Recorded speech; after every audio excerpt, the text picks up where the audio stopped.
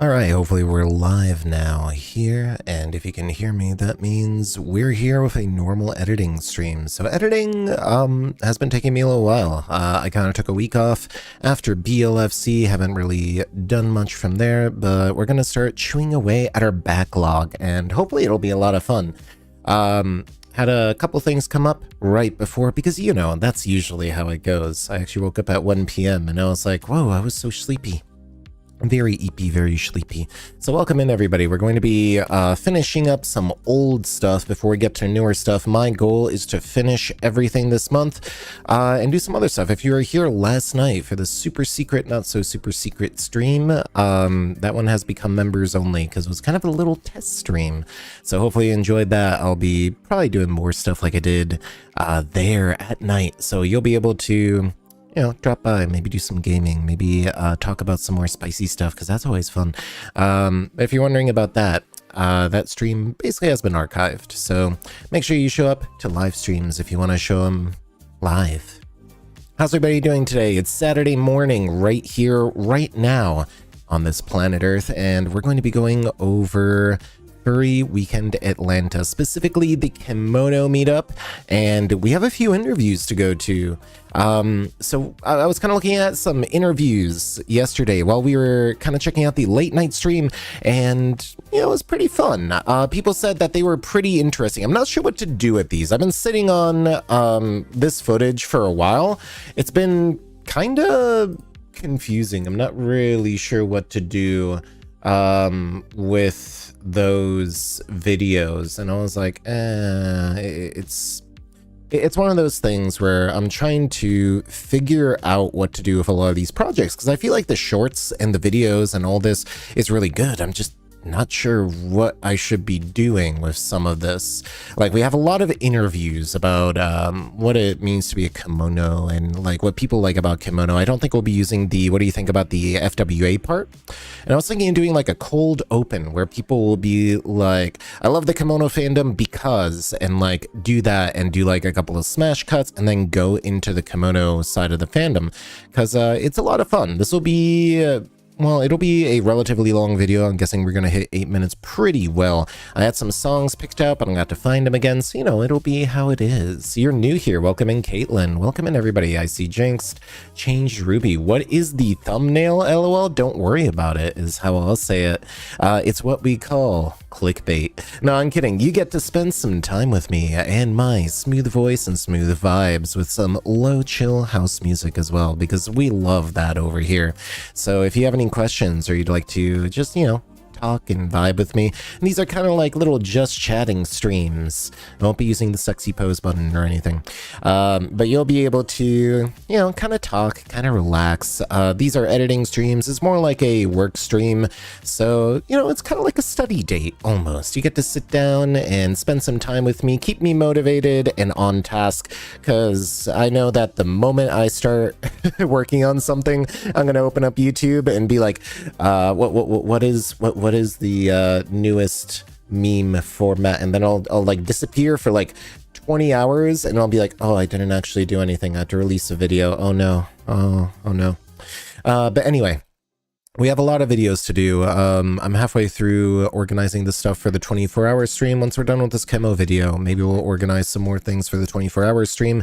I want to get that up tomorrow, and we'll probably do more video editing tomorrow as well. This stream, I'll probably end it in like 3-4 hours, because I did do a stream last night, and I'm a little eepy and sleepy, so you know how it is. Our gift member's still broken, so if you checked in the Discord, so I asked YouTube support, and they gave me a very non-committal answer where they're like, some creators aren't showing up on iOS mobile with the join thing, and they told me the only way to fix that is to wait until it updates, or you have to go into your browser like Safari or the desktop browser and join through there, which I think is really dumb, kind of stupid. On the topic of gift memberships, I won't be talking about it too much, but we have 14 members, which is amazing. We're almost halfway to our goal of 30. YouTube wants to see 30 members in like 20 days, and they'll give me something very special. So who knows what that could be? It could be anything. It could be more sponsorships. It could be more more priority in the algorithm, but I'll tell you what I'm going to do for everybody. Not only will you get those super cool perks, you should definitely check out those perks in the join tab. I'll also do a 24-hour stream on my birthday, 24 hours live. Maybe we'll do some VR chat, maybe we'll do some community events. I haven't decided yet. Maybe we'll do Pilk. Maybe it'll be the return of the Pilk stream, although it can't be gifted memberships. You have to sign up yourself. So don't give out gift memberships or it actually gets harder. Thanks, YouTube. But yes, so if we can get to 30 members, I'm working on a lot of different perks. There'll be the Familiar program that will be on live stream, so you'll see little cute little guys running around. You can customize them. $5 members will be able to customize them fully. You'll also be able to submit cosmetics and stuff for them if you're of the artsy type, and I'll give you some extra perks and love for that one. So there's going to be a lot of cool stuff happening on the channel. Next year is the Year of the Dragon, so that's going to be pretty interesting. Why is it interesting? Why is it the Year of the Dragon? I talked about it in the late night at Kite stream last night. So if you missed that, well, you should have stayed up a little later. I'm joking. So that's going to be kind of a thing I'm working on. I'm going to be a foxy dragon thing. Maybe I managed to get enough memories to send to a more noodly form. So you'll be able to see that. We're working on that. It's a top secret project that's not very top secret, but sure is me projecting, is how I'll phrase it. Anyway. So there's going to be a lot of cool stuff coming up. Make sure you stay tuned to see that in the coming month or two. There is, of course, my new fursuit, which is in progress right now, is what I heard. And there's a couple of other surprises. If you checked out last week's BLFC Review Con, there was a little bit of spoilers there. We looked at some of the familiar concepts. That's actually in the Familiar workshop on Discord right now. You can go check those out. And I spoiled a little bit of concept art for Old Kite, which will be kind of my, not so much alter ego persona, but more like my little mascot for late night at Kite, which will be a segment that I'll do more like Friday, Saturday nights, where I'll be doing gaming, other sort of like con review stuff, and just more stuff that isn't just like furry convention video edits, and I'm hoping that'll be a lot more fun. So, you know, you're starting to make your fursuit? That's excited. Hopefully you have a wonderful, wonderful time doing that.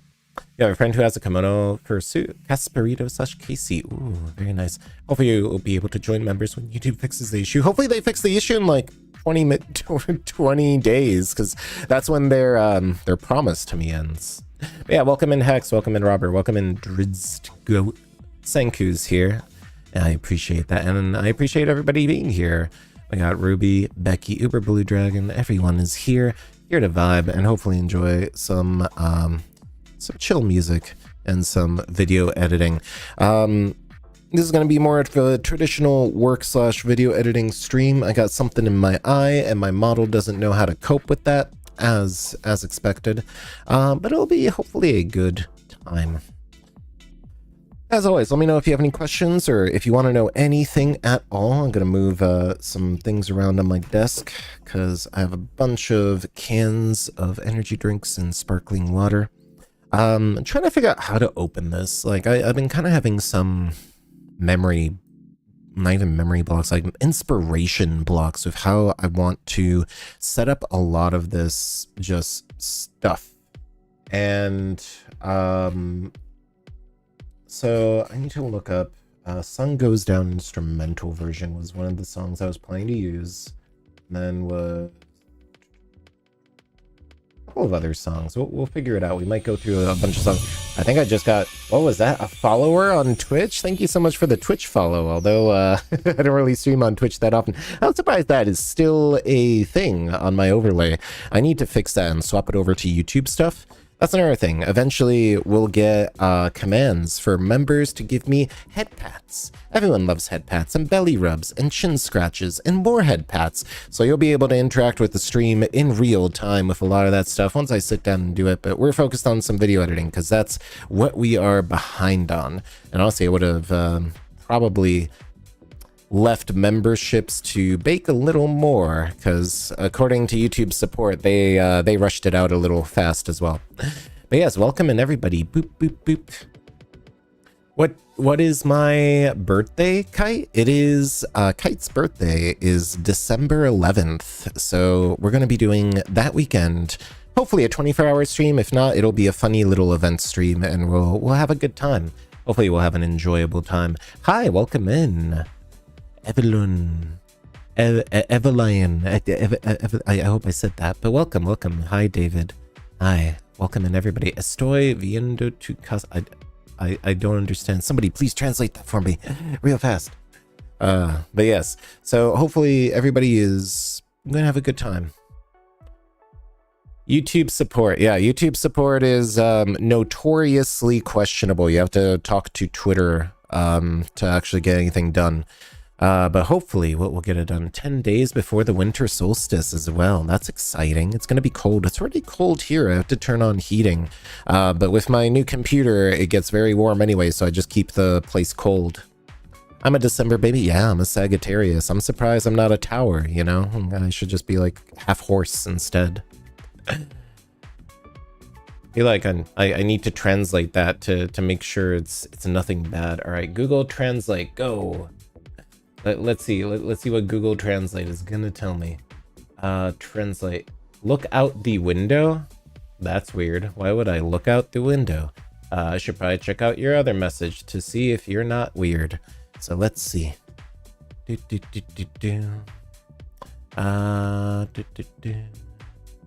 Alright, let's see.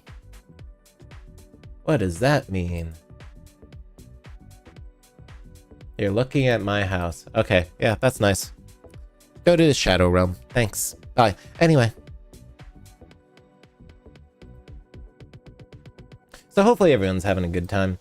I'm having a great time. It's a very nice time, and hopefully you're having a good time this Saturday as well. It's Saturday afternoon. Pretty late even. Not entirely late, but kinda. Just a little. So, let's see. Boom. All right.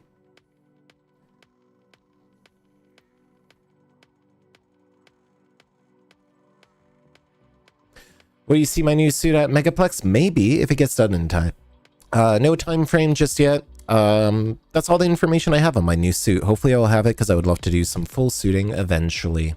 A Charlie Brown Thanksgiving is 5 decades old. That's pretty crazy. I was reading some news articles about that, how it is still an American classic with a lot to say. I've never actually seen Charlie Brown Thanksgiving. I saw the Christmas version as a kid, but I've never saw the Thanksgiving actually, which is kind of weird, you know?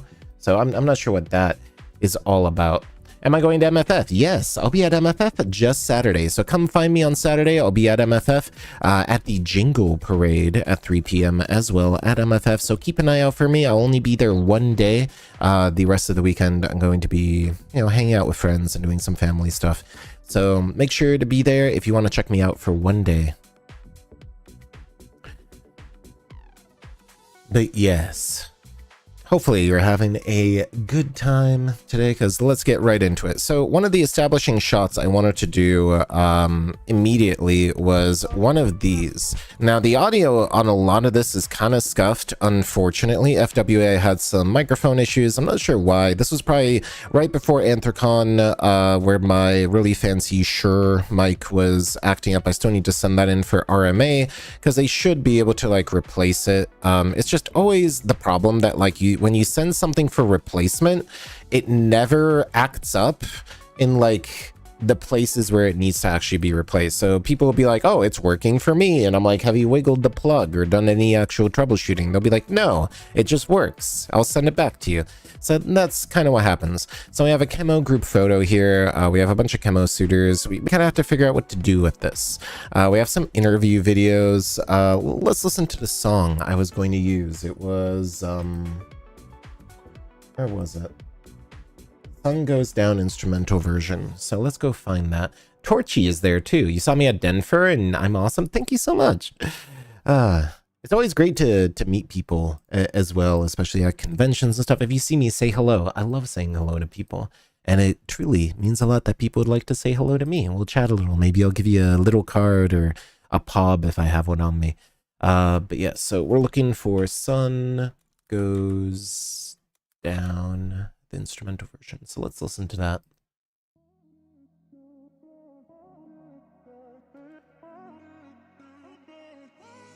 Was it this song that I really wanted? This doesn't seem like it. It's not a bad song, it's just not the song I was thinking of. Maybe there's two different songs called Sun Go Down. Yeah, maybe this one kind of fits a little more. It has that like wind instrument sort of thing. It has that kind of, you know, almost Asian-y sound to it. So let's actually get that in there real quick. Actually, I had to go into my downloads folder. Who knows what's in there? I don't know what's in there. I don't even want to know. Nothing weird. I've been just downloading mostly software and music for a lot of this. A lot of like fonts. I've been experimenting with fonts and thumbnails recently, trying to get that going. So let's see if we can kind of make this like almost a cold open and see what it sounds like. And it is loud. Usually what I like to do with music, I drop the gain by like 6 and see where we go from there, because it's a little loud. So we should probably cut it somewhere here. So it should probably actually start from here and kind of move this in. And then we should immediately cut it to something else and then edit to the beat. Maybe we should even just start from here.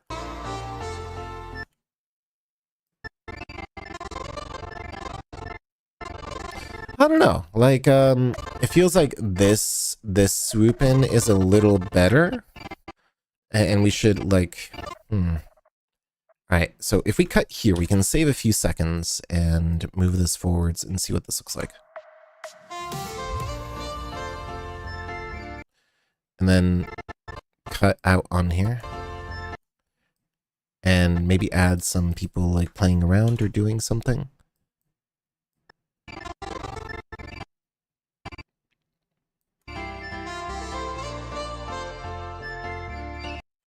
And then cut there again.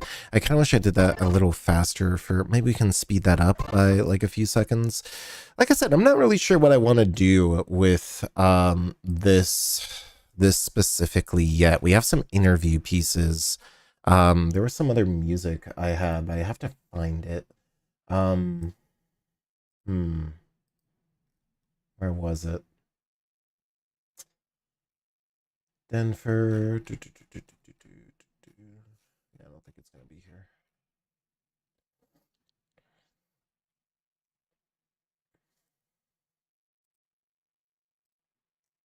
Video editing is always rough, and this video has been giving me trouble for like 6 months now. So I want to make sure that I can kind of do this right, but also actually finish it, because I've been sitting on it, I've been thinking, it's been a lot of like, oh, what could I do? I have some ideas where it's like, oh, this will definitely maybe even work. And then it's like, But it was supposed to be like interviewing rare fursuit costumes, Asian style kemono furries. That was the title I was kind of going for, and that's kind of the vibe I want to do, because like these are rare costumes, these are rare camo style suits, and maybe that would be cool. You got your tarot card business card at Denver. Yeah, they're waving at the camera. I enjoy your videos. They're so cool to watch. Thank you so much. And I'm so glad that we got to meet a few times. It's really cool. So how do we do this? Man, doing this on camera is even worse because I don't have time to like go through my notes and be like, what was I gonna do with this? I was gonna do something with it. I think I vaguely remember the song that I was gonna use. It was somewhere here. I think was it this one?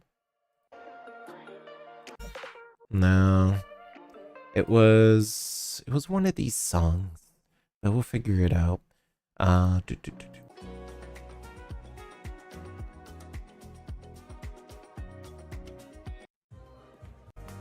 think it was even this one, maybe. Give it more of a like a upscale fashion show kind of vibe. But it's a little dark. It was something else I was maybe planning to use.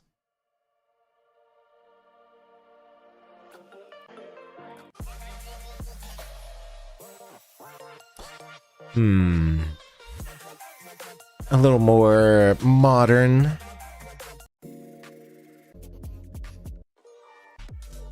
This was also a song I was considering using, because it has like this intro segment that kind of would lazily match to the actual intro of this video, and then it just immediately goes into it. And I could just like edit to the beat with a bunch of little like cuts of people and kind of talk about it. The problem with like an interview video is always like, I'm not entirely sure how to pace it. I've always wanted to do more interview videos. The last one that I did was at an anime con, and I interviewed a bunch of humans as a furry, and it kind of worked pretty well. It was a little weird. It was one of those like ideas I got last minute. I got a friend on the camera. I had an interview rig, like the DJI, like low, and I was like, "Hey, hello, you sir, right there. You can you tell me about your cosplay? Do you wear this every single day?" And like try to spoof it like the human interviews furry videos. And I don't know, it didn't really take off. Nobody really cared. Because I feel like, I guess more people are interested in furries than people are interested in a furry making fun of humans, you know? But it was a pretty wholesome video. I liked how it turned out. It just wasn't, I guess, really resonant. To find a song that really matches.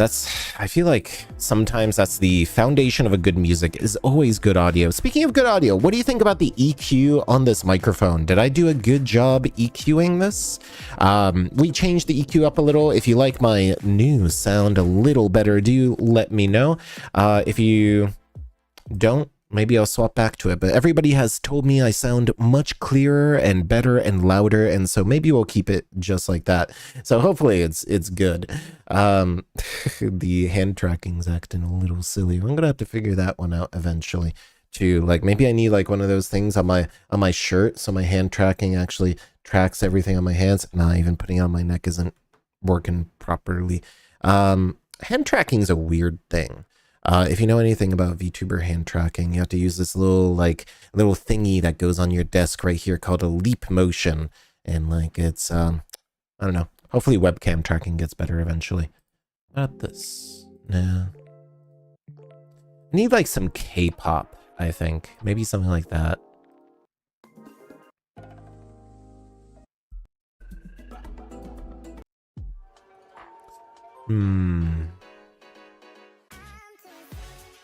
Nah. I'm sure I can find something that matches.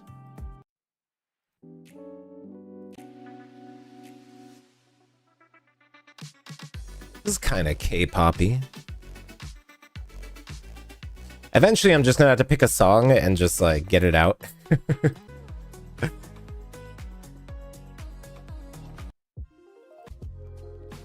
This is kind of interviewy. It's a little slow though, because I could use it for the first 3 minutes when we're talking about interviews. You know what? Let's try it. Let's see how this sounds.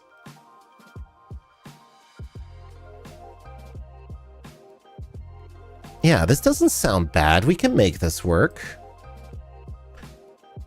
You like that video, but you can understand the lack of interest? Yeah, it's unfortunate. It's one of those things where I liked doing that video, but I also want to make sure people actually enjoy like the videos enough to watch them. And that's kind of the problem with content creation, you know? You thought the cons with humans went well? Ah, well, thank you. Also, hi, Axel the Dutchie. Welcome in, everybody. If you've missed introduction portion, we're working on FWA. This is the kimono interviews and panels. I interviewed some of the kimono suitors, and I thought I'd try to do something cool with this footage. I haven't really figured out what I wanted to do with it. This is kind of a more high concept piece that I was testing out with the DJI interview rig. People said they wanted to see more fursuit interviews, and I think that's what I want to do. Apparently people liked that.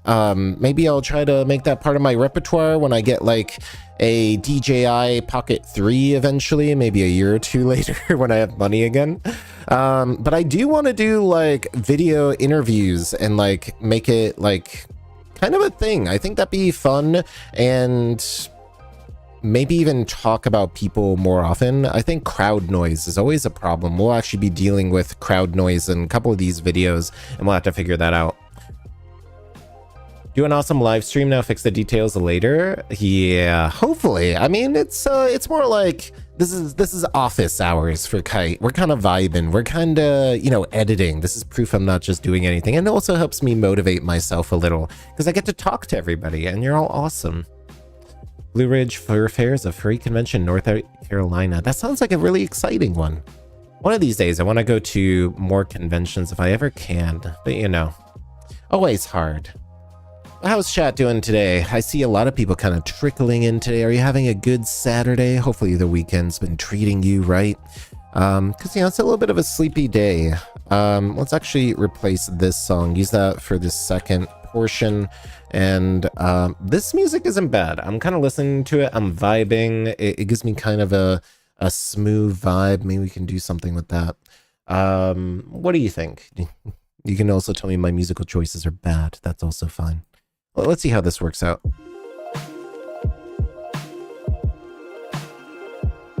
And I could be like, kemono fursuits, some of the rarest suits in the furry fandom, here at Furry Weekend Atlanta. Yeah, so, okay, that might even work. So let's adjust this. We're just gonna do it live. Let's just put something down and then we can edit. Trust the process, right? So we'll hit that right there, and then we have another few seconds there, which we'll get like this right here, because that's when we're going into the pan, and then we'll have a hard cut. Mono fursuits, blah blah blah, blah blah blah, words, punchline. Here we're talking about different things. Actually, you know what? I still think that this is a good cut. We just have to figure out what to do with this. Like, we should definitely end it before we hit the end here. And then use the other part, like, on this cut, because apparently it didn't. It cut the music, it didn't actually cut the video. So this is where we'll cut here and use this right there as a later part. So I want to immediately go into some group shots. So group shots, shots. So we have a lot of group shots. I really should have organized these into group shots and then organized these into videos about interviews. I think I did organize the videos of the interviews and their B-roll. I just didn't actually remove it from the main folder, which was my problem. That's going to make this organizationally harder. I really should have... Ah, yes, there's Kotetsu falling down the stairs.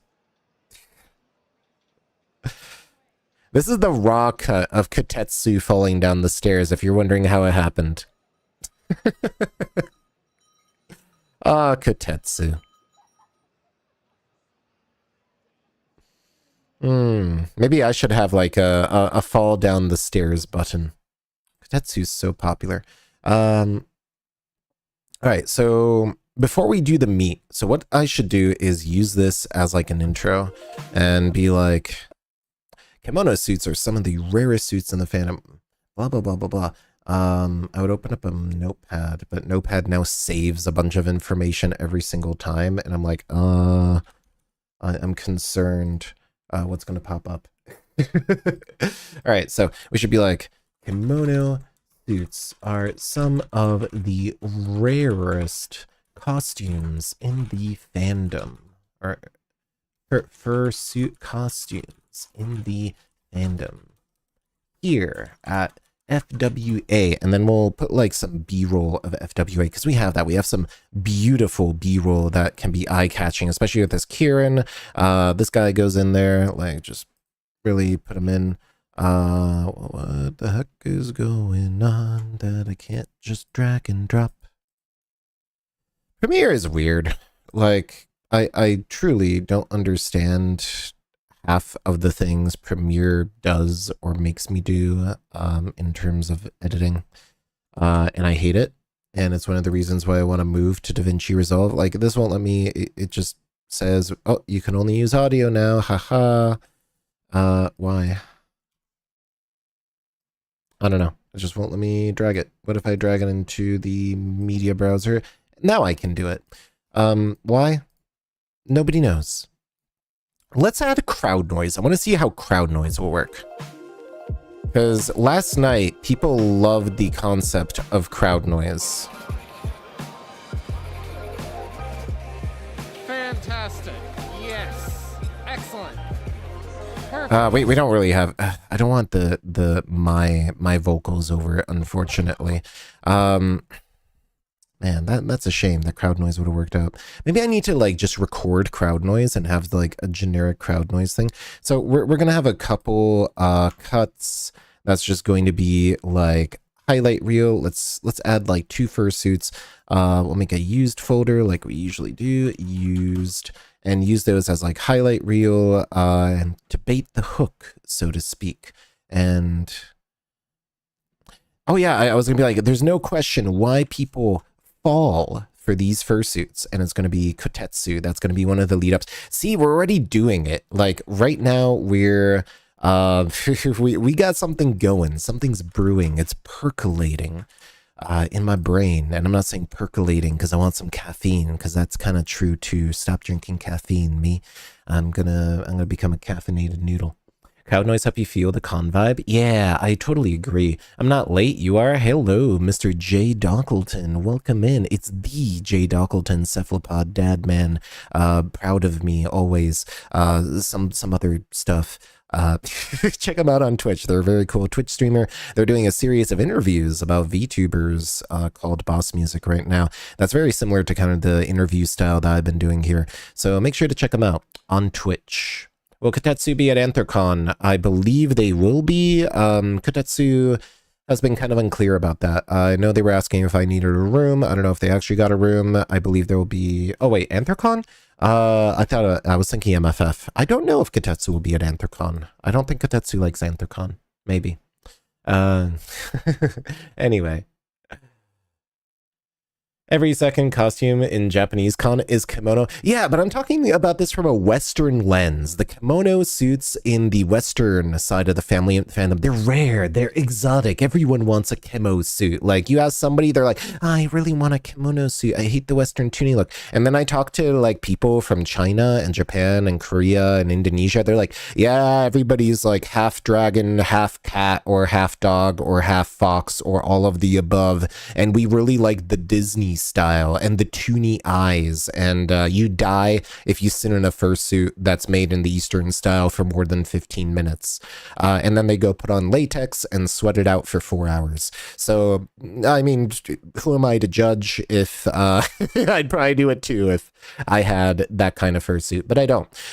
My point is, on the Eastern side of the fandom, everybody's a half dragon, half dog, half cat camo suitor. Everybody here is a blue dog, and apparently they like toony blue dogs. The grass is greener and all that. Exactly. It is literally the grass is greener. And if you are a ungulate or a hoofer, I'm sure the grass is tastier as well. I will be at Anthrocon this year. It'll be very exciting. I'm very excited about that as well. I think it's easier to do recordings in English segment than the Asian ones. After visiting my first meet, I noticed that they strongly try to keep incognito and blur faces and people. Yeah, it's a different kind of respect. In America, if you're in a public space and you get recorded, that's kind of a fact of life. Blurring faces, also kind of annoying, I'm gonna admit. But it's kind of a little different. The culture is a little different. It's why I would need like a Sherpa or somebody to help me out in an Asian con, because I know they don't like to be recorded and all that, even in public spaces. And I know a little bit of a tangent, the whole YouTuber thing in Japan right now with people recording in public and getting beaten up because they're being jerks and dumb, that kind of extends to that. And I don't want to give that kind of perception that I'm there to cause trouble. I'm there to, you know, archive, chronicle, make some videos, that kind of stuff. In the Western side of the fandom, it's like, you know, cameras are everywhere. Everybody's taking photos. Everybody wants to get memories. And if you're in a public space like a hotel, you legally can't really say anything. You can request to not be recorded, but generally you leave. They do 2 Anthrocons. There's one Anthrocon. There's one Anthrocon in July in Pittsburgh, but there is Midwest Fur Fest, and that is in 2 weeks from now, and I'm definitely not ready for that one. So much to do, so much to see. But yes, I hope to visit China or Japan one day. Yeah, likewise. I would love to. All right, so we kind of have a plan brewing here with this intro. We got an idea.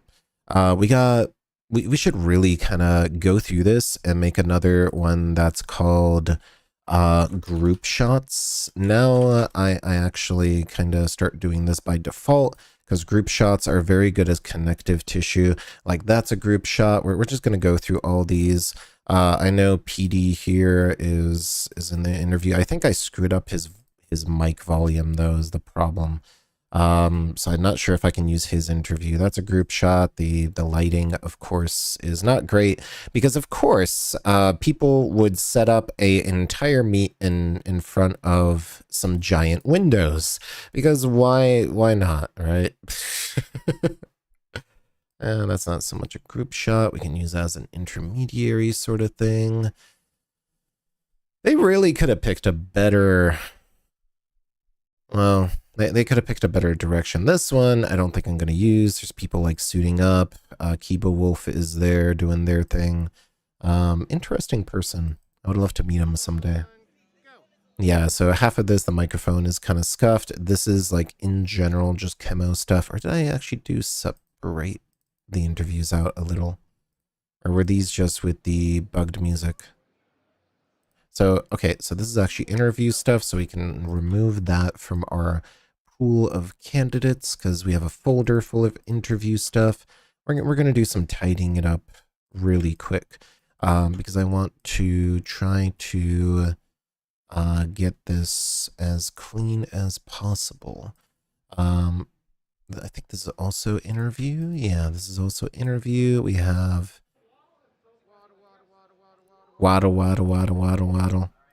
Didn't interview them. There's some chemos doing some posing. This is all candidates out on the floor. You know what? I'm probably gonna take the.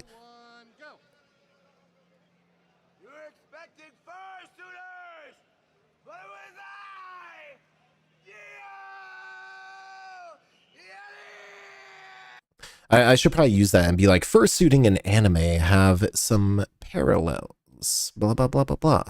Lots of stuff. So we will be using that clip. I think it's a great clip as kind of a eye catch / meme / wake up. Files open in Adobe Premiere. Please stop. There we go. So all right. So if we do this, we do something like this, and then immediately go into this, and then go into a showcase. So let's see how that rolls.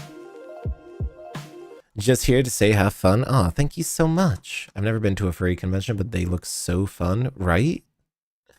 You're trying to get ready. I don't have to worry about hauling a suit, but you have to make sure your car is ready. Yeah, like if you're driving to MFF, stay safe. It's supposed to be snowy is what I heard. Can't wait to see you in January in San Jose. Yeah, FC is going to be a lot of fun. I like FC a lot. Hopefully, y'all will have a good time there. I'm looking forward to that. All right, so let's kind of look and see how this flows in this video.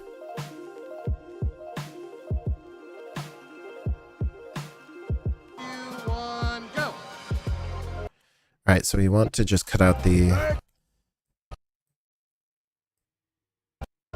We want to like just barely hit the opening portion here because we want this, we need this to be fast. We can't spend more than like too many seconds on this or the 3-second rule will go off and people get bored.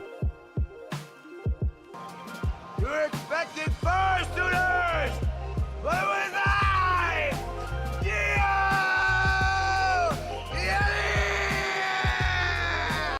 Perfect. And we cut it here and then we go into the Kieran. So that is giving us 15 seconds. We have something to say and we're gonna do some voiceover really quick just so I can see how this sounds. Kemono style suits.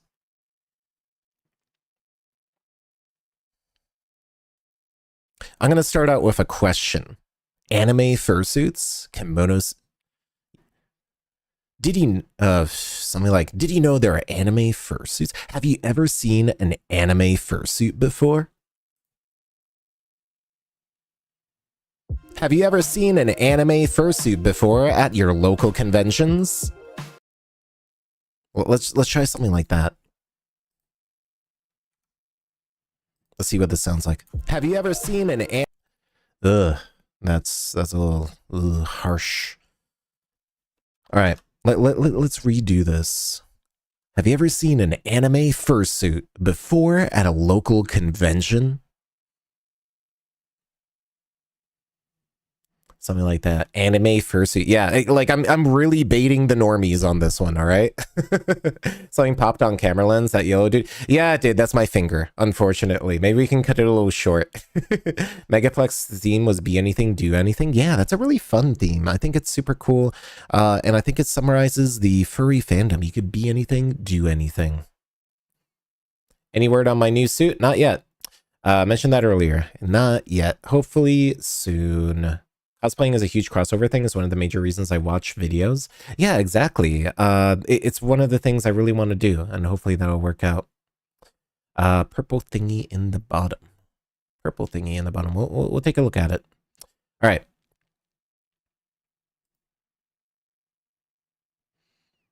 Have you ever seen an anime fursuit at your local con? Let's see how that sounds. Have you ever seen an anime fursuit at your local con? Man, does my voice really sound like that? Oh, my condolences. All right, let's try that one more time. I feel like my voice sounds better on my live streams than it does through Premiere for some reason. Have you ever seen an anime fursuit at your local con? Something like that. Have you ever seen an anime fursuit at your local con? How does that sound? Have you ever seen an anime fursuit at your local con? You're expected fursuiters! But was I? Yeah!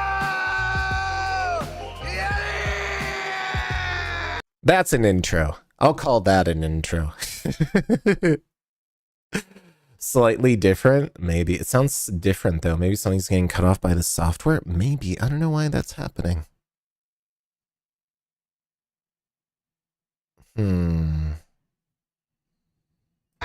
Maybe we should actually check the mic settings. Maybe there's something going on here. Help. Project settings, general, ingest settings. All right, we may have to figure this out. Recording, would it be in recording, maybe something like that? Tools. Can I right click that?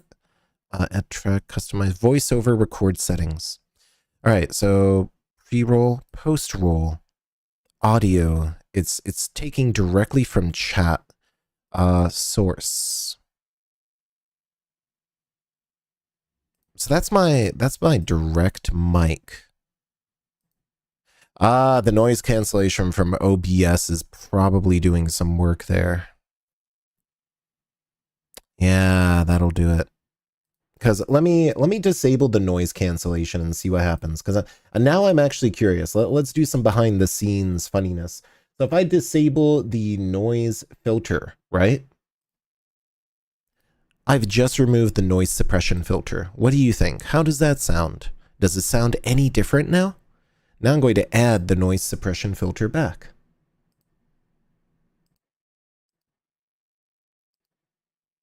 Now I've added the noise suppression filter back. Does it sound different? Maybe. I don't know. I'm a lot shorter than you expected in person? Excuse me? I'm very long, I'll have you know. I am very elongated. What is it, people trying to troll at furcons? I don't know. It's so weird. But, you know, yes, you think? You think it's different? All right, so maybe that's what I need to do. Maybe it's like the noise suppression that changes it a little differently. I don't know. That's very weird. So if we go into the properties, it is... What is this noise suppression filter? Because maybe I can just get it for OBS. Filters. RN noise. All right, so if we put RN noise without the filter, your voice sounds more crispy. Is it better or worse? Because like, let me actually turn off. I'm gonna turn off the noise suppression filter. Maybe you'll hear more noise. So let's figure that out. We'll have some fun. Maybe if I turn off the noise suppression filter right now, right? So noise suppression system is off. Do you like this voice better or do you like my other voice better? Is this too crispy? Is it better or worse? 1 or 2? A or B? Maybe I can read some poetry or something and have you try to decide. A or B? 1 or 2? She sells seashells by the seashore. I want some Krispy Kreme donut. Oh man, I would love some Krispy Kreme donuts. That sounds like real tasty. So should I leave the noise suppression filter off or on and find one for OBS? Because maybe I just need a noise suppression filter on this. Let's check out the effects and audio effects. There's probably noise suppression in here somewhere. Noise reduction / restriction. Denoise. Let's see what happens when I apply denoise, and we'll look at the features denoising has, which who knows. Effect control, denoise. We have a bypass, channel setup, individual parameters. This one sounds with vibrations than before. Like, what do you mean by vibrations? Without the filter, people will know I'm eating noodles. I'm about to crack open a monster, and you're about to hear that. Nice hiss.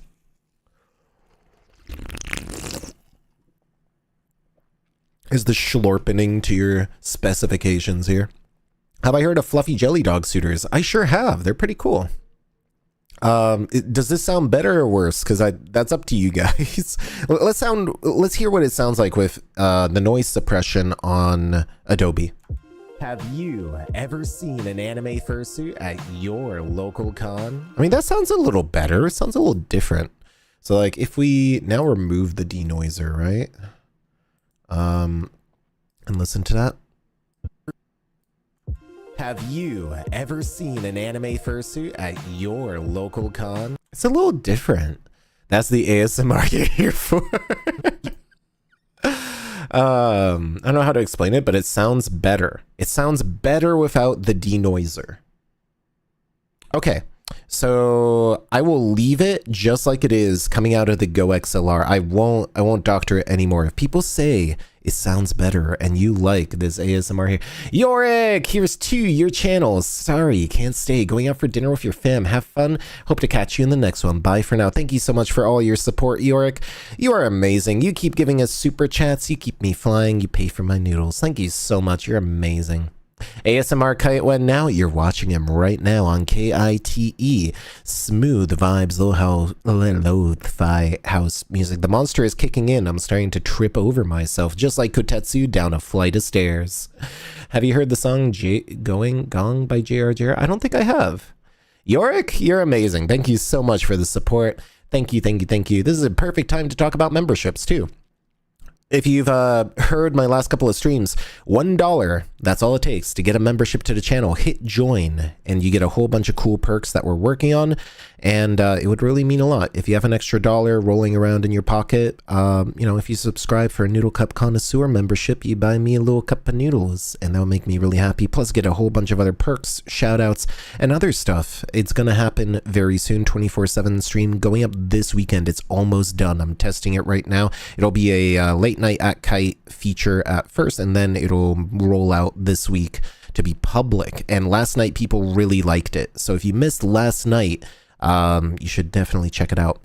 I would also say that, you know, YouTube, they told me if I can get 30 members, not gifted members, don't gift memberships, that's bad. I mean, gift memberships later, but if I can get 30 natural members in the $1 or $5 tiers, they said that they'll do something special. Maybe I'll get some more algorithm priority, or, you know, maybe get some more sponsorships or something. So 30 members is our goal for this month. 20 days left, ending on my birthday stream. So if you want to, you know, pay $1 to YouTube, I get 70 cents of that. That's actually way better than Twitch subs. It'll mean a lot to, you know, have a few more members. You can you know, cancel any time and all that. But if we get 30 members, I will do a 24-hour birthday stream, 24 hours of kite. Imagine how tired and unhinged I'll be at the end of that. Maybe we'll do VR chat or something like that. Kite works too, since you're on the west side of the States. Yeah, KITE. That was part of the joke, and I wanted to get like a radio logo where it's like KITE, public broadcasting fursuiting 24/7 in the mix, and like do little bumpers and like fake advertisements. I wanted to make that ready for this month, but I don't think I'll have enough time because we're so far behind on con stuff. But eventually, the 24-hour YouTube channel, I definitely want to do the KITE public broadcast furry radio meme, and I think it'll be a lot of fun. If YouTube won't let you, or you don't know where the join button is and you do want to become a member, you may need to load it up in Safari. If you're doing it on mobile, you might have to do it on desktop. It's really dumb. I don't know why it does that. A lot of people are messaging me, oh no, what's going on? Oh no, something bad has happened. But we'll figure that out.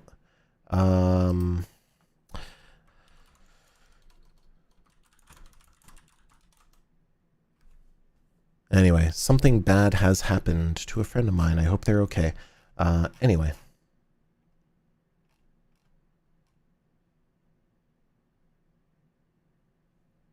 Hopefully they're okay. Regardless, they're okay. A friend of mine apparently got mugged coming back from something, so I hope they're safe. You would join in, yeah. Like, honestly, I do want to do like bumpers, and like the raw footage will go in there. So let's see how this sounds and see if you like noise suppression off, I'll do noise suppression off. If you think it's more ASMR-y, let me know. Right now is noise suppression off. If you think it sounds better than it used to, do let me know. Maybe I'll get an SM7B and figure that one out. If you hear any noise, let me know too. If my computer is being noisy or something, because that's part of noise suppression. You have no laptop, open up in Safari. You can open up, if you have a mobile thing, you can open up your website in mobile view, and it might work. Anyway. Have you ever seen an anime fursuit at your local con? There's like this weird jump, and I'm wondering if it's because of that. We're going to re-import that song. And see what this sounds like. Have you ever seen an anime fursuit at your local con? There we go, much cleaner. Alright, bump this up by to my noise level. You expected fursuiters! But it was I!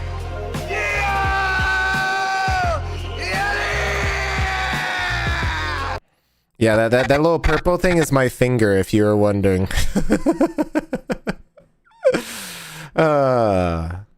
Is that Durf? Durf? Durg? Derb? Derb? Derb? Derb? Durf? I actually don't know.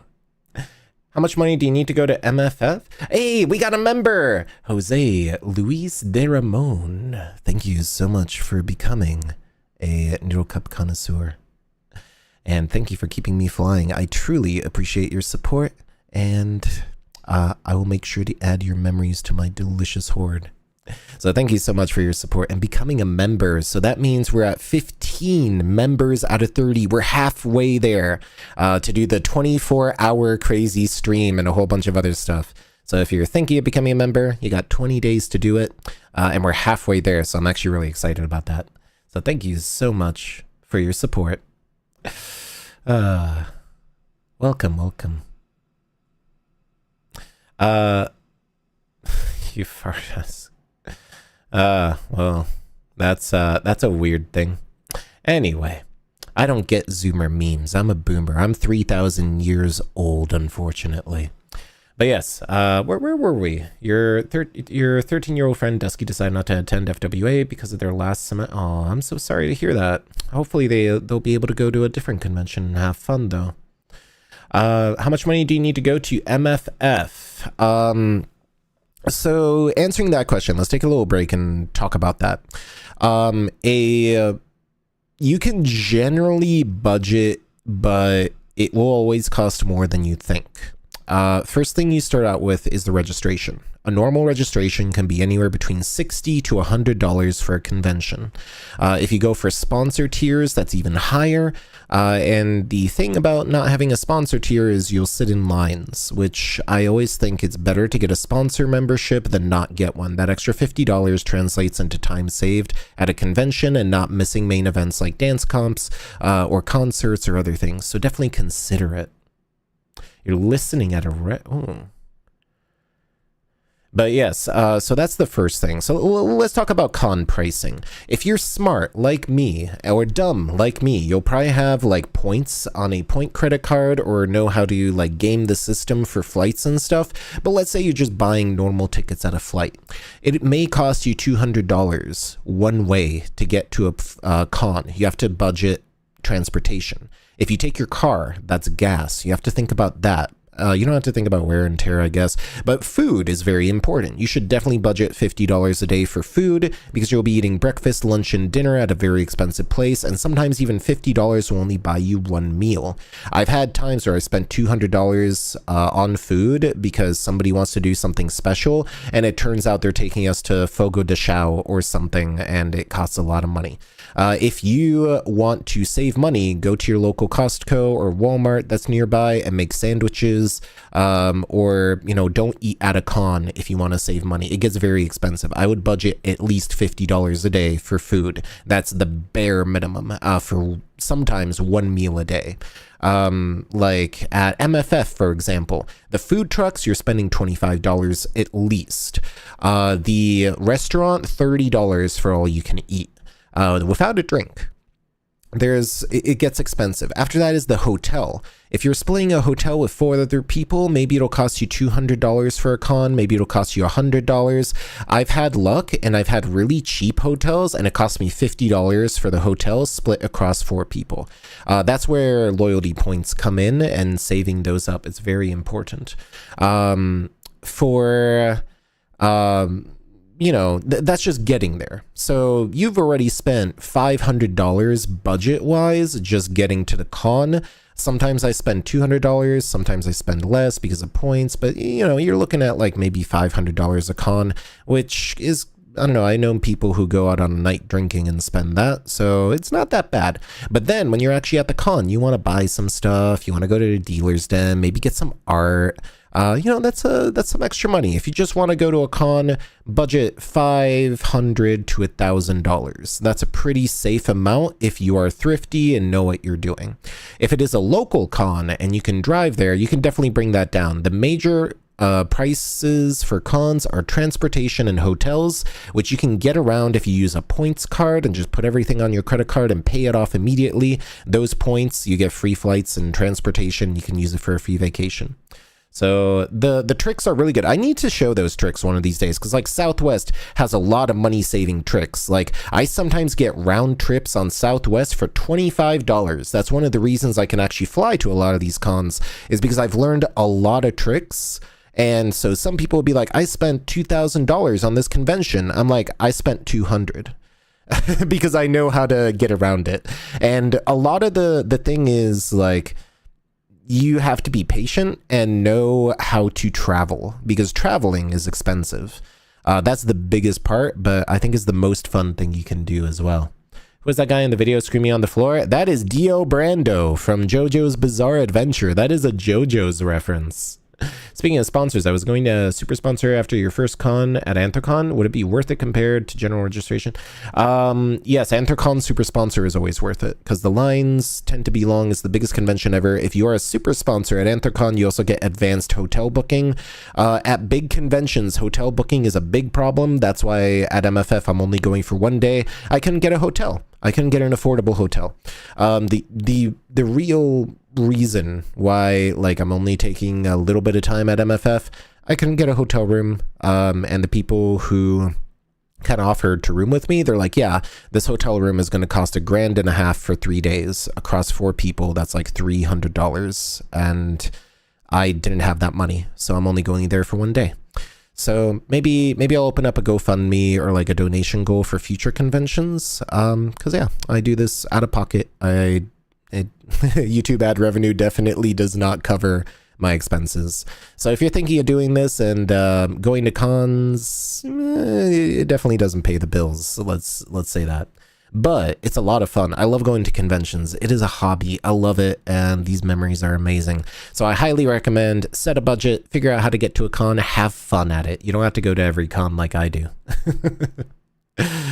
But yes, so I would definitely budget around $1,000, $500 at the bare minimum if you know what you're doing. Did it work? Did what work? I forget. But yes, welcome everybody who's coming in. We're talking about FurCon prices, and we're kind of editing this, so we're gonna cut this off here and then immediately go into the Kirin that we had. No, so that's Kotetsu falling, and people really like the bell, so we're gonna add that. That's like, there's no question why people fall for fursuits, so that's gonna be it. We're gonna go into this as a showcase piece. Let's see how that flows. Have you ever seen an anime fursuit at your local con? You're expecting fursuiters! What was I? Yeah! We're gonna lower that just a little. It sounds a little loud. Let's boost that up to 4, see what this sounds like. A little better. Something anime. This isn't an anime convention. This is Furry Weekend Atlanta. Yeah, so we're actually... So I want to cut off that part, and literally just go here, because it also matches the pose of Dio a little with that outstretched hand. So that gives us a little bit more clarity and composition to this, I think. So this isn't an anime convention. This is Furry Weekend Atlanta, and we're looking at kimono suits, something. All right, right there. And we want to cut it right at the bokeh blur. So bokeh blur out, film dissolve into Kotetsu. And that should give us, all right there is where it clears up. So that's where we want to do that. And we want to immediately go into Kotetsu here, because we're not going to have a lot of time to kind of work with this. We want to capture a little bit of the licking. So this is where we're probably going to end it, because we can fade to dark here.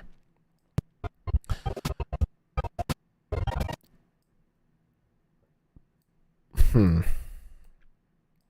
right, so let's record that. We kind of had an idea brewing here. And this isn't a bad idea. This isn't an anime con. But this isn't an anime con. But this isn't an anime cosplay con. This is Furry Weekend Atlanta. Okay, so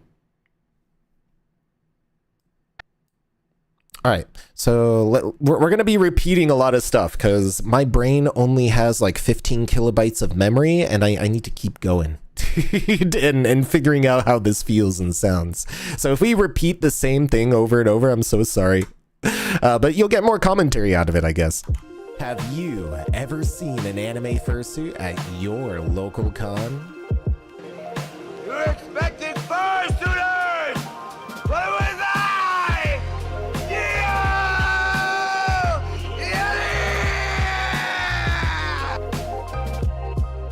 All right, so then it was, but this isn't an anime cosplay con. This is Furry Weekend Atlanta, and we are here checking out, and I'm here to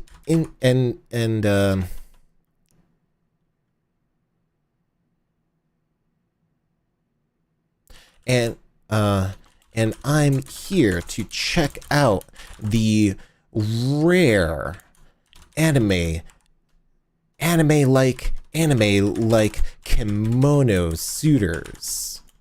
It's no secret why you'd fall for their super cute eye styles and thick padded thighs. And it's no secret. And then I'll end with like, yeah, that's those thick, impact-absorbing padded thighs. Thick, impact-absorbing padded thighs. Test. I don't know how to tell. It doesn't seem like it worked yet. The last brain cell. Yeah, exactly. Instead of the last samurai, it's the last brain cell with Kite Cruise. I think Jinx is trying to get a membership. This isn't Weeb Atlanta. Is Weeb Atlanta a thing? I was going to say, this isn't Dragon Con, but normies won't get that. We're trying to be hip and edgy and appeal to a broader audience so I can get 40,000 views on my thing too, because that makes me feel good. My life. Yeah, exactly. It's like the Filthy Frank stuff. Oh, God, I haven't seen a Filthy Frank video since I was in high school. I feel like a boomer. All right, let's do some recording.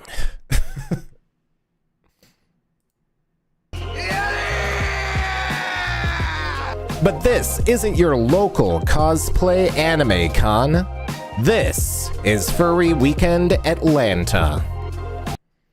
I don't know if that'll sound good, but we'll figure it out. We'll take a couple of takes. I removed the noise suppression on my microphone, so let me know if it's like bad or cringy. Everyone's like, yeah, just remove all the post-processing, remove the noise suppression, remove all the gates, just get rid of it. We want to hear your natural voice, and if that is true, and you think my voice is ASMR worthy just without the noise suppressor and all those other things, do let me know. If you like this tone of mic a little better and whether it is actually clearer sounding.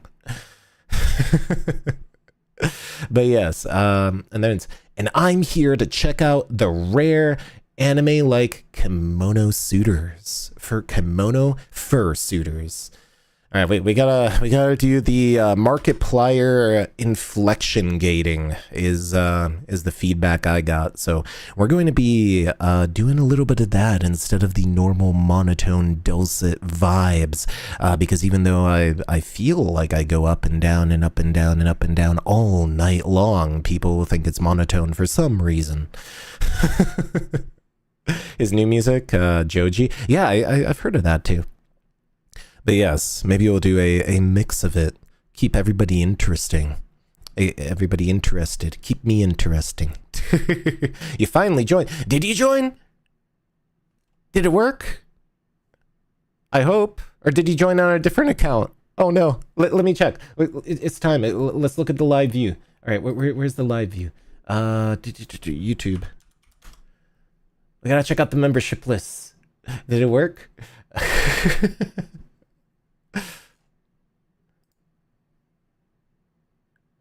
Oh, it doesn't say. That's weird. We got 15 members. It doesn't look like anybody new has joined since our friend earlier. Very strange. We still only have 15 members, according to YouTube. Maybe it takes a little while. It's been very weird. YouTube memberships are very weird. And I hope they fix them up. They sent me a survey asking me how I like it after a week. And I was like, you guys need to fix a lot of stuff. You paid your $1? It took your money? Did you join the right person? Maybe you need to like do something. I'm very confused. It's not showing up on my end. I don't know why. Are you Jose Luis de Ramon? I don't think you are, because that was the only one I have right now. Uh-oh. YouTube, please don't make me look bad. You should have like a little fireball icon by your name. Uh-oh. How do you join? You hit the join button. If you're on mobile, it might be there, it might not be there. It'll be on my channel. It'll say join, and it'll pop out a list of members. Oh, it happened! It happened! Ah! Jinx is a member. You're in here. Thank you so much for your $1 Noodle Cup Connoisseur membership. We're at 16 members. That's over halfway there. Oh, I'm so glad it worked. YouTube is giving me a heart attack with these like membership things. I don't know why they rolled it out if it's not going to be working that well.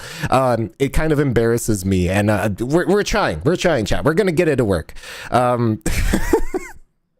This is growing pains. We're making it work, but that $1 means more than you think. It truly means so much to me. So thank you so much. Maybe I can be like, yes, thank you, Jinx, for becoming a member. I truly appreciate your support, and keeps me going, gives you a lot of cool little perks, which will be rolling out this month. So if you want to get in early and maybe even get in on something special that I'm doing for the first members, now would be the time. But yes, welcome. All right. YouTube, please. The joys of being a content creator are multifaceted and frustrating. All right, so let's record some more things. I forgot what I was going to say, and I'm here to check out these rare... Maybe I should be like... Maybe I should make a Neko joke. I'll save the Neko joke, maybe. You got other stuff to do? Hope your night goes well. Great weekend. Yeah, thank you so much for dropping by. I truly appreciate it. I hope you have a wonderful rest of your day, and even just vibing with me. It means a lot, so I hope you have a wonderful day. Your GF used her phone. Well, it's good that it worked. More Kotetsu shenanigans. All right, let's get back to editing. We're we're getting off task in a good way. But I do want to finish this video, and we are 1 hour in, and we've done 30 seconds. This just goes to show you how much work convention editing is. Oh, okay. So, and I'm here to check out the rare anime-like kemono fursuiters.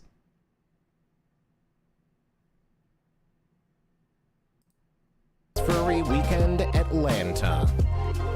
And I'm here to check out the rare anime-like kemono fursuiters. And I have to say, it's no secret why you'd fall for these wonderful Eastern aesthetics. That'll be a good one once I splice in Kotetsu falling down the stairs. Alright, so this song is now loud. I don't like it being loud. I wanna set the gain to like -4. And I want to set my gain, what did I set my gain to? Did I not set my gain? It sounded really quiet for whatever reason. Let's read it. All right. But this isn't your local cosplay anime con. This is Furry Weekend Atlanta. And I'm here to check out the rare anime-like kemono fursuiters. And I have to say, it's no... Alright, so why did this sound louder? Have you? Oh, it sounds the same volume. So we're actually going to bump this up by a 6-ish, so it goes over the music. Have you ever... That's a little too loud. That's already starting to degrade the quality. 4. Seen an anime fursuit at your local con? Okay, so that works. We're going to drop this down by another 2. Have you ever seen an anime fursuit at your local con? And maybe we'll drop this down by 1. We'll drop everything down by 1 because it feels like I'm peaking. I'm definitely peaking according to this thing. Have you ever seen an anime fursuit at...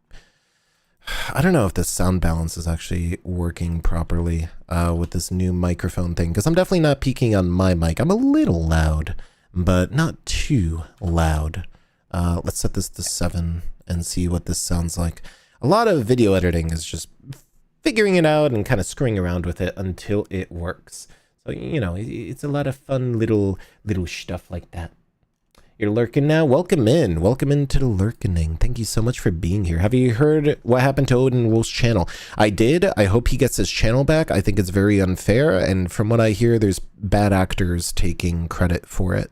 So it sounds like it must have been an automated strike, and that sounds horrible. Hopefully it's an okay. You can confirm it's an Apple thing. Okay, so that kind of narrows it down a little. Good to know. It doesn't take 20 minutes editing a 20-minute video. Oh. I still, like, I got a comment the other day and it's like, hey, just a reminder, post your videos. I'm like, please. I know. It takes a while. I'm sorry. It's gonna take a little while. I'm super far behind. It's I've been a little sad. It's been a little depresso espresso. And I'm not gonna get into it, but I haven't checked my email for exactly 2 weeks, and I missed out on a big opportunity because I didn't check my email for 2 weeks, and that's the weird part. So yeah, it's been one of those kinds of days, but I'm doing better. I'm editing. We're together, and your support, you being here and motivating me to edit, it means a lot. A lot of my friends have kind of been down too. A lot of people have kind of stopped streaming. A lot of my friends haven't streamed in a couple of weeks, and I'm like, man, what is going on? I've been reading, you know, posts on their Discord that they're not doing as well as they thought they would, or you know, their plans aren't coming out. So, you know, content creators, we put a lot into it. Sometimes we don't get the same amount back, and it makes us sad. We're still people, but you're like, you know, your being here keeps us going. Like, say you like your, I don't know, if you like somebody's content, tell them that. Go up to a Twitch streamer you like and say, hey, you're doing a great job. I like your content. It means so much more than you think. And this time of year, people really need to hear that. Or you know what? Do a buddy check. Go talk to any one of your friends and say, hey, I appreciate you. You're awesome. This is why I like being with you. Just go do that. And I'm sure you'll brighten up their day and make it even better. So, yeah. That's my PSA on KITE right here. You know, regional furry television or whatever you want to call it. Make sure to talk to somebody and tell them how much you appreciate them, because you never know when just a few kind words can change somebody's day or somebody's life. Anyway, Twitter is dysfunctional since, yeah, Twitter, I haven't used Twitter in forever. I'm not going to be using Twitter for a while. I still have a Twitter. I just don't really check it. Same thing with Blue Sky. This isn't your local cosplay anime con. This is Furry Weekend Atlanta. And I'm here to check out the rare... That pause, we want to delete that pause because it kind of is breaking out our flow. So once we get this flow going, and I'm here to check... please, Premiere, cooperate with me. Anime-like kemono... Alright, so let's see what this sounds like now. The rare anime-like kemono... Alright, it is not doing very well. It's having conniptions. Anime Con. This is Furry Weekend Atlanta. And I'm here to check out the rare anime-like kimono fursuiters. And I have to say, it's no secret why you'd fall for these wonderful Eastern aesthetics. All right, maybe I need to dial down on the announcer voice. This sounds a little extreme. And I'm here to check Play Anime Con. This is Furry Weekend Atlanta. And I'm here to check out the rare anime-like kimono fursuiters. And I have to say, it's no secret. Okay, so that's a little better. We're getting it. We're getting there. Slowly, we're getting there. So we actually want to move this over. Actually move this up and move this over. And that should work. That viral video on the billboard screens. Which viral video? Anime furs are kimono? You're an anime fur? I guess technically you are, right? Words are easy magic to make somebody's day. Exactly. What was the Kotetsu video on a billboard? For real? I have to say, it's no secret why you'd... Alright, so we want to, like, literally just cut and then go, because we're on a premium for time. We're on 30 seconds in. And this is where we need to start getting into the meat. Secret why you'd fall for these wonderful Eastern aesthetics. All right, so then we do a pregnant pause here to let the bell come through. And then we start talking. We can actually even just cut out the crowd noise here because I'm going to be talking, and we want that to come through clear. And we actually have it scripted already.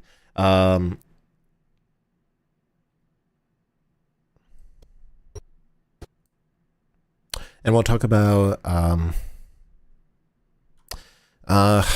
scripted that, Eastern anime aesthetics, and then from thick, impact absorbing padded thighs to their super cute eyes.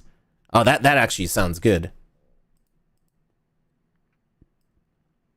All right, we're going to write that down. Whether you appreciate their thick, impact absorbing thighs, or just love to lose yourself in their super kawaii eyes.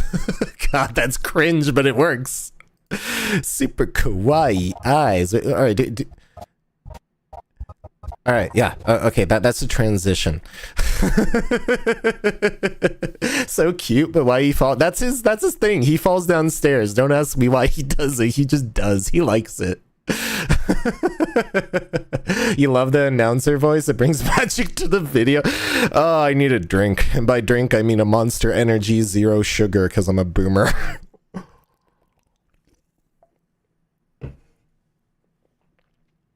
We have joined after years of not joining chat. It was not that long. 100% it was not that long.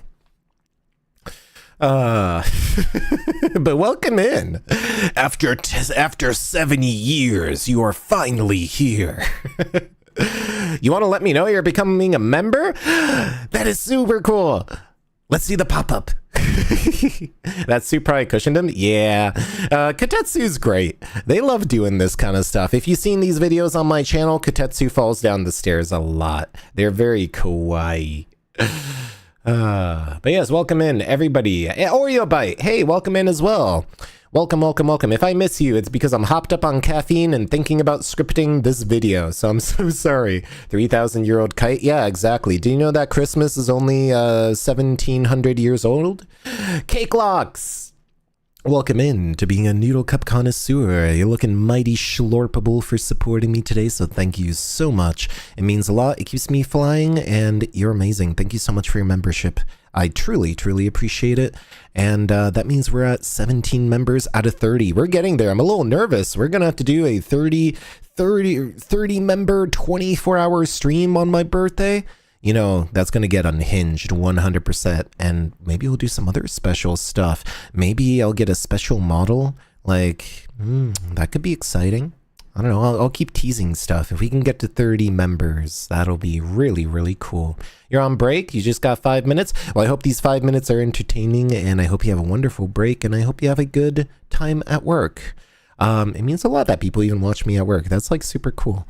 We're editing the FWA Chemo Meet video because I'm that far behind. This is an FWA, but we're on a roll. We got a stride going here. We have something going on. I think this is a good video. This is going to be a good video. Now we have to find something with like eyes. So we're going to do that transition here. I don't know if I'm going to be doing this or something else.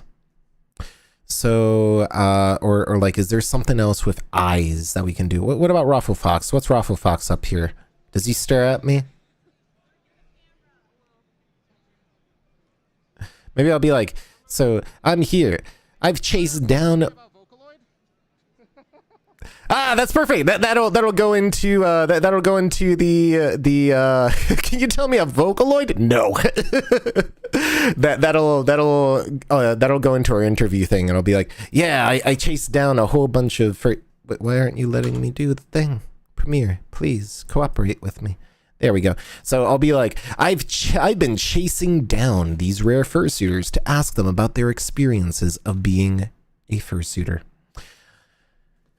I better get your B-Day Xmas gift ready and on time. Oh, you don't have to get me anything. Please don't get me a present. Save up your money. I would like, the best present would be for you to use your money on yourself and get yourself something tasty to eat. That would be the best birthday present, is enjoying something tasty.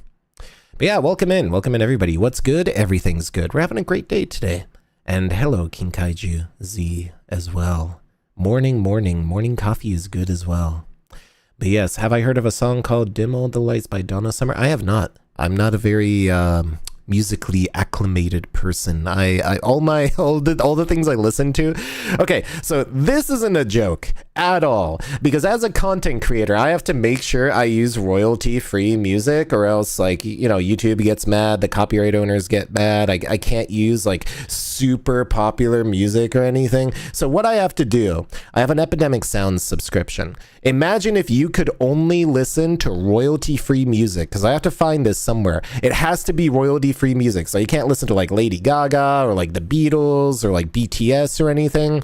So they have an app. I literally set it to shuffle at work, and I just like let the royalty-free music library just go while I'm doing it. I'm like, huh, this sounds like a good one, and I'll favorite it. I'm like, I actually found one of my favorite artists through a royalty-free music license thing, and I'm like, oh, you know what? That's kind of cool. It's like a radio station for indie musicians who get paid in, I guess, licensing fees from some big company. So yeah, instead of listening to normal radio station stuff or like the top 50s, I listen to curated indie music that you've probably never heard of. It's very obscure, I'll have you know. A little bit of hipster energy right there. But that's where I get all my music recently. You listen to anime music and video game music? Yeah, same. Like, I've really liked the Darktide music recently. The 2 new songs they added to the Darktide update. We're definitely going to be playing Darktide on the channel. It'll be a late night at Kite feature.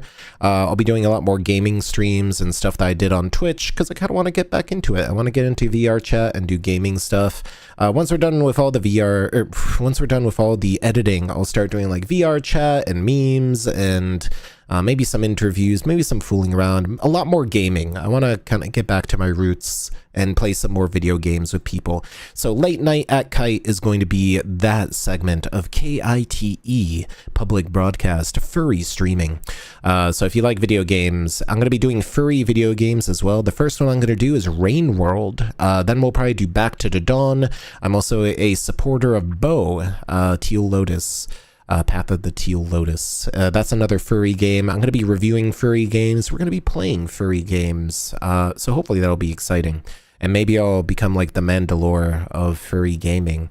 I need to find an editor. If you're good at shitpost editing, hit me up in my DMs. $3 super chat.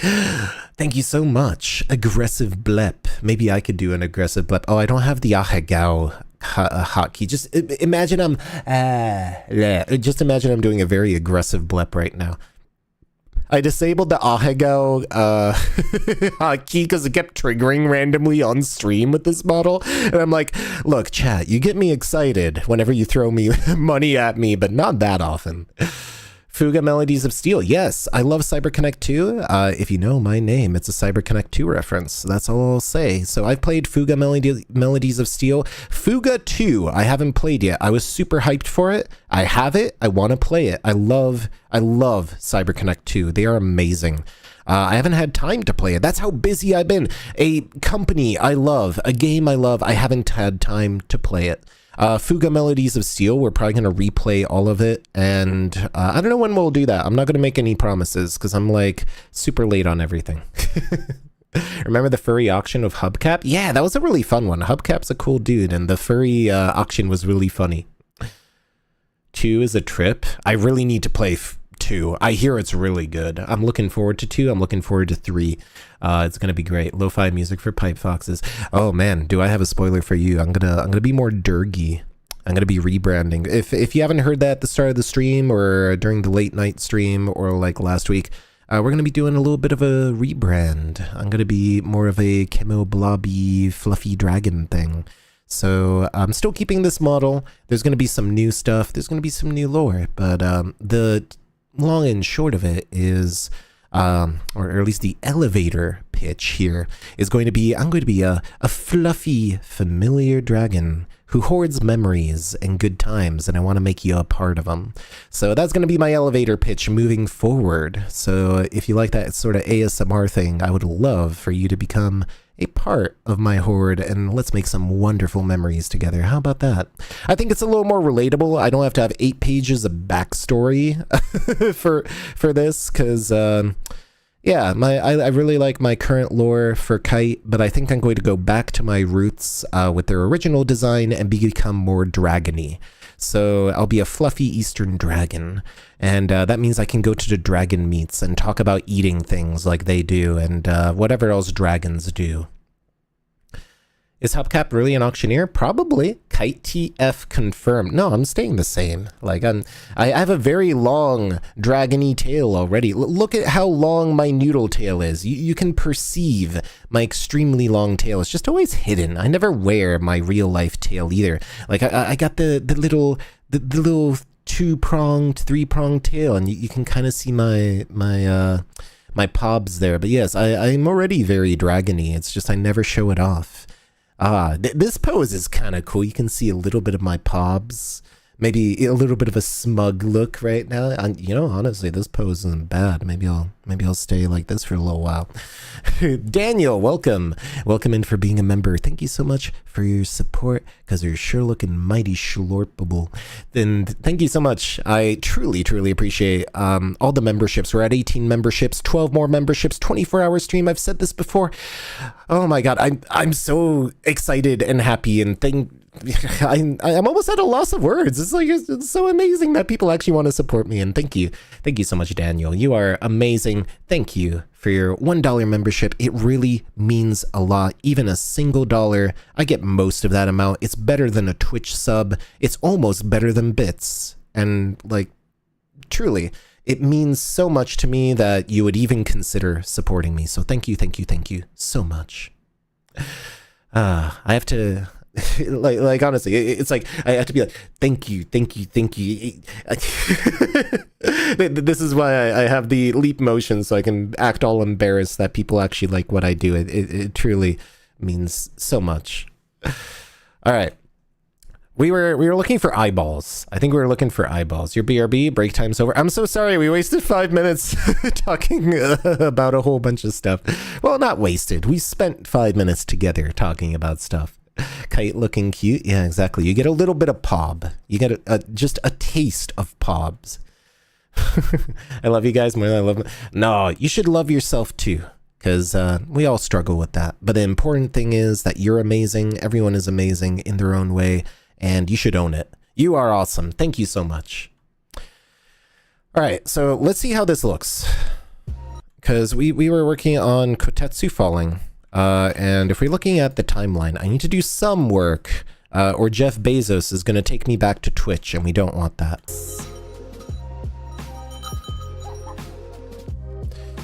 And so something, thick thighs or those eyes. And then we also have a little Kotetsu just dying, because why not? So we have that interview thing. Where are we going to take this next? Are we going into interviews already? Do we have anything else that we really want to cover? Yeah, I guess we're, so I've chased down, I need to be like, and that's why I've chased down a bunch of kemono suitor and words, scripting. I appreciate it. I only thought that too. Oh, well, the first step to self-acceptance is accepting yourself and loving yourself. It's a hard road, but I'm sure it is worth the journey. And, you know, in a way, we're all travelers on that road of life. And that's why I go to furcons, because, you know, it lets you meet people, lets you appreciate people, and recording people, it's kind of taught me that everybody's really special in their own way, whether you have a raptor mask or a cardboard box or a $40,000 crypto-financed fursuit. And honestly, I really like the simpler fursuits and partials a lot more, and I've grown to really appreciate all the uniqueness that people have. So I hope one day you'll be able to find your own appreciation for the unique person you are on the inside, and you know, just like how much I like all of you. I've done so much for a lot of people. We want to support you. Thank you so much. I truly appreciate that. I know I can be smug and smarmy and a bit of an asshole sometimes because I say words and I don't think, and I have half a brain cell. So that you're here and don't get offended by me, I don't know, talking about weird stuff. It means a lot. Because this is kind of one of the only places I can be myself. And yeah. So it's kind of nice to be also myself. Wow, that got really deep really fast. I didn't think it would, but you know, it's good to kind of reflect on those kinds of things. That's what happens when I drink 400 milligrams of caffeine in an hour.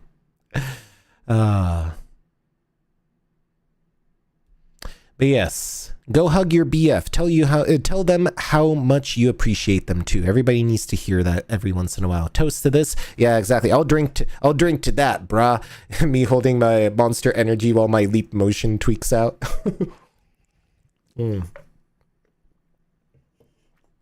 I need to get like a monster can prop. So whenever I like lift my hand up to do like the drinky animation, yeah, okay, that's gonna be one of the model updates. One of my next model updates is getting like a little YCH I can maybe dangle and threaten to eat you, because apparently people are into that. Whatever. Yeah, we'll figure it out. Like, it's a journey. Life's a journey. You know, the friends we've made are delicious or something like that. Well, what is that? Okay, I need to find that McDonald's meme now, because I need to show this off or else people will think I'm unhinged. It's McDonald's eat your friends meme.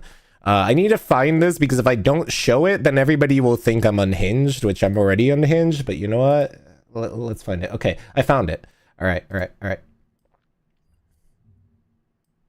Okay. So like every time I think about that, it's like, eat a friend. Heck, eat them all. Why not? Big extra, $169. For one less than that, a membership costs less than that. So yeah, exactly. Go treat a friend. Don't eat them. Don't eat your friends. Did you see the TwitchCon thing? Okay, now I need to show off the TwitchCon version of that, because I thought that was like really funny. I'm like, they know. Let me find that. It's it's Kite Goes on a Tangent stream. They know. It was in my Discord, but I know a lot of people don't know. They have to know. There we go. All right. So at TwitchCon, where is it? There it is. Open in browser.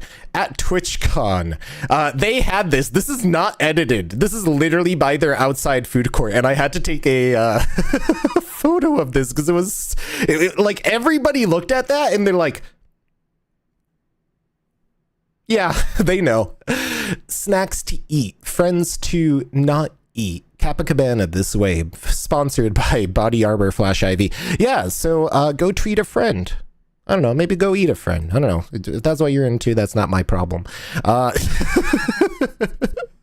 Yeah, it's I'm surprised this hasn't like made the rounds as a meme, but I think the bokeh on Kite with like the super zoom in and stuff, I think it's funny. All right, that is your daily allotted snack break. We're not getting back on this topic. I'm sorry. All right. I do need to check up on my friend.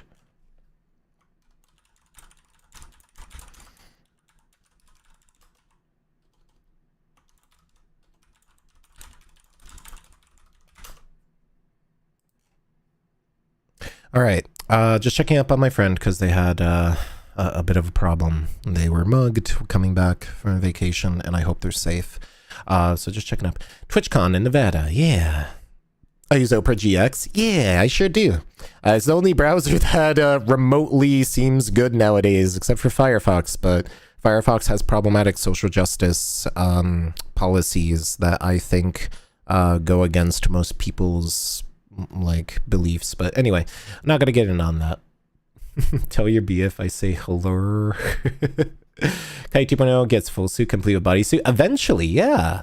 Let me catch up on chat because I haven't checked up. 400 milligrams, yeah, 600 milligrams of ibuprofen, 400 milligrams of coffee. When I crash, you'll notice. But yes. BF Snuggles, that sounds very nice. Want to buy GF? I pay by the... I can't make that joke. I'll pay you in Dragon Rune Plate, RuneScape joke, fellow RuneScape players. I think that's how it works. But yes, want to buy GF. I'm single, ready to mingle, and I got a tube of Pringles, if you know what I mean. So anyway, you can have a monster, LOL, they hurt your heart. Yeah, look, if I don't have the heart rate of a hummingbird, maybe that's what I need to do. I need to buy one of those $15 heart rate monitors and like put it on stream, and every time I'll take a sip of Monster, it'll just go up by 15 to 30 points, and you'll be like, oh yeah, that's what happened here. You thought you were talking about weed? I'm joking. All right, sorry for all the cringe. But anyway, yeah. So yeah, the plushies are super cute. They are handmade, or that one is handmade. So unfortunately, that plushie is not for sale. Sorry you couldn't wear your suit to TwitchCon. Yeah, it's unfortunate. But they had a no mask policy for whatever reason. I've already forgotten what I was going to edit. I'm very good at this. Did I? So that's another shot of the cool Kieran. Like, look at this guy. Can we take a moment to appreciate this guy? I wish I was this guy. Like, if you saw Old Kite, they took a little inspiration. I think the artist took from it. I like it. Maybe should I have a horn? Should I have a cool horn? Maybe. Do you like it when you know, cool daddy dragons or have horns? They're a little horny. No, okay. But yeah, I love this. I want this to be me. Like, oh. Like, look, he's like built and thin and me in 10 years, hopefully. Losing weight, I'm working out a lot more, so hopefully I'll be able to capture that sort of aesthetic in the year of the dragon. Oh, sorry. I'm appreciating fursuits. I am respectfully looking at fursuiters' body goals, hashtag body goals, wish that was me, etc., etc. Respectfully looking at fursuiters. That's what we're doing here today. Welcome in, everybody. Welcome in, Giggly. Welcome in. Welcome. Hi, everybody. Also, hi, Oreo. I said hi earlier. I don't know if you heard, but I want to make sure you hear. I said hi. I'm also distracted. I'm very distracted. I'm all over the place. We're hopped up on energy drinks and painkillers. Ibuprofen. If you're 30 years old, you will have so much ibuprofen everywhere. That is a threat, not a warning. Actually, that's a promise, not a threat. Doggy Studio fursuit. I like Doggy Studio. Doggy Studio is cool. Beast Fantasia is really cool. Fursuit makers, they are super awesome. Squad goals, exactly. Everybody loves gaming. We can be you know, we can be boy kissers once in a while. Do I like the rain? I love the rain. I love the smell of rain. Petrichor, something like that. That's the smell of rain. I love it. Should you be concerned? I don't know. Anyway. Weed is for you. Well, if you do partake, I don't partake because, I don't know, I'm old-fashioned. I prefer over-the-counter vitamins such as fish oil or D3 or the daily multivitamin, as you kids say it. Anyway, so I have reached my quota of meme and Zoomer placation. So let's go back to editing. I love chat. All right, so we were gonna like go into this and kind of talk. We need to record a thing about thighs. Everyone loves thick thighs. I love thick thighs, and I can't lie. Thick thighs and big eyes. All right, so let's figure this one out.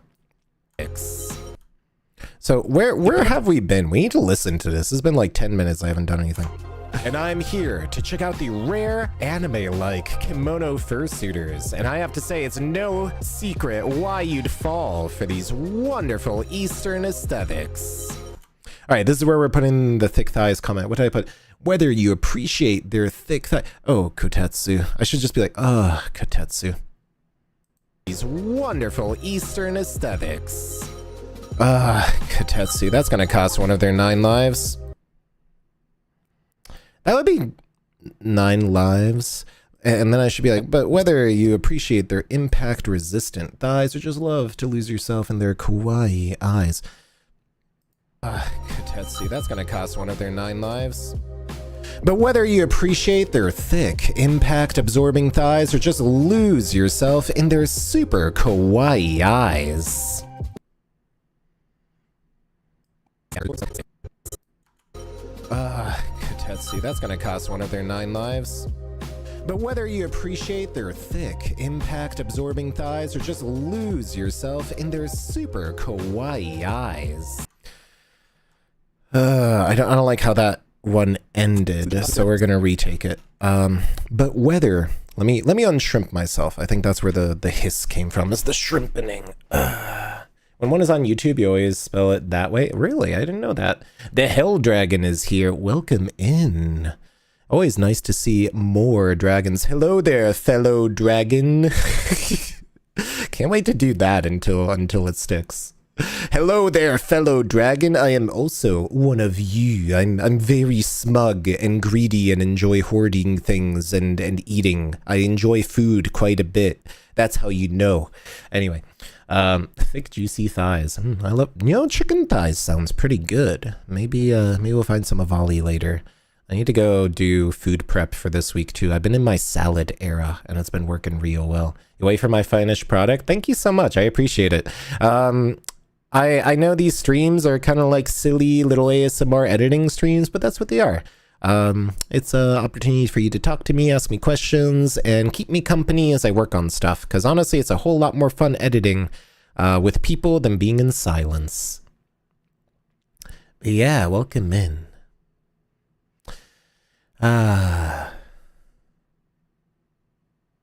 What else are we going on here? You don't know if there's a snow machine at MFF? I don't know, maybe. I do love snow though. I hear it might be snowing soon.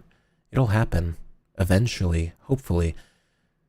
Cleaning in the background, waiting for your upload to finish? Well, hopefully it finishes soon, and I'm looking forward to seeing that. You had chicken salad. Chicken salad sounds good. China. Chinese fursuits are actually really, really high quality nowadays, as long as you don't get the ripoffs. That's true of anything in China. China makes some really good stuff if you know where to look for it. Are you gonna see the horror movie theme? No leftovers left?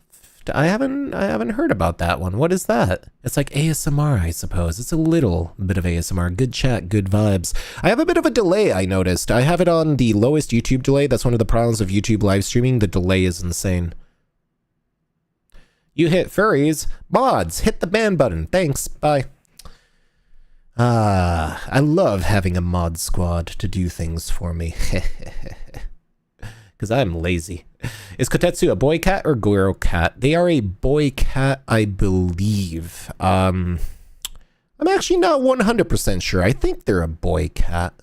Alright, so we have thick thighs. We need cute eyes. Where can we find some cute eyes? Which one of you has cute eyes? We need to use some of this footage up. What is going on here?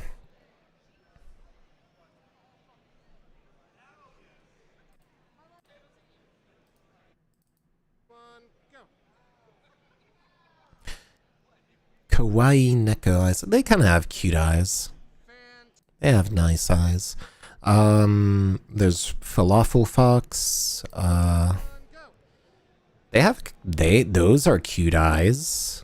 I mean, that kind of works, and we can actually kind of cut this a little short. Yeah, you know what? We're going to shove this in here because it's usable. It is, as they say, a good transitionary piece, and we can slot that in and immediately go into another portion. I was going to re-record this, right? Lives. All right. Ooh woo, ooh woo, ooh woo. My mods aren't doing their jobs, so I have to do it while saying ooh woo. Bye.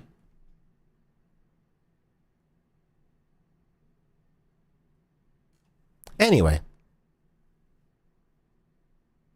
So like I have to say, like that's always funny. But anyway, ooh woo, ooh woo, ooh woo, am I kawaii? Ooh you. Make sure you sign up for a membership and sign up for my ooh woo fans. Whatever. You know, One of my friends has an uwu voice redeem on Twitch, and I always love redeeming it because I love to torture them. That's one reason why I'm never going to have an uwu voice redeem, because that will happen and nobody wants to see that. Horror movie by Eli Roth, Thanksgiving movie. It's a quote. I'm going to have to check that out. It sounds interesting. There's a lot of stuff I want to see. It might be cool. Taquitos. Taquitos sounds tasty. Go bring me some. I want some taquitos. Taquitos. It reminds me of Invader Zim. You really hate not being able to eat chickpeas because falafel and hummus are delicious? Falafels. But yes. Where did this guy even... Anyway.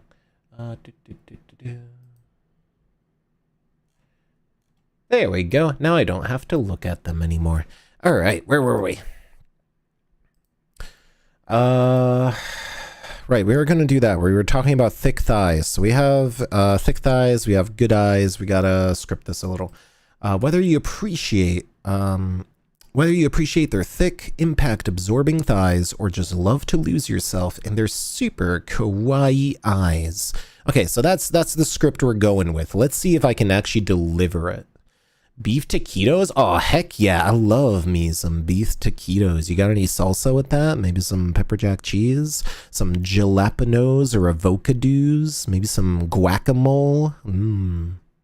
Dragons from Hell say rawr, rawr, rawr, rawr, rawr, rawr. Yeah. Good roar. Anyway, we're talking about thighs. We're talking about thick thighs. Thick thighs save lives. All right. Let's actually do some voiceover. Gotta unshrimp myself so my voice comes through. Then that's one of the things people have been saying. I've been talking to voice actors lately. They apparently know what they're doing. Gotta adjust my mic because it has to be like an inch or two away from your face. You can't talk through your snoot. You gotta project the voices out. You gotta spit them out. All right. Kotetsu, that's gonna cost one of their 9 lives. Whether you appreciate their thick, impact-absorbing thighs or just love to lose yourself in those super kawaii eyes. All right. Let's see what that sounds like now that Kotetsu isn't dying. And we also want to cut it here. We're going to trim this a lot because we want the focus to be on the eyes. Yeah. Maybe we'll do 2 cuts here and use up some of this B-roll. Life has no B-roll, of course, but I'm talking about in the context of this thing. We have a lot of stuff going on. Yeah, honestly, we might just, well, let's figure this out, because I love the spotlight here. And we have the zoom in, it's just, I don't commit to the zoom, and that, like, this is good, it's just not what we need it here for. Actually, so if we go here, starting here, yeah, we're gonna use this. Unless there's something better with their cute eyes. Who else has cute eyes, chat? Three-eyed cat. Yeah, three-eyed cat. Okay, perfect. That's what we need. El Trace eyeball gato. I don't know how to make that better. Okay, so yeah, that's what we're gonna do. Orbing thighs, or just love to lose yourself in those super cool.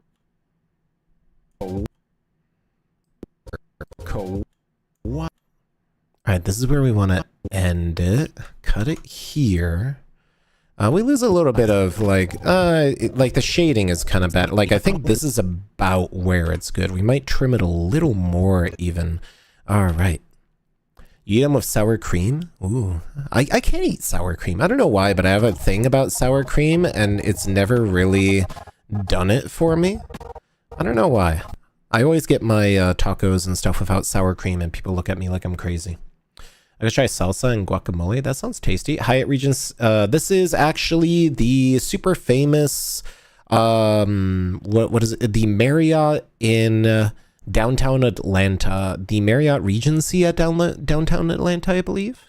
Do I have a Discord channel where I can send you pictures of your Hell Dragon? Yep, I sure do. You have to be 18 plus to join the Discord channel. It is a safe space for me primarily, and nobody under 18 is allowed. So if you want to join the Discord, go into my channel description. There is a link tree. It will take you to my Discord. You have to do some work to get to my Discord. I find that it keeps the riffraff out. So if you aren't riffraff, go to the link tree.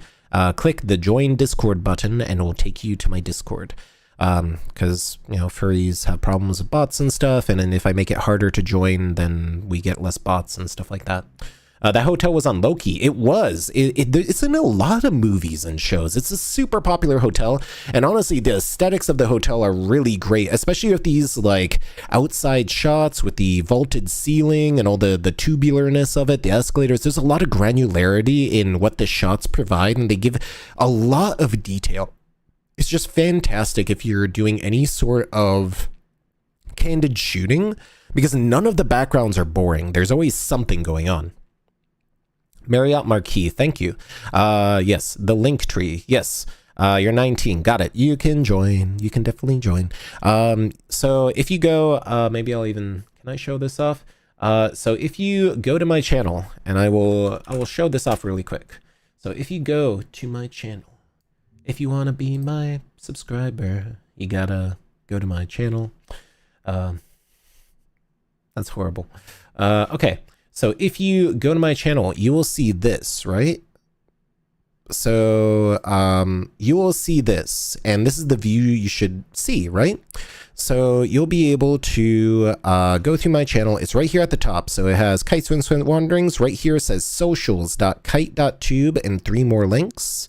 So this is where you should click it, but you can actually go to the other links and you can see all my merch, my Twitter, my Twitch. Those aren't important.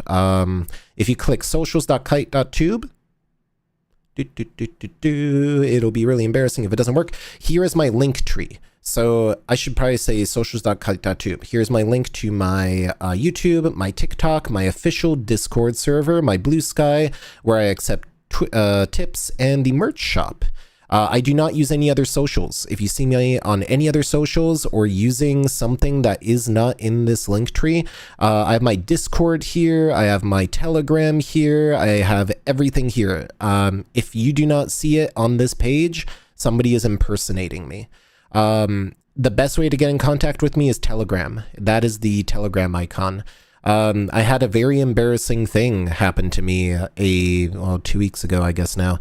A convention contacted me for something, and I didn't check my email for 2 weeks because nobody ever contacts me on my email, and unfortunately something fell through, which was very weird because now that I think about it, I had people coming into my stream and asking me like, have you heard anything from this con? And I'm like, no, I've never heard of this con because they're a brand new con. And they didn't get back to me on a different channel, so I sent him a message apologizing for my my laziness, I guess, for not checking my emails. If I'm not responding on email, nobody ever sends me emails unless I do. Talk to me on Telegram, talk to me in chat, talk to me on Discord. Those are the easiest ways to get to me. Oh hey, Jay Dockleton is playing VTube Studio. I should probably turn Steam off, shouldn't I? Because that's funny. Close that. Thank you. Close it. But yes, so that was kind of the awkward thing that happened to me, and I feel really bad about it because I didn't want to feel like I'm ignoring people, because I'm definitely not. I kind of wish they kind of just went into chat and said, hey, check your emails, there's something really, really important there, and nobody did. So oh well, maybe next time. Anyway, that's where you can find all of my information. It is right here on the main page. Click socials.kite.tube. That's how you get into the Discord. That's how you get into my merch shop. Let's look at my merch shop really quick. Shop.kite.tube. It has t-shirts and stuff. I don't know. I wear them. You'll see me wearing them at cons. I actually own this little portrait. It's by Volmund Sekund, amazing artist. They're open for commissions. If you want any sort of art like this, they are open for commissions. You can get your own painterly style art. Showing off my shop because nobody ever looks at it, and this bottle is really nice too. Everything I use, I've prototyped and used myself, so you know it's good. But yeah, that's enough of it. If you do want to donate, I have a Ko-fi. Don't worry about it. Memberships would be cool. But anyway, that's enough of me. Let's go back to this, because this three-eyed cat is perfect for the kawaii eyes, like lead-in. But you know, you got to get in that self-promotion once in a while.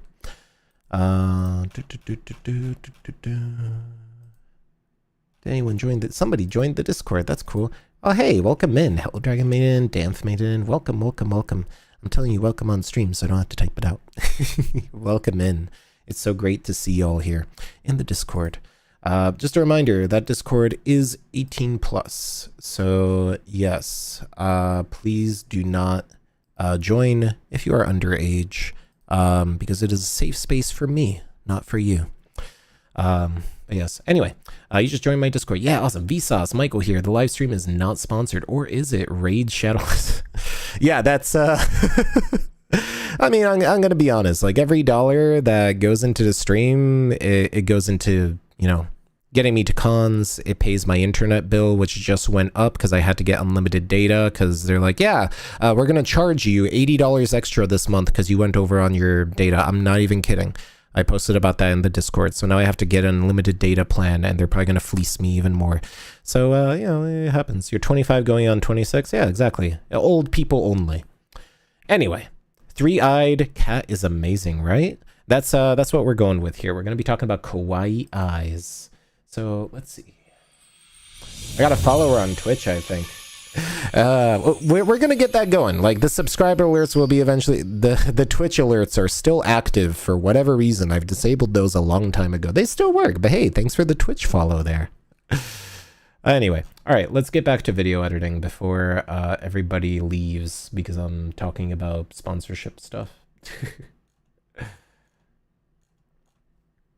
All right, architect. Also, hi, Ray the Volley. Welcome in. Sorry, I've been ranting a little. I haven't caught up on chat. You're Jamaican patrols? What? I'm not sure if I Jamaican patrols. I'm not sure if I understand. But yes, send me fursuit pics. Use the Discord. Send me memes. The best way to make friends with me is to send me weird memes at 3 a.m. That's a oxymoron, but it actually kind of works. What else were we talking about? Remind me, chat. Three-eyed cats. We're going to take a look at what is the best way to edit this. So, three-eyed cat. So this isn't a bad intro. We are going to cut this down quite a bit.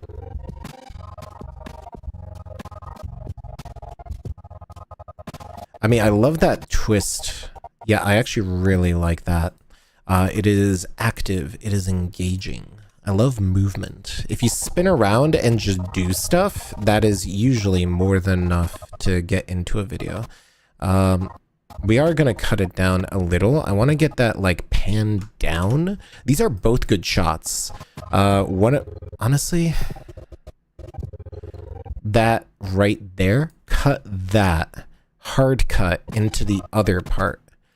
Like, this is good, but we need to make it shorter. We need to make it punchier. That's what I've learned after 3 years on YouTube. If you don't change the shot every 3 seconds, people get bored. Kawaii eyes.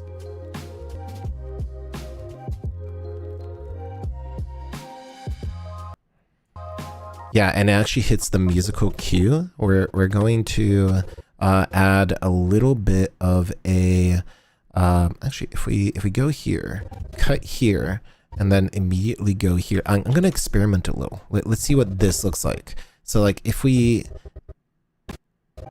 just immediately go there from there and cut out the little bit of dead space. Can we do a three frame like step? Kawaii eyes. Yeah, that looks a lot cooler with that staggered step, right? And it gives people time to breathe just a little bit. I'm a daddy. I wish I was a daddy. I'm trying to lose weight and gain muscle, so I'll be more, you know, father-like in appearance for all the fatherless furries that people keep telling me about. I don't know what's up with the fatherless meme, but, you know, whatever. I'm not old either, but yes. Oh, you're talking about the Trump Reaper. Yeah, they're probably very daddy. 56, Gen X. Well, thank you so much for being awesome and enjoying live streams. I know a lot of old people don't like old people. I hate saying that. I know a lot of people in Gen X don't really like live streams. So It's kind of cool that you're here hanging out with us, and I mean that. Is everybody a December birthday here? Kite's birthday, my birthday, of course, is December 11th. Are we all December babies here? Hey, how has your day been? Hey, Jude, how's your day been? It's been going great. We've been having a nice time. We've spent 2 hours video editing, and we've done 1 minute of content. So this is kind of a way more involved video than I usually do. What do I think about Final Cut Pro? I don't think about Final Cut Pro. I've never actually used it. I use Premiere and I use DaVinci Resolve, and I'm only swapping to DaVinci Resolve if I ever get a Blackmagic camera. So, and honestly, Sony now has global shutter in their like video cameras that are like their prosumer grade video cameras. So I'm like, Blackmagic will never come out with a camera I'll actually use. But anyway, you're scratching me with your own hands for more good luck on the editing. Aw, that's so cute. Let's do some head pats there. Yeah, I love head pats. Oh, there's some chin rubs there and a belly rub and some head rubs. Eventually I'll get that program so chat can do all these. Maybe I'll let you touch my pobs too. I haven't decided that, but that's so nice. Look at all the head pats. All right, that's enough touching me for today. Actually, an adoptive caretaker to feral kittens. Ooh, you're a chick. Oh, I'm sorry. Excuse me, mommy. Unless you don't want to be called mommy. Then, ma'am, miss. But yes. Caretaker.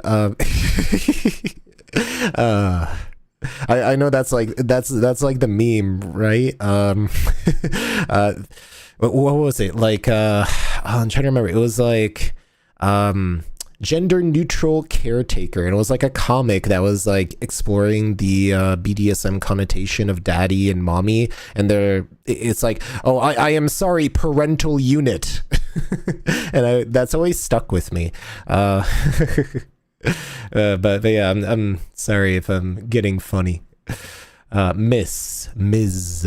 Well, thank you so much for spending some time with us, Ms. But yes, Final Cut Pro. I don't think much of it. I use DaVinci Resolve and Premiere, and DaVinci Resolve only to really color grade. If I have to color grade, I'm gonna be honest, I don't color grade as much as I do because this is 8-bit.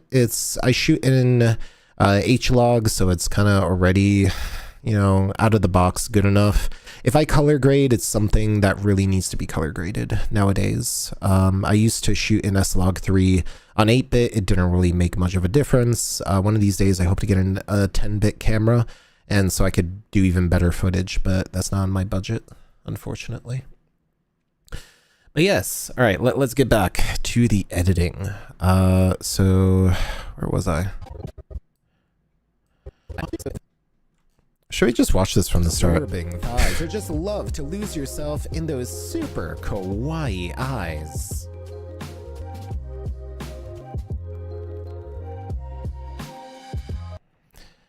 That's pretty good.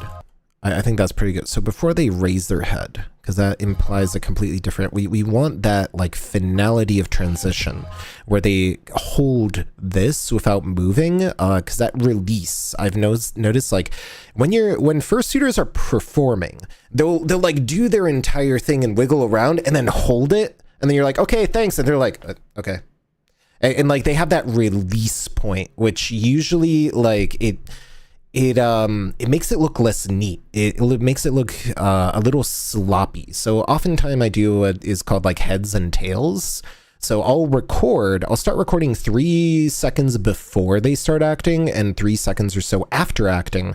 So I can cut off the heads and the tails. So you just get that polished performance without any of the like, okay, back to normal human mode. And that's why sometimes I'll like hold the camera and not tell anybody, okay, good, and have them hold that. So I have a clean transition. So it doesn't have that motion that implies that there's more. It's like a clean stop. Fursuiter at the mall yesterday. I took 5 pics with some kids and got a lot of hugs. That's a lot of fun. Did you get any photos? You should share them. I would love to see them. Nikolai Tesla was born at a very young age. Huh? Yes, I was also born at the ripe age of 0. I was 0 years old when I was born. I kind of wish I had a full suit too, but it would just make recording even more cumbersome. All right, so this is the part where I'm chasing down Raffle Fox. We're a minute in. We're about to actually get to the video. So let's watch this and see how this sounds for an intro. It's a minute over, but I think it's a pretty good video. Have you ever seen an anime fursuit at your local con? You're expecting fursuiters! But it was I! Yeah! But this isn't your local cosplay anime con.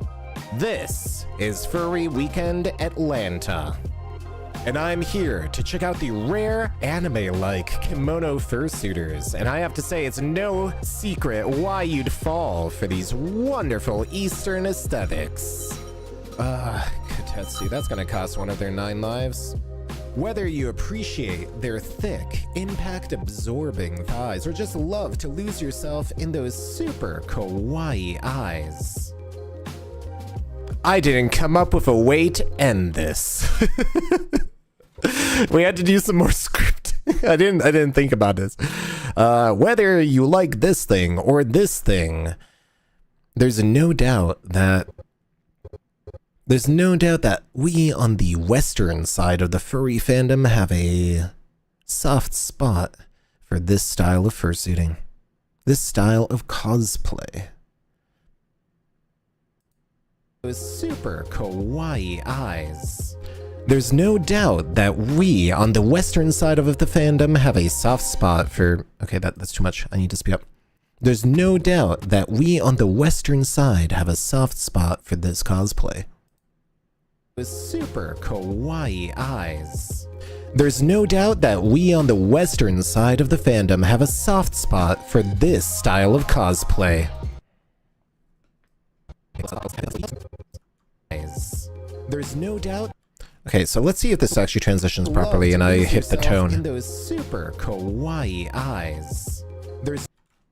Alright, so we need to move this over. So I hit the kawaii eyes. There's no doubt that we on the Western side of the fandom have a soft spot for this style of cosplay.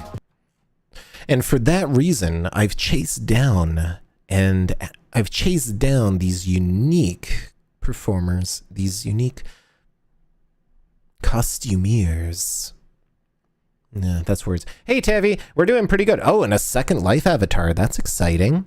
Were you building the Second Life avatar of like the gas station and stuff like that? I remember hearing about that, and my brain has 2 brain cells, so that's all I remember. The silver tabby reminds me of your kitten, Agaricus.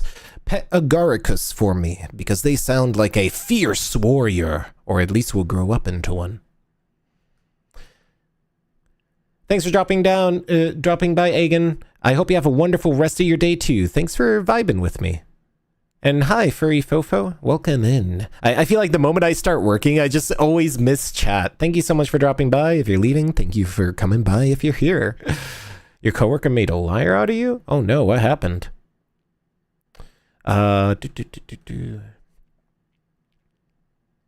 Yes, Jude mentioned they have a fursuit, but yes, welcome everybody. It's hard making money nowadays. Aw, I'm sorry. Well, hopefully you'll be able to one of these days. Honestly, don't grow up too fast. Growing up sucks. It's the worst thing ever. Stay young forever. Tavi probably knows a lot about that. But yes, not that one, just one for a friend. Ah, I see. You put your age on your Discord channel, but chat, noodles, you have no permission there. Read the rules. You should, let's see, general chat. You should have access to fursuits if you, let me check your roles so I can figure that out. Roles. You don't have any roles. You should read the rules and roles and go from there. Make sure to read the rules. Once you read the rules and press the right buttons, you have access to the server. I know it's very obtuse and kind of weird, but that's the only way I get people to read the rules. Otherwise, they don't read the rules. You say that Eigen? I thought it was Egan. Aegon. I am so bad at names. I'm sorry. I'm going to say every name wrong. It's like guacamole or jalapeno. I say those wrong too. Eigen. One of these days I'll get it right. I was calling somebody the completely wrong name for like 6 months and they never brought it up to me. So I was like, oh. Eigen, if you're still here, I'm so sorry that I'm such a derp. Eigen. Why do I think it's Egan? Eigen. It's like people calling me Kite or Kaito. It's like, it's wrong. It's technically correct, but it's still wrong. Words. But yes, my streams are, you know, all ages. My YouTube is all ages. My Discord is 18 plus. If you're enjoying the vibes, enjoy the vibes. But yes, viewer discretion is advised on my streams because I'll talk about dumb junk and I have fun talking about dumb junk. And I'm not going to stop talking about dumb junk because that's how it works. Somebody's at my front door. Uh-oh. Who is at my front door? Uh-oh. Let's check that really quick, chat. Sorry, I had to look at my cell phone. Some people usually are not at my front door. Oh, it's a package.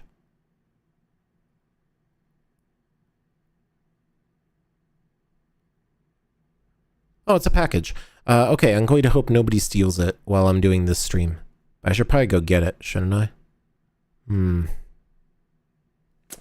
I don't know. Domino's? I wish it was Domino's. Like, that'd be kind of tasty. They say, like, kite, like Japanese pronunciation, instead of kite being an American. Yeah, it should be like kite. Like, you fly a kite.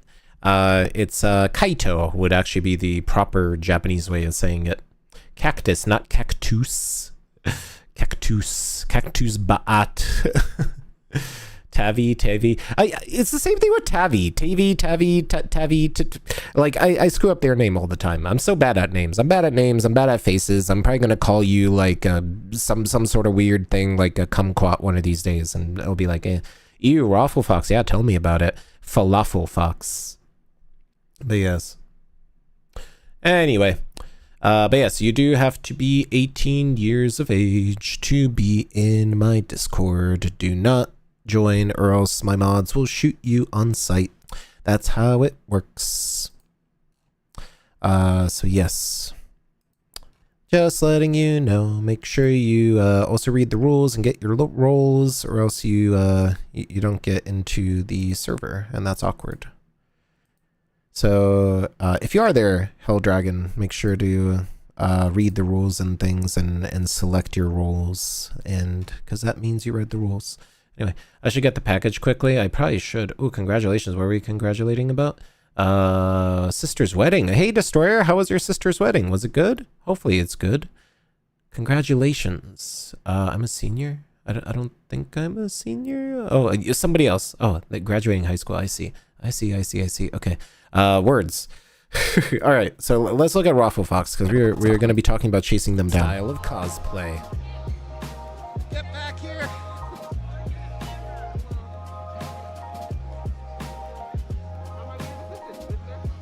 I don't know, can you tell me about Vocaloid? No, okay. So I was like, so I spent some time chasing down these rare fursuiters to ask them a few questions about... All right, so let's workshop that. Get back here! So I chased down a couple of these rare fursuiters to ask what they think about their suits. Cosplay. Get back here! All right, so we're gonna cut this just by a little. Cut. Snip. Make it a little shorter because we have no attention spans. Yay, no attention spans. All right, let's see what this sounds like. I love cosplay. Get back here! So I chased down a couple of these rare fursuiters to ask what they think about their suits. I don't know, can you tell me about Vocaloid? Some were more cooperative than others. And we need like a bumper. We need something to bump into on this one. Is this the one? I wanted to get a video of you dying. No, we don't want the video of them dying. We want some sort of bumper. What about this guy? So much falafel fox. All right, we're gonna use that as a bumper. Bump that, and then we need to, because I want to use all this footage. We're gonna be using all of this footage because it's pretty good footage, actually. We just have to be a little picky on some things because we have these group shots at the, yeah, that's cute. We're gonna use this shot. We're gonna use parts of that shot. It's literally just going to be establishing shots here. Because I do not have sound over this. And then we'll go into actual interview portion. Okay, so we're literally probably just going to use a little bit of this as a interjection because falafel is here. I don't know why. I love the word falafel. It's like raffle, but tasty. Falafel fox. Got to go. It's fun talking to you guys. Yeah, thank you so much for dropping by. I hope you have a wonderful rest of your weekend and stay hydrated as well. Thank you so much. Is this FWA? It is the FWA. I'm doing kemono stuff from FWA. This is how far back we've had stuff to do. So we're going to finish FWA today. We're going to be doing more stuff. I still have to do Interweekend Utah as well. So this week and next week, I'm going to try... What is this week? Oh my God. Thanksgiving is coming up. All right, we're going to be doing a lot of editing. We're going to be doing a lot of editing. I can't believe it's the 18th. Can you believe it's the 18th, chat? I can't believe it's the 18th. Did he miss something? I don't know. Did he miss anything? I don't know. Dude, get your package. I know you forgot. Oh my God, I forgot I had a package. You're right. All right, my model is going to contort into horrible ways. I'll be right back to get that package. So I will be right back. Hi, Moonchi. Hi, everybody. Hi, Vladimir Putin. Vladimir Putin. Why is Vladimir Putin here? That's a name. I will go grab my package. I'll be back. It'll be like 2 minutes, and then we'll be back to editing stuff. I will be right back.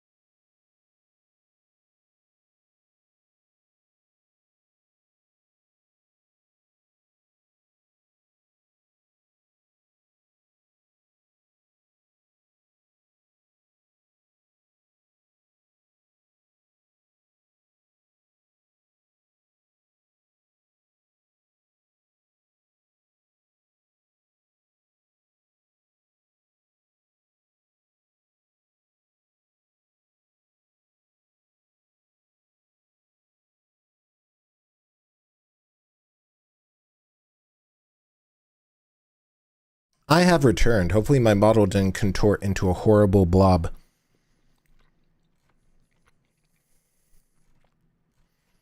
But yes, welcome.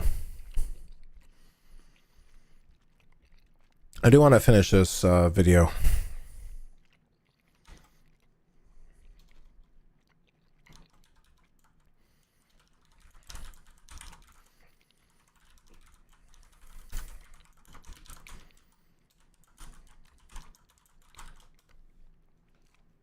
But yes, welcome back. Hello, can you hear me? 1, 2, 3.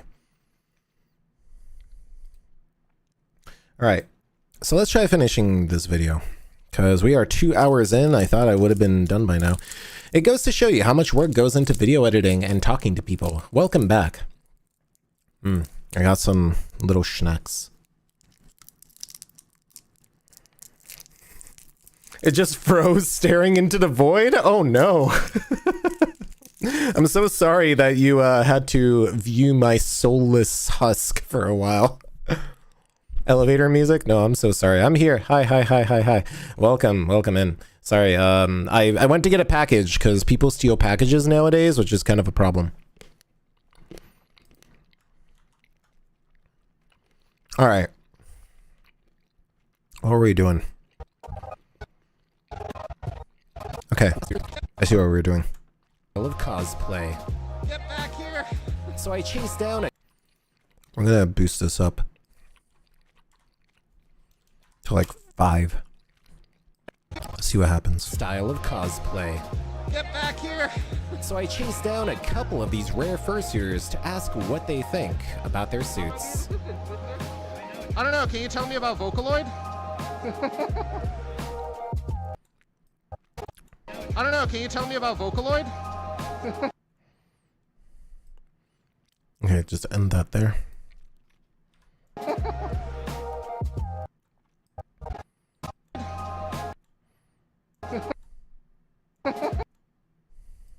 Alright, that's where we'll roll this off. Vocaloid? So I went to this place, FWA. Oh, that's actually a really good transit, man. When I want to be artsy, I can be artsy. Like, whoa, that looked cool. All right, so we want to use the raffle cut here that we got, and just like a few seconds as just a transition. Man, I need to do more like staff shots. So how this effect is basically done is you hold your stick kind of like a Ronin, like a sword, and you extend the boom out, so you have a lot of verticality going up while you're moving on an axis. Gimbal shots are really good if you can actually do them. I don't always have you know, good motion to do it because cons are so packed, but yeah. Taquito, ooh, delicious. What's in the package? Christmas gifts, actually. So I got some Christmas gifts for my parents. So if my parents are stalking me and watching the stream, hi mom, your Christmas gifts have arrived and I hope you enjoy them. If you aren't watching, well then, oh well. Everyone says bye, I just wake up. We're not going anywhere. We're still here. It's like VR when you were getting the package and sleeping. That's kind of cute. Well, hopefully it looks like I was sleeping. But yes, I am here. Welcome. Sorry that I stepped away for a bit. Imagine if someone steals a package, but it's just a bunch of trash inside. There's people with like YouTube channels about that. The contortion is part of the process. Yeah, it's my soul leaving my body to go back to the meat realm and then re-entering the virtual memory realm. Trust the process. By the power of bad, be healed. Okay, am I still contorted? I think I look okay, right? The arm crossing animation is a little weird, but I think it looks okay with like the leg crossed, arm crossed. I don't know. What do you think about this pose? Do you think this pose is good? Do you like this pose? Do you like this? Do you like this pose more? I don't know what that pose is. What is going on? Do you like this pose? Oh, paint me like one of your contortionists. Is that a pose? What is going on? My help! Help! Do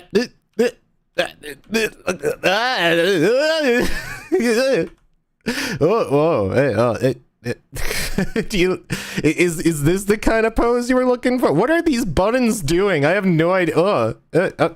I don't think is that normal? What is going on? What are these poses? Can I return to normal, please? Okay. I'm just standing normally now. What is going on? Chiropractors be like, yeah, welcome to having a VR model. You have a bunch of buttons, none of them are labeled. Who knows what they do? You might like push a button and be like, oh, this is the normal sitting pose, great, and then you push like all the buttons and it's like it's like the thing pops out. Anyway, sexy juice.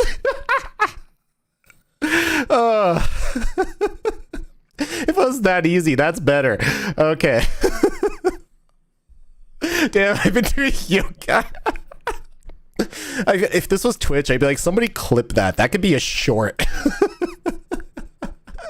All right, I'm back to my normal, like, rant Sona pose. Do a flip. I don't think I can do a flip.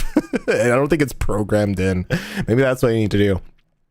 So how this works is like every pose is kind of programmed into the model. So if your model wasn't baked with that pose, you don't get it. So you can do some silly things. Yeah, my model maker programmed in a sexy pose button because of course they did. But it's more of a joke than anything. All right, let's get back to video editing. Vocaloid?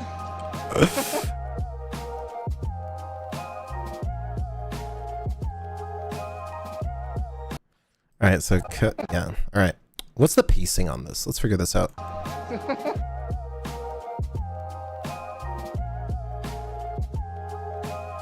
Okay, so I actually want to cut out some of this jitter. I want to get this motion in because there's at least some motion. I can't really brighten this up or fix this. If I go into color correction, I forget how to actually, is it under Lumetri scopes? I forget how to actually get into the color grading window. Do I have to be in a different color or space? Lumetri color? Yeah, it's Lumetri color. So let's see if we can fix this a little. We'll do some color grading. Ah, that's already better. I just hit auto and let's fool around with this. Cool down the tint. Maybe I'll just let auto do its thing. Exposure. Actually, increasing the exposure isn't a bad idea. It gives us a kind of vibe of halation. Lower down the contrast just a little. Highlights. A little less highlight, shadows. So right there, whites. A little higher whites. We're definitely peaking a lot of stuff, but basically I want to bring back this, not everything else. I don't know how to color grade if you haven't noticed yet. It's a little fuzzy, but it gives it an angelic vibe, and that's all we really need. Kind of wanted to catch that like little fursuiter there. So we're actually going to cut a sliver more. If you know how to color grade, I'm sorry.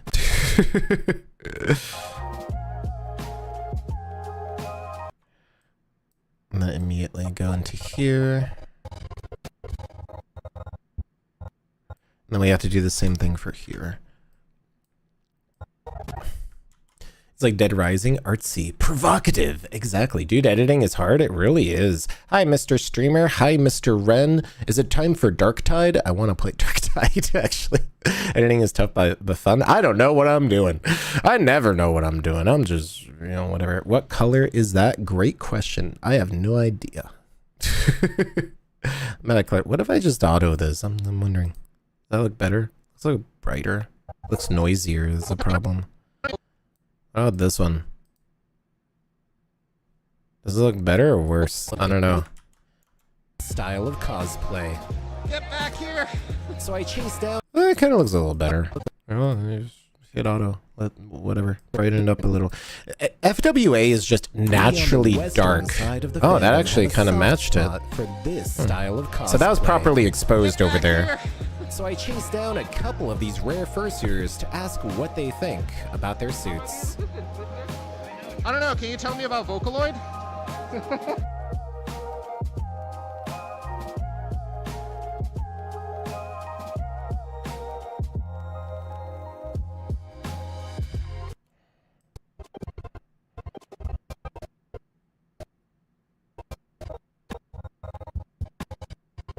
Okay, so I want that cut because that's cute.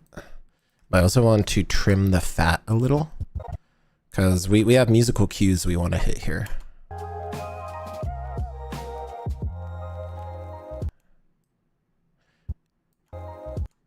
Yeah, so right here, and then we trim that because this guy just goes off Honestly, this is kind of throwaway. We're going to reverse this. People won't notice that it's out of sequence, but we can immediately actually pull this into an interview, which is powerful.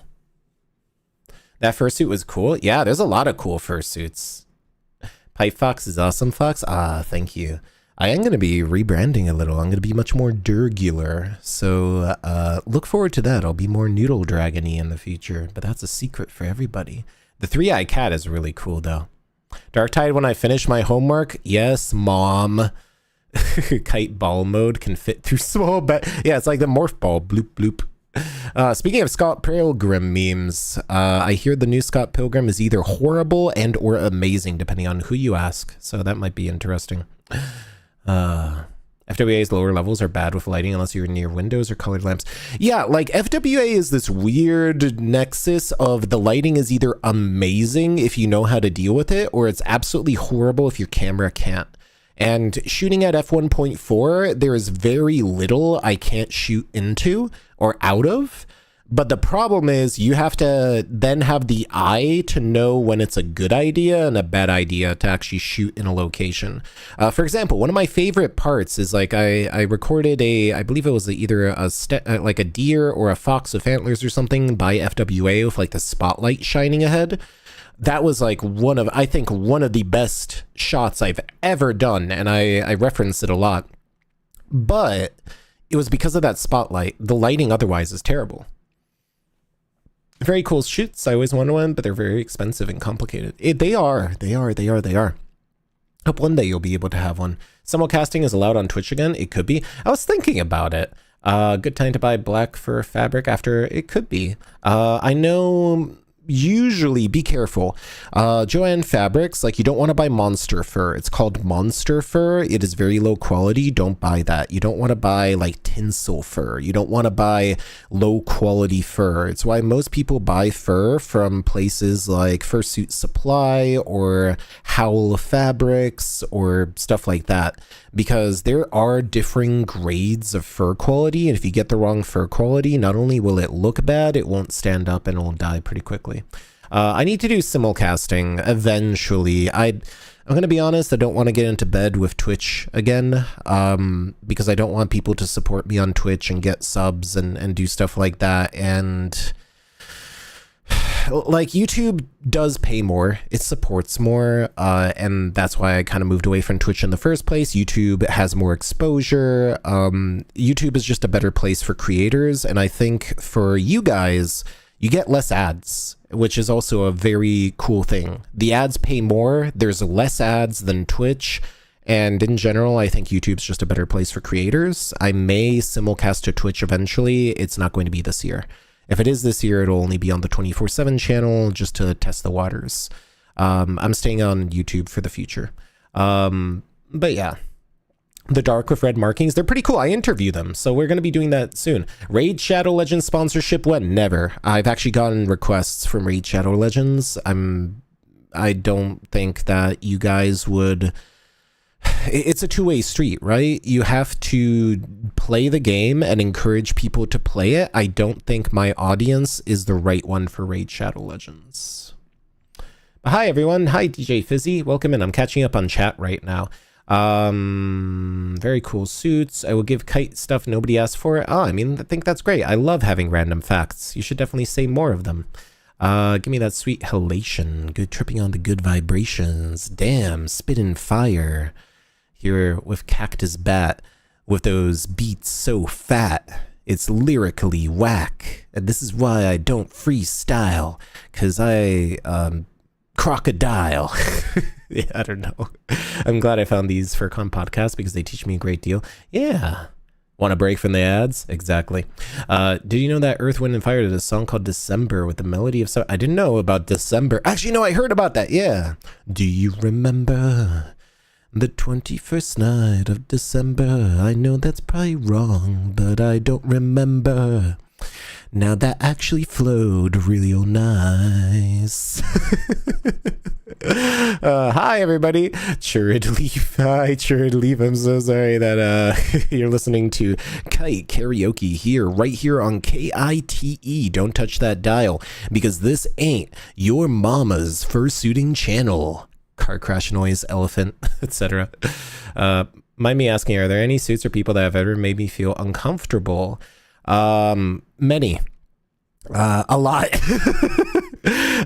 When you're at as many furcons as me, people get very touchy or overly friendly or trauma dump on you, or I don't know, it just comes with the territory of being popular. It's the same thing with cosplayers. Some people overstep their boundaries a little, and you know, it can make you uncomfortable, but usually I try to be professional about it. And yeah, I've had more problems with normies than furries. I've had a waitress grab my crotch in a photo and do stuff like that. Like I've had Karens tug on my ears and like be really mean to me in front of their kids.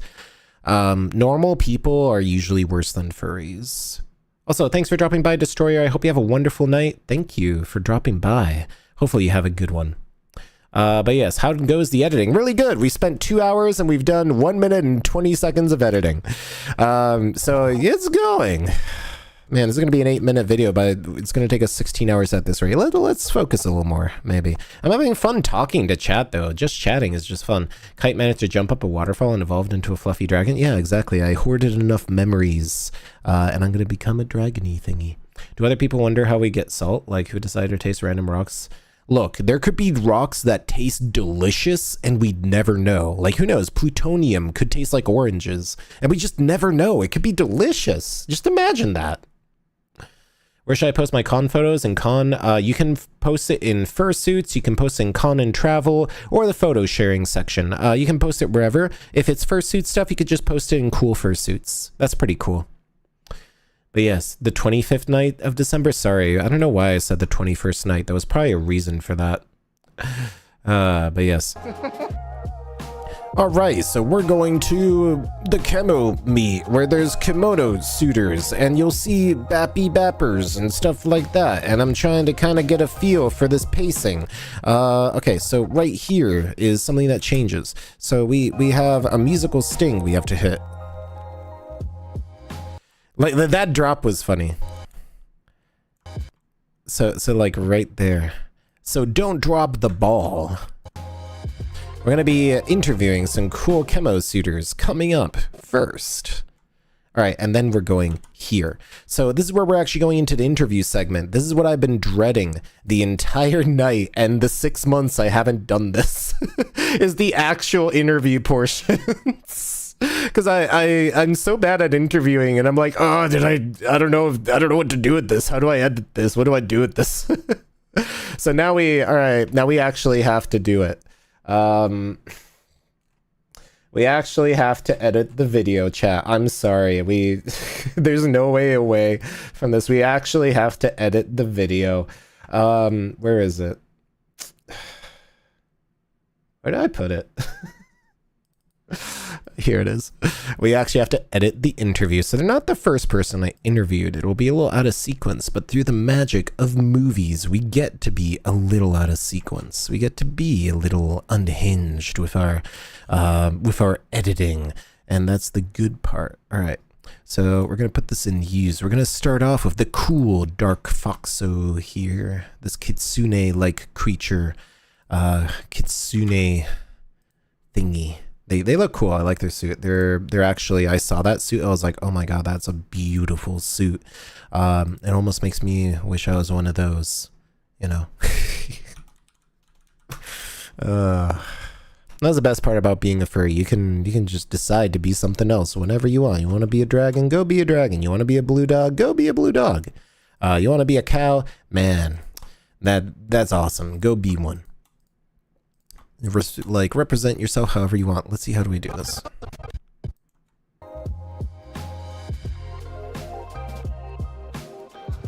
So tell me a bit about your suit.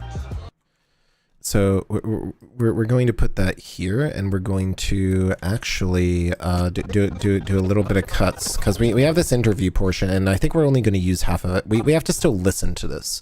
So let's listen to this interview and see what they say. This is posing and stuff. So tell me a bit about your suit. Well, the head and the tail is made by Hypernova Crafts, and I bought it as a partial at MFF last year. And I liked it so much that I needed to make a full suit out of it. Unfortunately, those are expensive, so I made it myself. That's fantastic. What would you say your favorite part of the kimono fandom is? Okay. All right, so let's pull up a notepad. Let's take some notes. We're being journalists, chat. You get to be a journalist with me, and we're gonna write down the things that are interesting, right? So this is how we're gonna do it.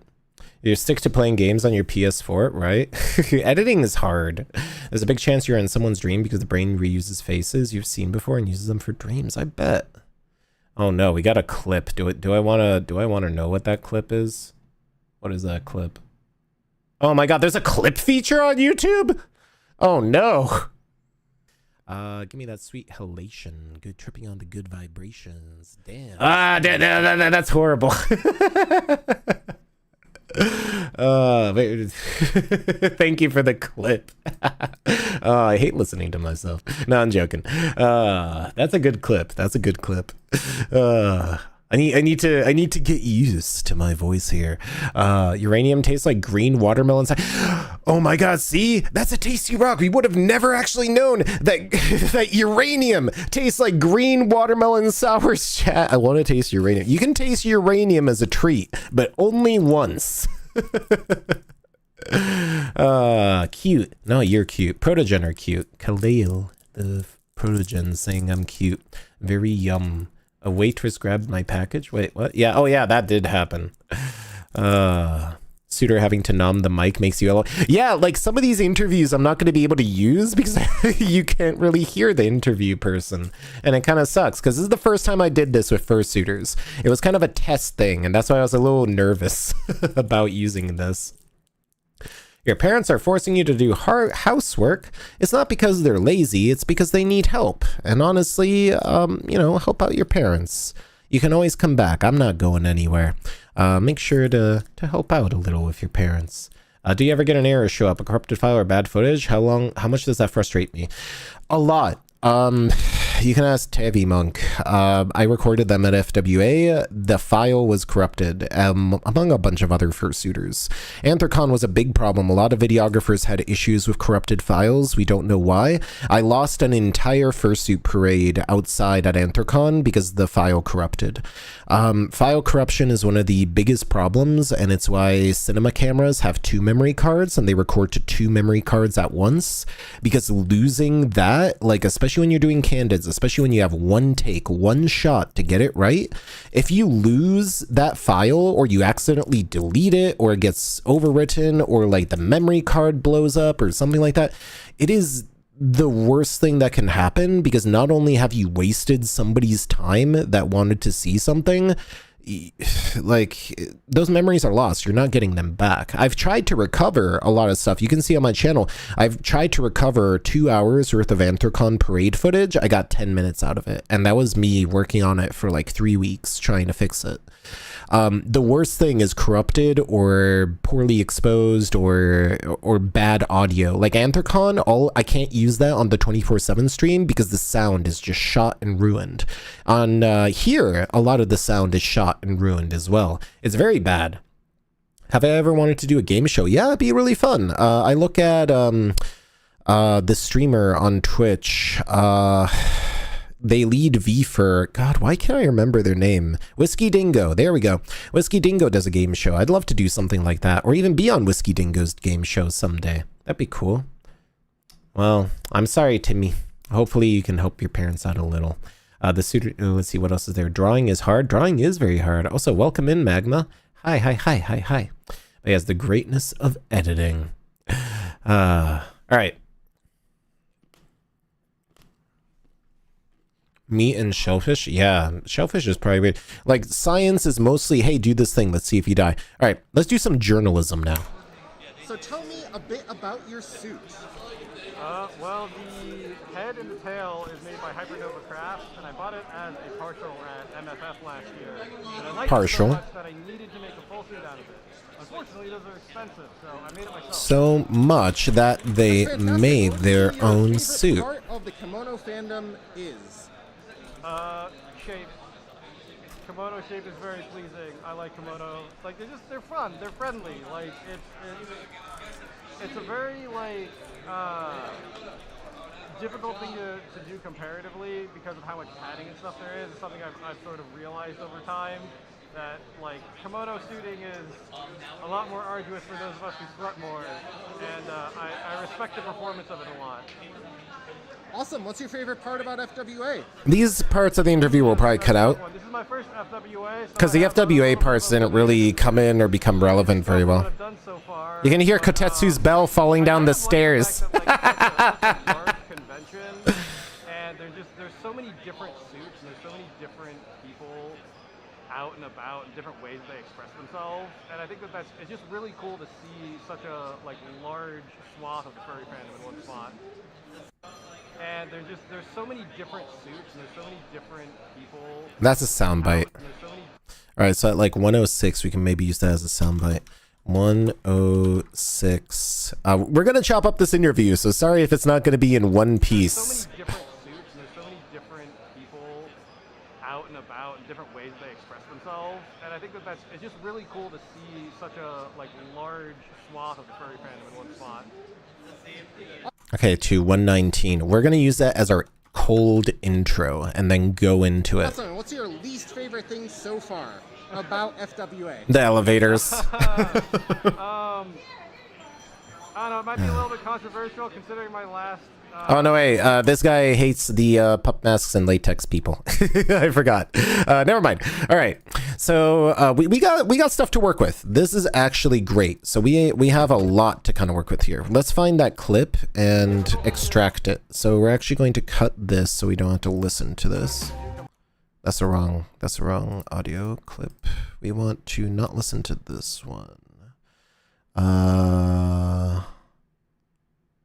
forgot what button it is. Is that mute? Yeah. Comparatively, because of how much padding and stuff there is, it's something I've sort of realized over time that like kimono suiting is a lot more arduous for those of us who sweat more, and I respect the performance of it a lot.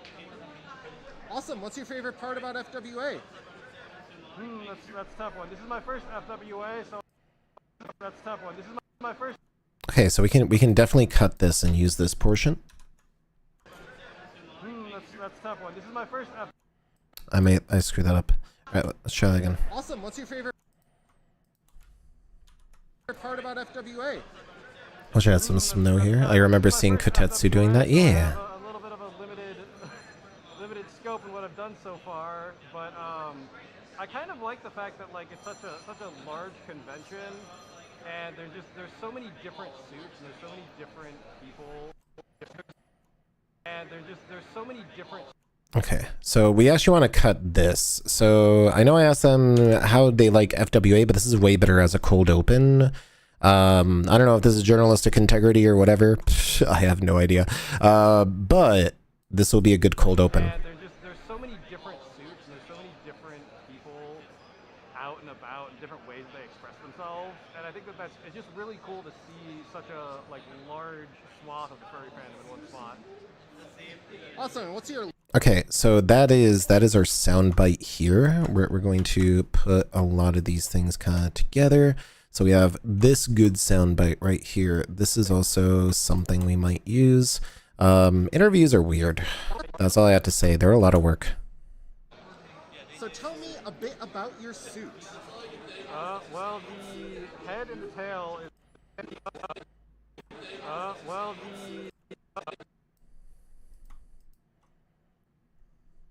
Okay, so we should probably actually go and find common themes in these interviews and kind of patch them up.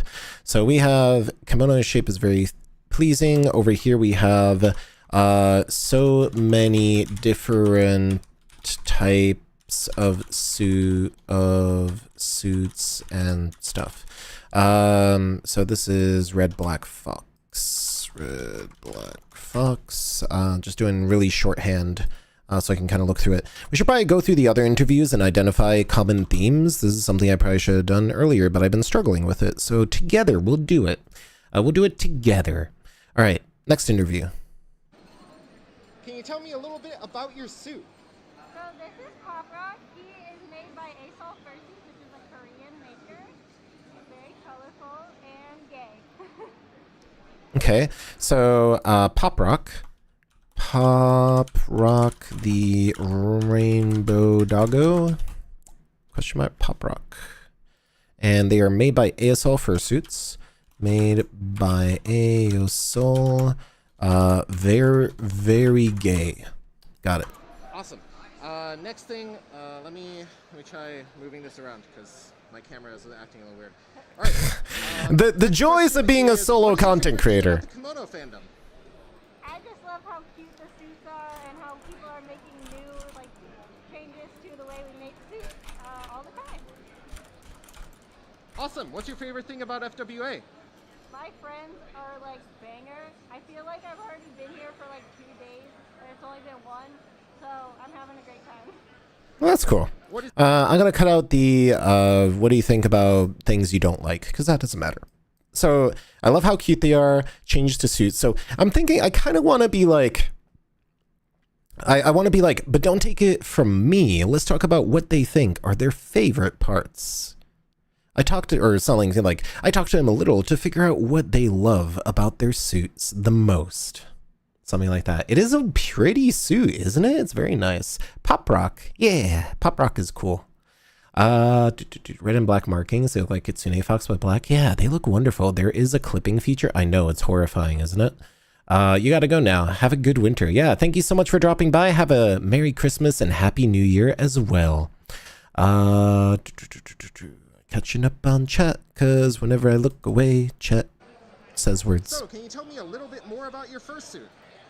Yeah, so my maker is Seiji Ono. This is Law. Seiji Ono 2, and he's a Chinese fursuit maker. I found him through a Discord. Seiji Ono 2, I guess. Market for a full suit, but the time was kind of right, and I've had it since. The time was right. Couldn't be happier. But of course, there's just so many excellent kemono suit makers now.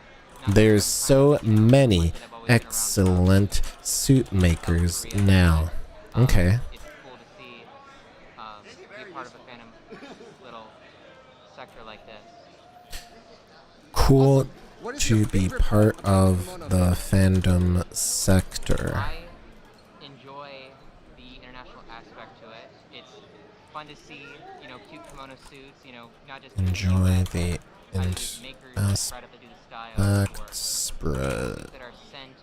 spread style.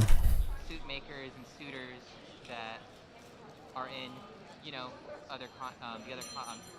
Japan and South Korea and at those conventions, and it's always cute seeing that stuff. So I enjoy the international aspect of it, but it's certainly not the only. I enjoy the international aspect of it, period. Okay.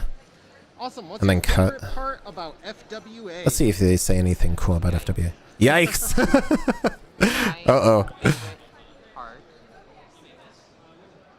I do enjoy, one thing that I haven't heard of Kawa Sea Dragon. A few of the really giant conventions, like MFF and TFF, are the access to, a food selection, and you get the. All right, that's just con stuff. Let's avoid that. Sounds like someone who types with 2 fingers. What? Why would you say that? I literally type with all my fingers. I don't look at my keyboard. Look, I'm typing right now. I'm using all my fingers. I'm gonna wiggle my fingers at you right now. Yeah. Anyway, do blue and green go well together? Yeah, definitely. Depends on which shades of blue or green. There's a lot of good shades of blue and green, and there's ones I would probably avoid But it really depends on your complementary colors, the design, and the styles as well. All right, so we have some things going on here. We have Law, we have Pop Rock. They're made by ASL. They love how cute they are. We can kind of move that into the international aspect here. We start out here, different types of suits. They made their own suit. That'll probably be at the tail end because then we can move into making suits. Kind of want to jump around a little. Which con had the worst elevators in 2023? TFF had some really bad elevators in our tower, but it wasn't bad. Megaplex was actually broken. And that is the, like, slow elevators are one thing. Megaplex's elevators did not work for most of Friday, and I missed like 5 hours of recording. Megaplex's elevators had a lot of problems. Not a dig on the con, because that's not their fault, but Megaplex had very, very bad problems. But yes, I do use my entire hand to type. It's just, I'm thinking.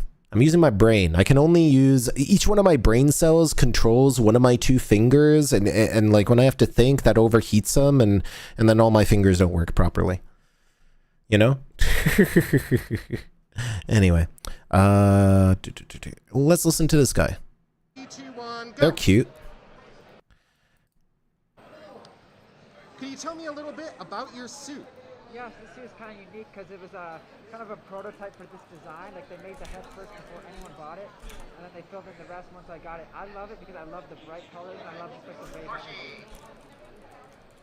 Awesome. What's your favorite parts of the kemono fandom? I actually thought kimono was really goofy up until I went to my first con in warsuit, and then it became my favorite style. I just love how like cute and childish it is. I just love like being adorable. Awesome. What's your favorite part about FWA so far? I love the building. It would give me vertigo if I could see it, but it's just fun and big, yeah. Yeah, FWA has a lot of really cool architecture. Just look at how tall that is. You've probably seen it in my other videos. I was like, yeah, we still have to get some B-roll. It wasn't that great B-roll, but the actual things he's saying is way more useful. So I would probably chop this up. So how I'm thinking about sequencing this interview right now is going... have them tell you about their suits, and then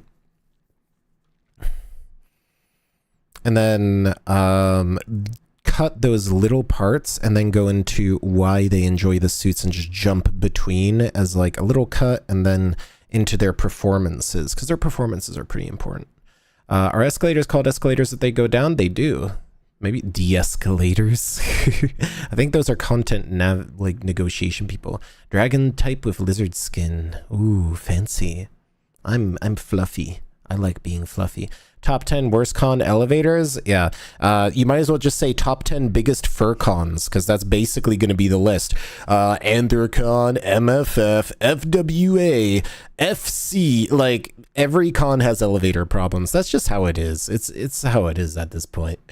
Unfortunately. Hotels architected by John Portman usually have enormous lobbies / atriums. Yeah, I love them. They look really cool.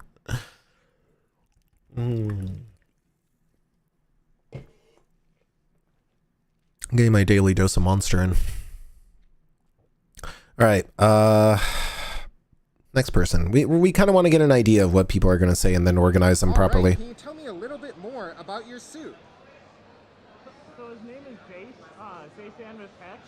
I have like this whole theme that I started getting going about being the main character. So my username is Hope Ramro, which is plot armor backwards.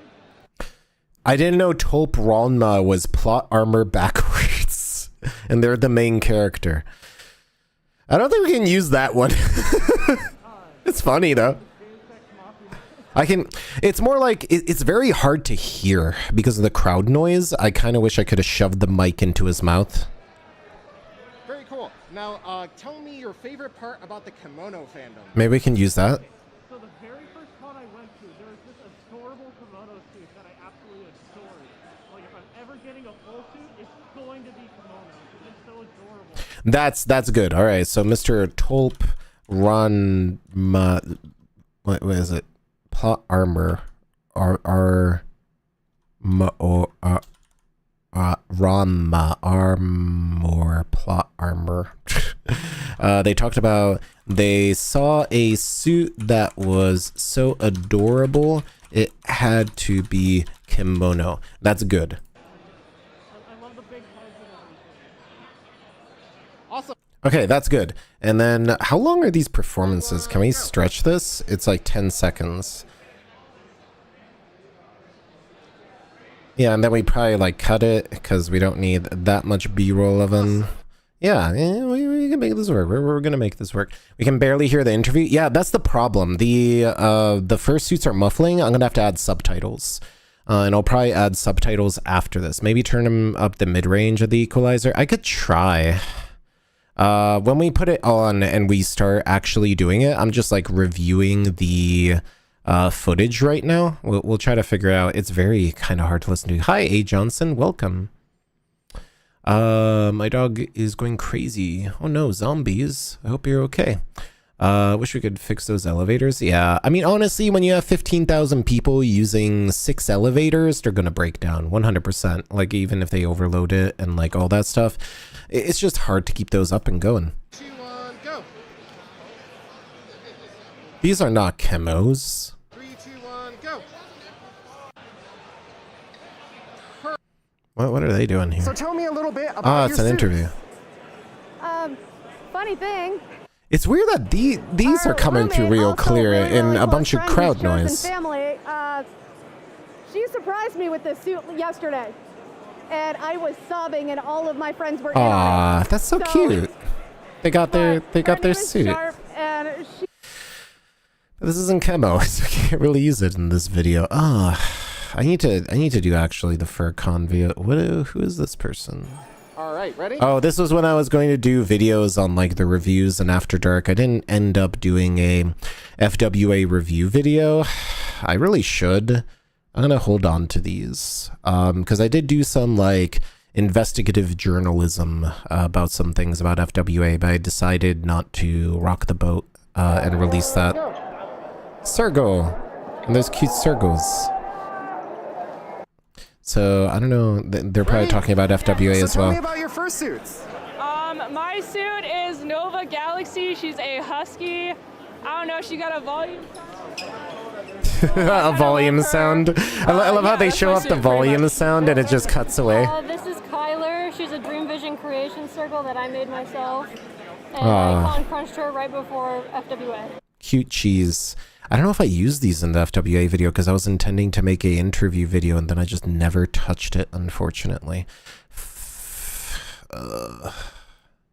Well, that's my fault. And then we have Boomsday 2, Wonder. 1, go. Turn around. And show up the plushies. I don't know if we'll use the plushie part, but maybe we'll roll it in and be like, based off anime and manga. Oh, that camera ruined there. Do I have an interview portion? So tell me about your plushies too. Oh, these are Red and L from Silotorobo. These are official plushies from CyberConnect 2, available. Ah, I love me some I don't know if CyberConnect they're available 2. right now, but they were available on their online store. So it's pretty cool to have these little guys, especially since it's such an obscure game.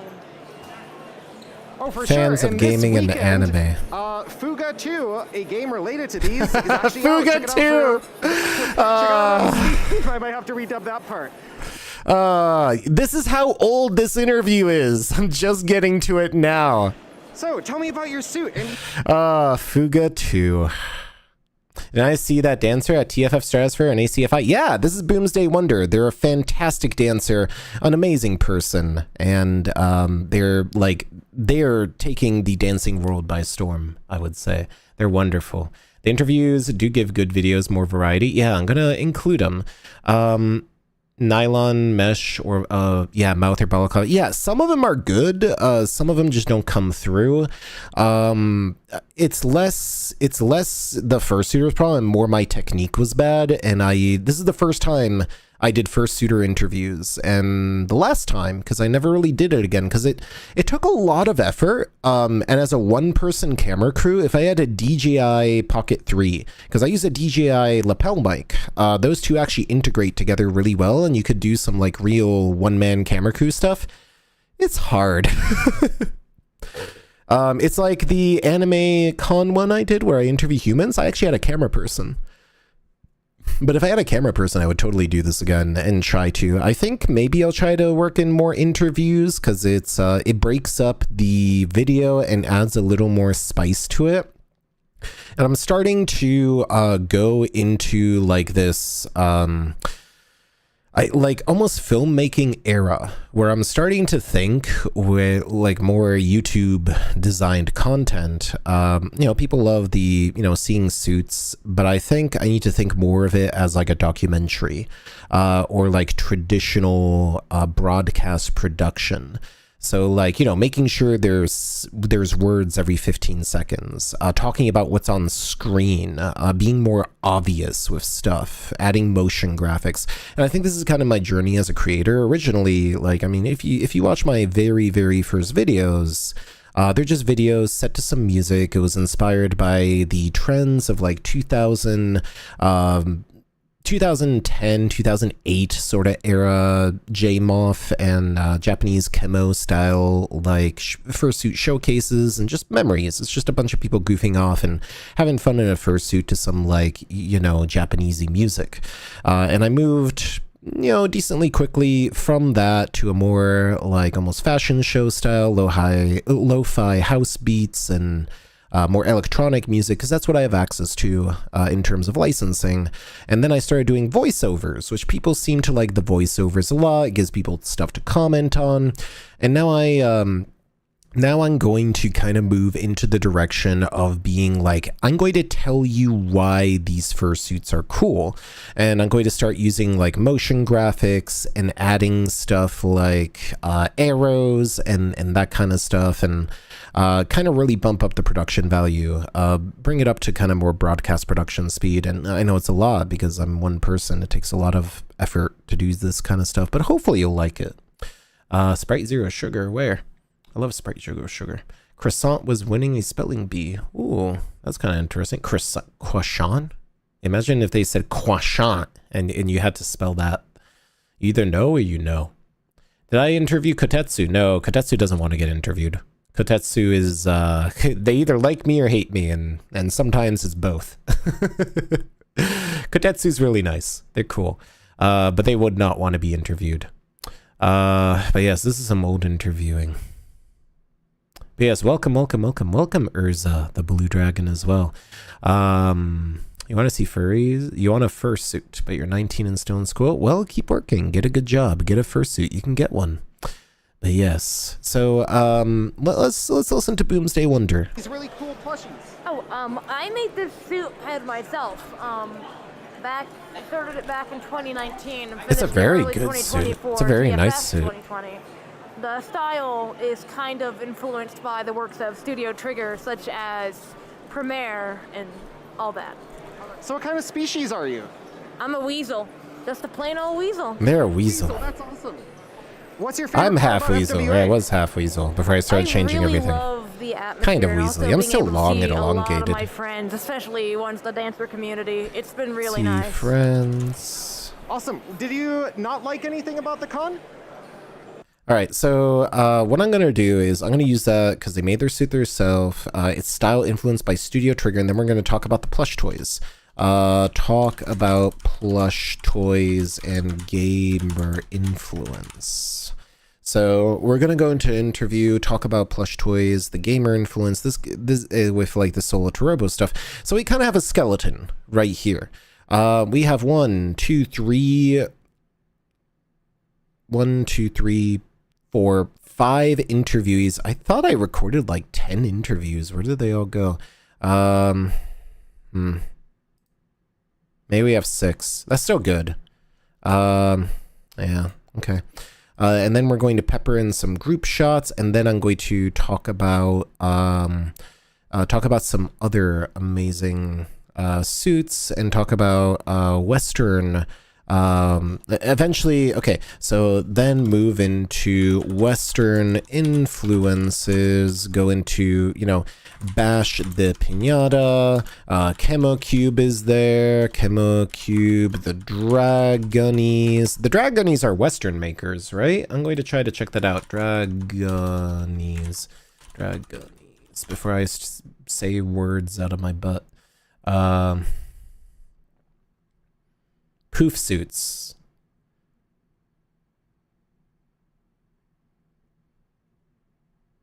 Yeah, poof suits. I think poof suits are a Western maker, right? Well, somebody will collect me, collect me. Somebody will correct me and I'll sound dumb. I'm pretty sure poof suits are a Western maker, technically, even though they do Eastern stylings. Western makers such as Chemocube, Kemono Apaki, and poof suits. That's what I'll say. That's how I'll phrase it. Use an Eastern inspirational style characterized by large eyes, etc. Yeah, Western makers are also influenced by Eastern media, with makers such as Kemono Okapi, Chemo Cube, and Poof Suits taking an inspiration from the larger eyes and softer curves of kimono, period. Okay, who else do we have here? Then we have Shard, who is also a Western suit maker, but he doesn't do suits publicly. Media, we have this thingy. QB, we can tie it into that. Okay, the puzzle pieces are coming together. And then, like, after that, as East meets West, and something, as East meets West, something, traveling, people from all across the world come to America's FurCons to show off their Japanese, Korean, Chinese, their, how do I say, like, suits from across the world. All across the world come to America's FurCons to show off their global styles, their own styles from all around the globe. There, because I don't want to, like, start digging up and be like, this suit is from Singapore, this suit is from Indonesia. It would be cool, but we don't really have the bandwidth for that right now to do all that. And then I'll just be like, and here are some of my favorite suit, and here is a small showcase of my favorite kimono suits, and why my own personal fursuit is also chemo style. All right, and then I'll find a clip of myself from FWA, because I'm sure there has to be, somebody has to have a clip of me, which I'll actually go find right now. Good evening, and welcome in, Marks. Welcome in, everybody. You can't fool this dragon from hell. Ooh, interesting. You have to go. Thanks for dropping by, Magma. How's it going today? It's going pretty well. Why are there ads on a live stream? YouTube does it. Sorry. So how YouTube does ads, it has, like, it doesn't matter where you go, what channel you go to, you'll get an ad. And I know YouTube ad blocker thing is, like, kind of sucky, but hey, supports the channel. Thank you for bearing with it. I truly appreciate you. Bunny dragon hybrids. Yes. The more you know. Partial dinos. Partial dinos are good, though. Like, I actually added a link to dino masks in my description now, because dino masks are on sale now, by the way. I actually bought 2 dino masks to give to my younger cousins to infect them, and hopefully it works out. Hopefully they enjoy doing some stuff like that, because it'd be fun. if they had some dino masks. Maybe I'll buy some paints and they can customize their own masks. And, you know, I think it would be nice. I think it'd be cute. Anyway, all right, so we have an outline here for this interview. We'll go into interviews and then we'll talk about video games and their influences. We'll talk about Western makers' influences and round it out with, these are my favorite suits. And I need to find a video of myself as well.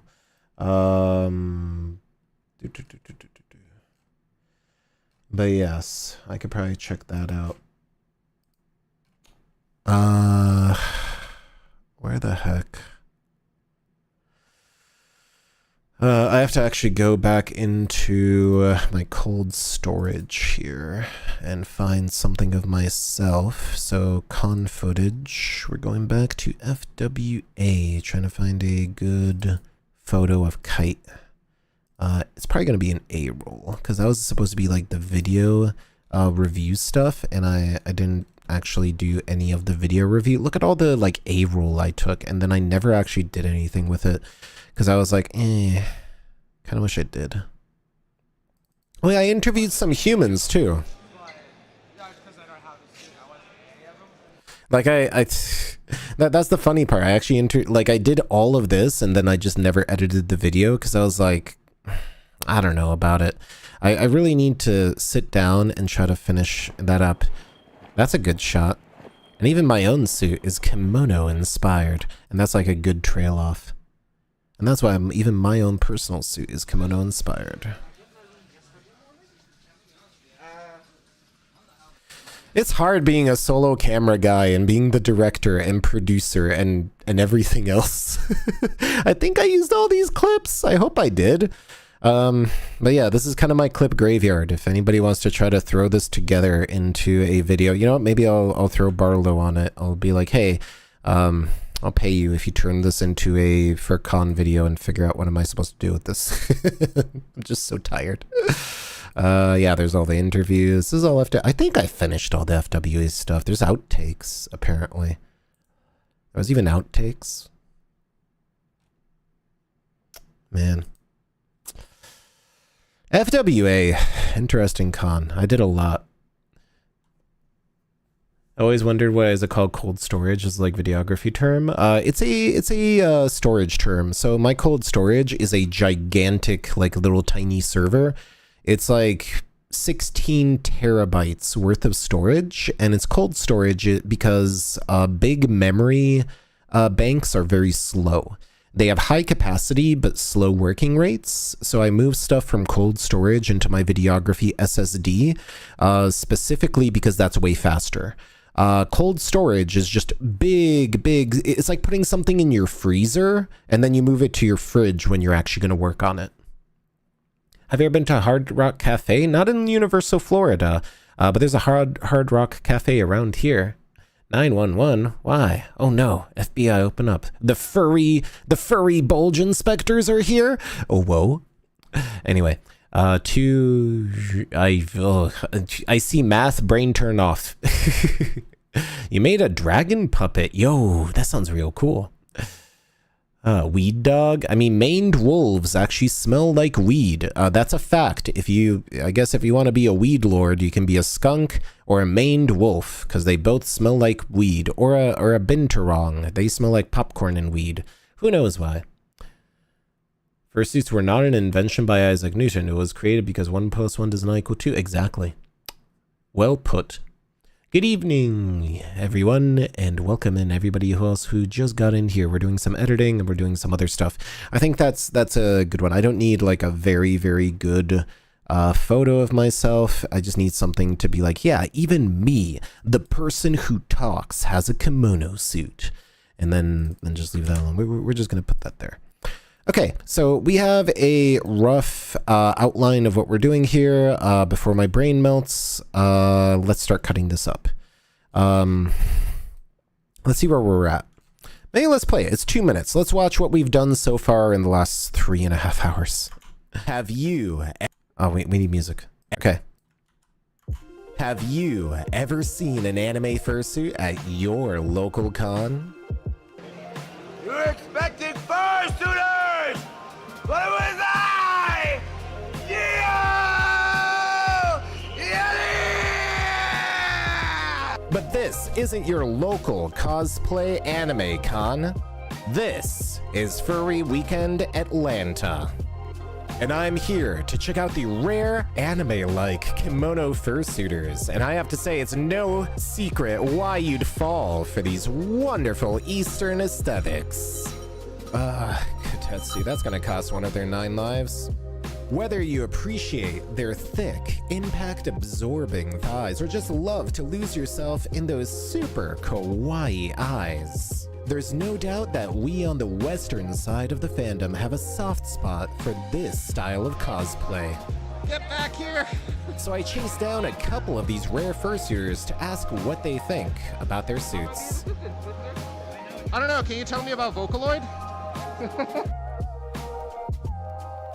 And then it's like, we're on our way to FWA's. We're on our way to FWA's Kemono Meet, a gathering of suitors from across the world. Oh, that actually works. So let's make our way to FWA's. So let's make our way to FWA's Kemono Meet. Okay. Scripting, cause I have no brain. I'm going insane. So let's make a way to FWA's Kemono Meet. Kemono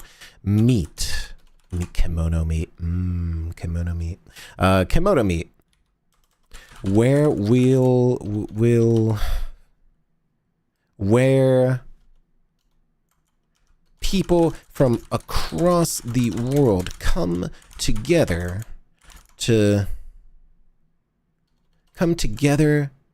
in shared love for this style, unique style.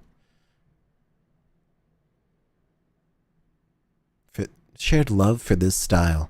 All right. This superb style. Add a little bit of alliteration. Or people worldwide. We love alliteration in this chat. Did they have any kimono suitors from Japan? Yeah, plenty. There were a lot. There were some who couldn't even speak English, and they were there to just enjoy the con. People think the Philippines is bigger than Japan. Is it not? Is it like one of those things where like Texas is bigger than Europe? All right, let's record this. So let's make a way to FWA's Kemono Meet, where people worldwide come together in shared love for this superb style. I don't know, can you tell me about Vocaloid? So let's make a way to FWA's Kemono Meet, where people worldwide come together in shared love for this superb style. I wanted to make a don't drop the ball kind of joke, but I don't know what to do with that. Tell me about Vocaloid? So let's make a way to FWA's Kemono Meet, where people worldwide come together in shared love for this superb style. So tell me I was lucky enough to get, but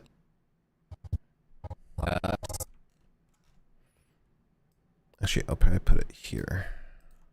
Can you tell me about Vocaloid?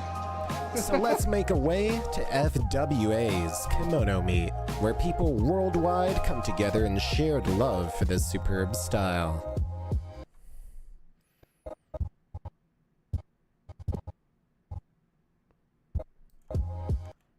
Let's have them tell us exactly why they think it's the best. Straight from their maws. Let's hear why they love it straight from their maws. Let's hear why they love it straight from their maws. Together in shared love for this superb style. Let's hear why they love it straight from their maws. Yeah, okay, good transition. Let's hear why they love it straight from their maws. So tell me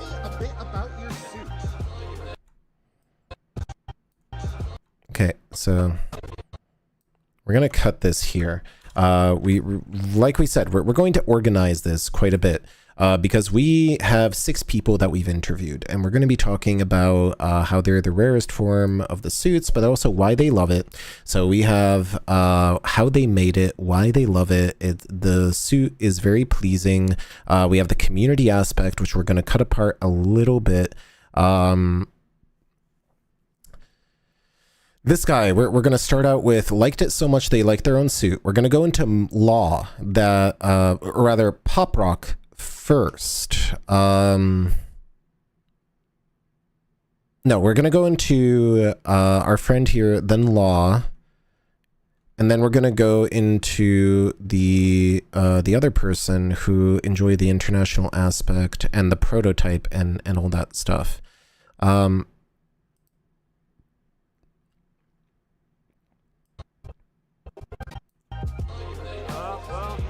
the head and the tail is made by Hypernova Crafts, and I bought it as a Boost that up. partial at MFF last year. And I liked it so much that I needed to make a full suit out of it. I bought it as a partial at MFF last year. And I liked it so much that I needed to make a full suit out of it. Unfortunately, those are expensive, so I made it myself. That's fantastic. What would you say your favorite part of the kimono fandom? All right, so they liked us so much they had to make one themselves. Okay, so cut that. That's fantastic. What would you say your favorite part of the kimono fandom is? We didn't cut this one up yet. Shape. Kimono shape is very pleasing. Kimono shape. Shape.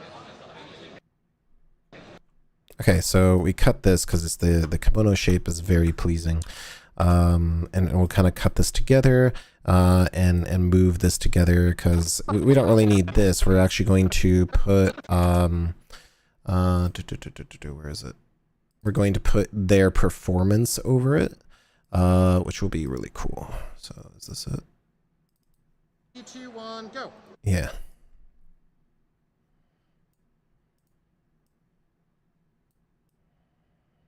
So something like that.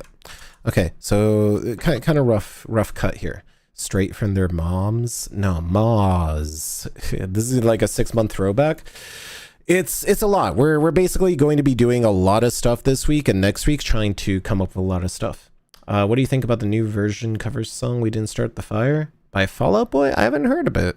They made a cover of "We Didn't Start the Fire"? Huh, maybe I should look into that. I'm very bad at music. Rescue Me by Run and One Republic? I have not. If you ask me, have I heard a song? Chances are, if it's not a Lady Gaga, well, if it's a Lady Gaga song, I haven't heard it either. I'm very bad at songs. Yes. What else? Filipinos look like least likely to be furries.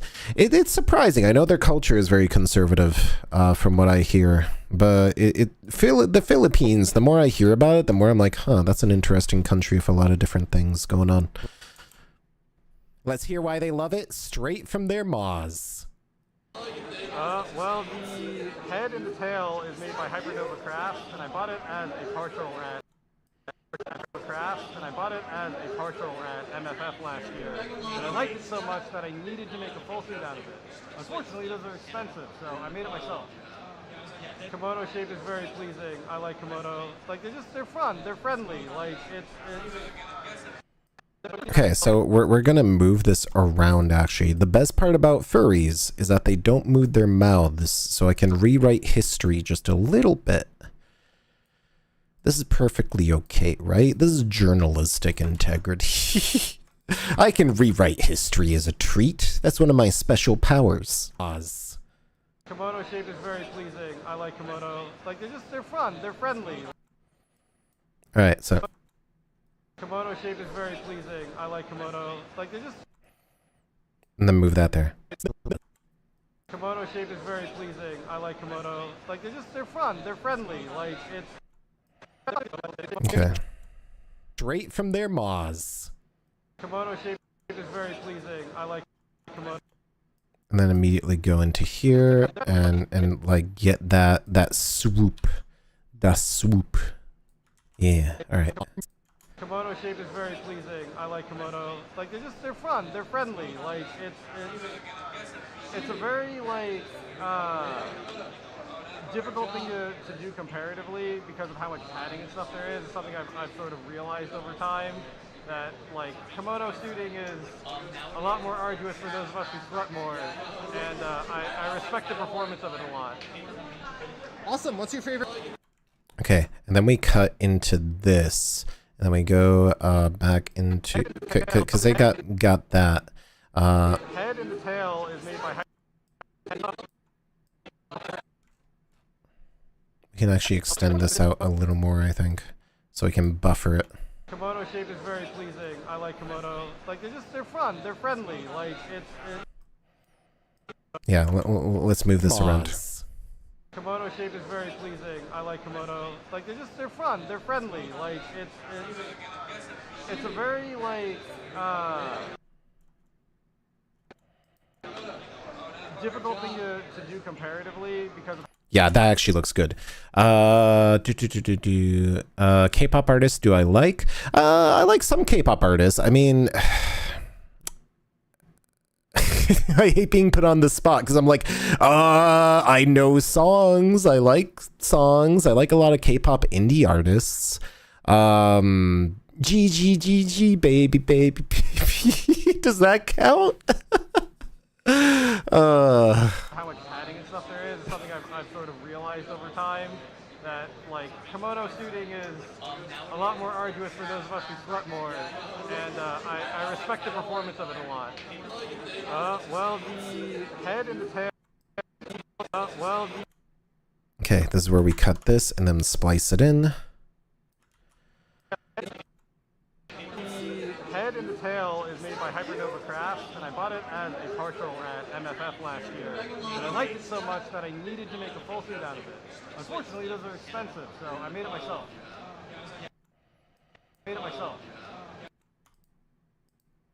Cool. So they made it themselves, period. That's a good interview. Now we just have to mix the music so it makes sense. Love it straight from their maws. All right, so we're going to mix the music here so it's not too loud. And then we're going to audio gain this down to like -20 probably. Kemono shape is very pleasing. And then effects, and then where is it? Audio, transitions, crossfade, exponential fade it out from their maws. Kimono shape is very pleasing. I like kimono. Like they're fun. They're friendly. Like it's a very like difficult thing to do comparatively because of how much padding and stuff there is. It's something I've Kinten is cool. Yeah, they do a lot of cool stuff. Kimono suiting is a coin pusher. Oh, I like arcade games. They're pretty fun. I respect the performance of it a lot. The head and the tail is made by Hypernova Crafts, and I bought it as a partial at. How does this sound if I do this? I respect the performance of it a lot.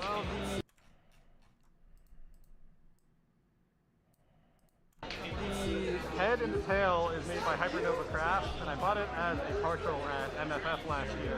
And I liked it so much that I needed to make a full suit out of it. Unfortunately, those are expensive, so I made it myself. Okay. All right. So that's our intro here. We got that. That's pretty cool. We have Pop Rock the doggo. We have Law. Timing was right. There's so many excellent suit makers. Prototype. Kemono was really groovy, but it's their favorite style. Tolperonma. Boomsday made their suit themselves. That's going to be our ending note. Western makers making suits themselves. So Westerners making the suits in themselves in their own style. This would have actually been a good lead-in to that, but we need to cover a couple of other stuff in this interview. Tolperonma saw Kemo suit. I don't think we have a lot of people who did their suits, so let's go straight into Law, and then, well, actually, let's just do Pop Rock and then Law, because Pop Rock doesn't have a lot of stuff to say on this subject, I don't think. Or at least stuff that we can edit out. They mostly talked about FWA. So let's figure this out, because they're... Was that interview? Yeah, they just did a thingy. Okay, so let's figure this out. This is like an interesting, fun little challenge almost. Minus, what, 20, I think? Yeah.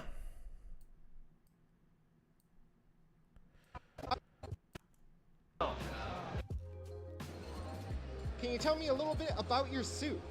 So this is Pop Rock.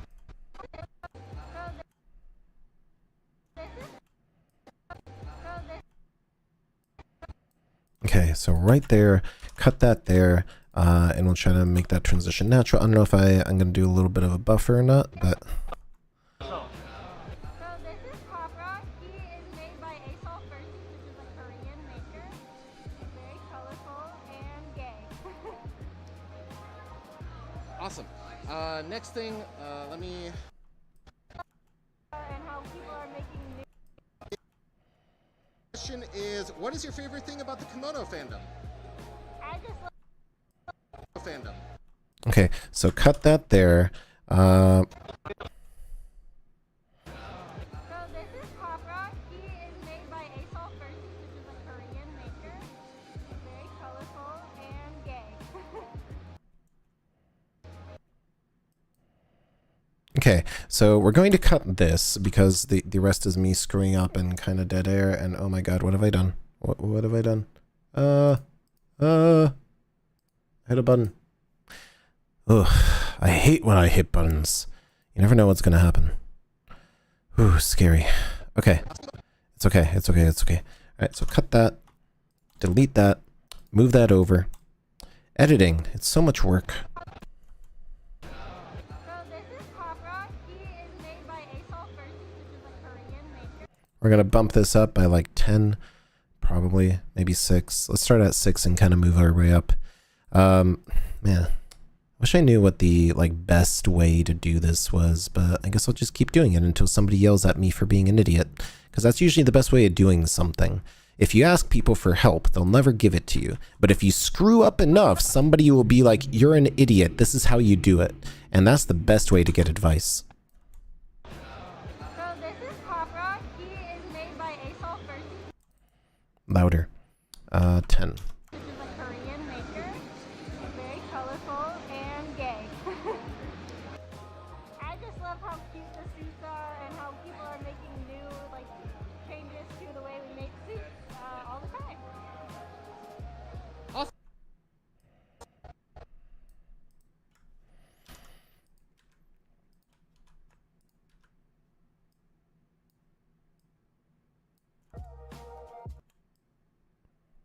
What was this one? And there's so many different suits and there's so many different people. Favorite part about FWA? That's a tough one. This is my first FWA, so I have a little bit of a limited scope in what I've done so far. But I kind of like the fact that like it's such a large convention, and there's so many different suits. Okay, so cut that. We will use that. We'll transfer that. There's so many different suits. So we'll cut that into something else. Donut nacho? Yo, that would be pretty good. Assuming it was like cornbread donut nacho? Ooh, I would definitely dunk into that. That sounds tasty. I would eat that. Would you eat a donut nacho, chat? I would go for that. Alright, Kemo, that's the wrong folder, that's the right folder. We have law, we have Topranma, we have this person who I forgot their name already.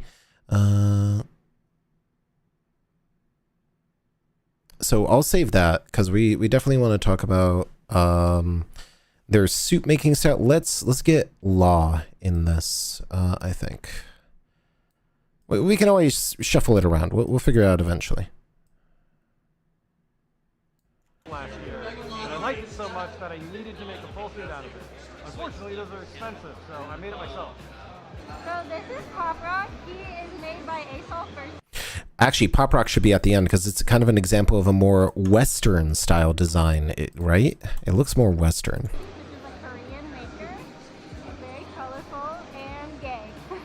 Korean makers with Western style inspirations. And how people are making new like changes to the way we make suits all the time.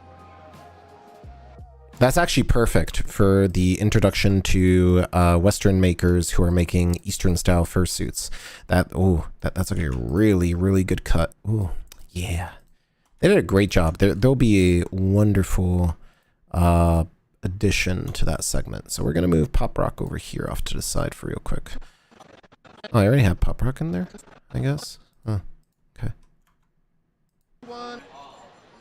Alright, so we have that. Okay. So let's get Law in here and have Law, because this is the segment after, and then we have Law right here, and I forget exactly what Law is saying, so let's figure it out. We have a little script here. Oh, can you tell me a little bit more about your fursuit? Yeah, so my maker is Seiji Ono. On Twitter it's Seiji Ono2, and he's a Chinese fursuit maker. I found him through a Discord. I was not really in the market for a full suit, but the time was kind of right, and I've had it since November, and it's like I couldn't be happier with it. They did a really good job. I recommend them to everyone. But of course, there's just so many excellent kemono suit makers now, not just from China, but you know, the ones that have always been around from Japan and South Korea, that it's cool to see be a part of a fandom little sector like this. Actually, I'm gonna be honest, like that would probably almost be better at the end. Awesome. What is your favorite part about the kemono fandom? I enjoy the international aspect. Yeah, we're actually gonna cut this around. I'm gonna cut the "Hi, my name is Law" and then doctor this interview a little. More about your fursuit. My maker is Okay, we're gonna cut out the yeah. So my maker is Seiji Ono.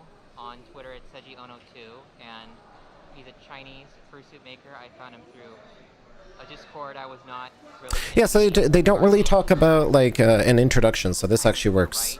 Okay, so we're gonna move this around. Chocolate bread? Yo, I want chocolate cake. I want chocolate bread. I want Nutella. Can I have some? To be old, you must drink water and eat food. That is indeed correct. You have to drink a lot of water and eat a lot of food. Or you could be like me and just drink a lot of Monster. Like right now, I'm going to grab this Monster can and... Horrifying. I need food. You remember some guy who just offhandedly asked, I wonder why fursuits look like that? Like, like which suits? Like that's a very let's actually dissect this question a little, because that's a good question. There's a lot of different styles, like even between makers. Like everybody knows about one-eyed doe, or like don't hug cacti, or lacy suits. Like there's a lot of different styles. And when you're asking why do fursuits look like that, well, there's a lot of artistic inspiration. It's like, why does art look like that? I guess it could be more philosophical. It's a very interesting question. Why do fursuits look like that? Great question. It's not good for me. Oh, it definitely isn't good for me. I feel my liver revolting against me right now. Monster fuel cut. Yeah, you know, I do love the taste of monsters. If you know that joke, you know that joke. Anyway, diarrhea. Oh no. I want tomato soup though. Tomato soup would be tasty. More for less. Exactly. Like even among kemo suits, like you have realistic kemo, you have bara kemo, you have the words that I can't say but are kind of part of Japanese culture style suits. There's a lot of different styles is what I'm trying to say, and even among like indie fursuit makers, because fursuiting itself is a very indie thing. Every fursuiter kind of has their own style, even between bases, different sort of head bases that kind of get sold as like the skeleton of your fursuit. Welcome back to another episode of Suddenly Philosophy with your host right here on KITE, Windswept Whispers. Caller, you're on line 1, and your question is, why do fursuits look different? And my answer is there's too much for me to say. Anyway, did you know that my mom is older than me? Yeah, she's like, geez, probably like 7,000 years old by now. Anyway, I would watch a series called Suddenly Philosophy. Yeah, exactly. That'd be kind of wacky. I was about to say, so like that guy who likes to taste a Red Bull but not the caffeine. Oh no. My sweet summer child. Not at all. And then there's people who think my sweet summer child came from Game of Thrones, and you laugh at them. Anyway, let's get back to it. So I was actually going to move this over. I don't know if this is like common use that you cut up people's interviews and use them to tell a story. Is that journalistically integrity? I honestly don't know. So like, I actually want that zoom in because it is pretty cool. So somebody tell me if what I'm doing is technically not kosher for interviews. I honestly do not know. So maybe I'm doing something I shouldn't be. Who cares? So my maker is Seiji Ono. On Twitter it's Seiji Ono 2, and he's a Chinese fursuit maker. I found him through a Discord. I was not really in the market for a full suit, but okay, so I want that over there. I've had it since November, and it's like I couldn't be happier with it. Kite's real name isn't actually Kite. Who told you that? You don't need to know my full true name. That's how the Fae get you. Never tell anybody your true name. That's how they get power over you. I mean, haven't Irish fairy tales taught you anything? Exactly. Excellent kemono suit makers now. Everybody knows my real name is Rumpelstiltskin anyway. Not just from China, but you know, the ones that have always been around from. Gain a few more years to go back in time to where you're older than your oh no. Well, take it back to history. The original fursuits were made by people like Disney.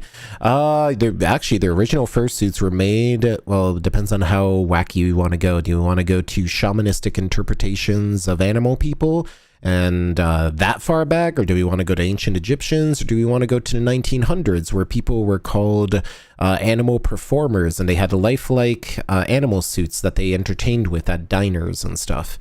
So like, if you want to talk about the history of furry, it gets real wacky really fast, and people have been doing this for like tens of thousands of years.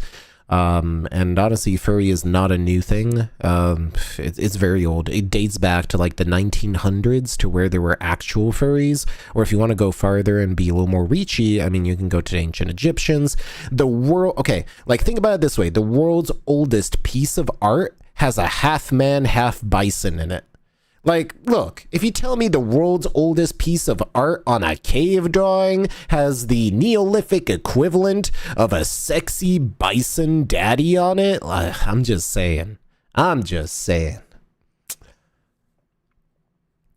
Tchaikovsky. I love that brand of tea. Is it true that your name is Rumpelstiltskin? No.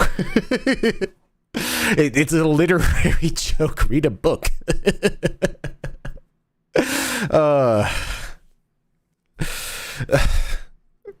High school literature class, everybody.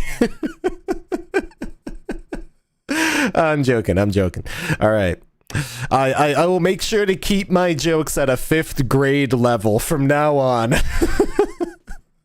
Do I watch Monster Jam? I haven't. I know what Monster Jam is. When I was a kid, now I think Bigfoot and all those other like super cool Monster Jam, what are they called? Like monster trucks. They're super cool. And you can be like, 3 days only at the Coliseum. See Busasaurus Rex. 12 tons of grinding yellow metal. And new Sunday only Leviathan. The flame-throwing station wagon. Tickets on sale soon. Buy now, but you'll only need the edge. Because you'll pay for the whole ticket. Anyway, like stuff like that. Like when I was younger and I saw those advertisements on PD or PBS with like Gravedigger and all these other like really cool stuff, I was like, I want to go there. But it was probably really expensive back then, and I don't know, I never really told my parents. It was more like, oh, cool trucks, Monster Jam. It always seemed so uncouth. And my family were very refined and cultured for our social standing. There's a lot of jokes I can make about it.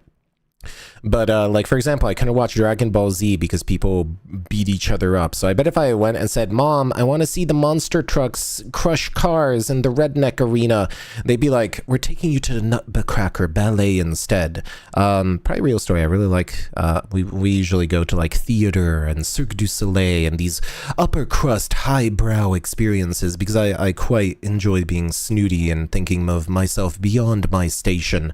But honestly, I kind of like wrestling and monster trucks and blood sport and that kind of stuff. So the answer is no, I've never been to one, but I'd love to. So if you want to take me on a date, maybe take me to a monster truck arena is the long and short of it. But yes, I do have the sensibilities of the upper class, which is why I am so refined and cultured, as people say, because I like to pretend I am.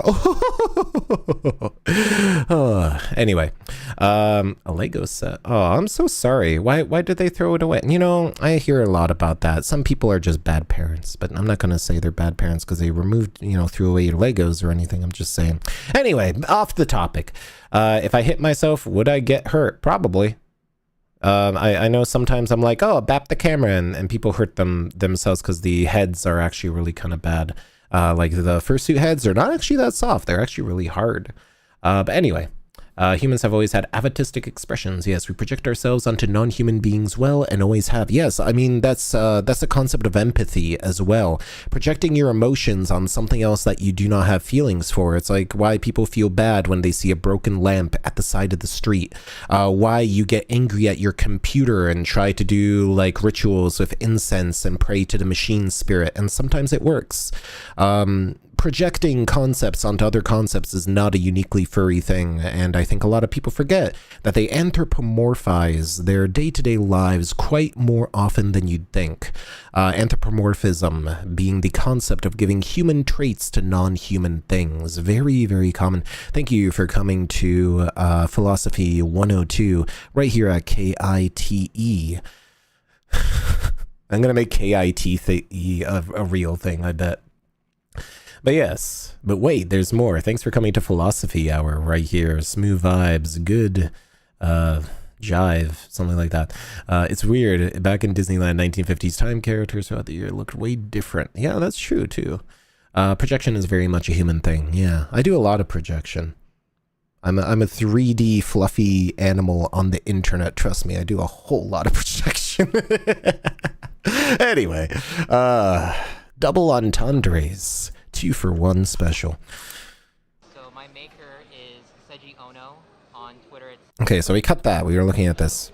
I enjoy the international aspect to it. It's fun to see, cute kemono suits, not just here in the U.S. All right, I need to listen to this real quick. So much that I needed to make a full suit out of it. Unfortunately, those are expensive, so I made it myself. Okay, so they made it themselves. So Law likes the international aspect, and we're gonna flip this around a little. I enjoy the international aspect to it. It's fun to see, cute kemono suits, not just here in the U.S. as Hi, Rosemary. Welcome back. do the style or suits that are sent from makers, but also. Did you know if you punch like an anime character, it doesn't do anything? If you run like Naruto, you go faster, supposedly. But welcome back, everybody. Helldragon, never hear that Brian Buss was in Cats? I never heard of that. Suit makers and suitors that are in,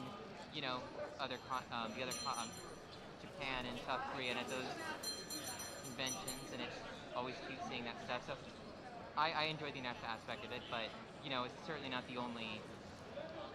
All right, we're going to cut this down a little because we're going to turn this around. Suit makers and suitors that are in, Japan and South Korea and at those conventions, and it's always cute seeing that stuff. So I enjoy the national aspect of it, but,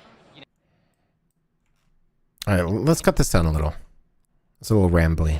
always cute seeing that stuff. So All right, so what if we cut this? Let's figure this out, because I'm playing Tetris. We're in the Tetris phase of video production, where we just grab a bunch of stuff, shove it into a timeline, and see what sticks. Because here's what I'm thinking. We flip this interview on its head. We put the tail where the head is, right? And we have some horrible chimeric beast, and we put in Pop Rock's portion here. kind of a lead-in into Western culture, and it'll be kind of cool. This is probably the most in-depth video I've done in a while compared to my review videos.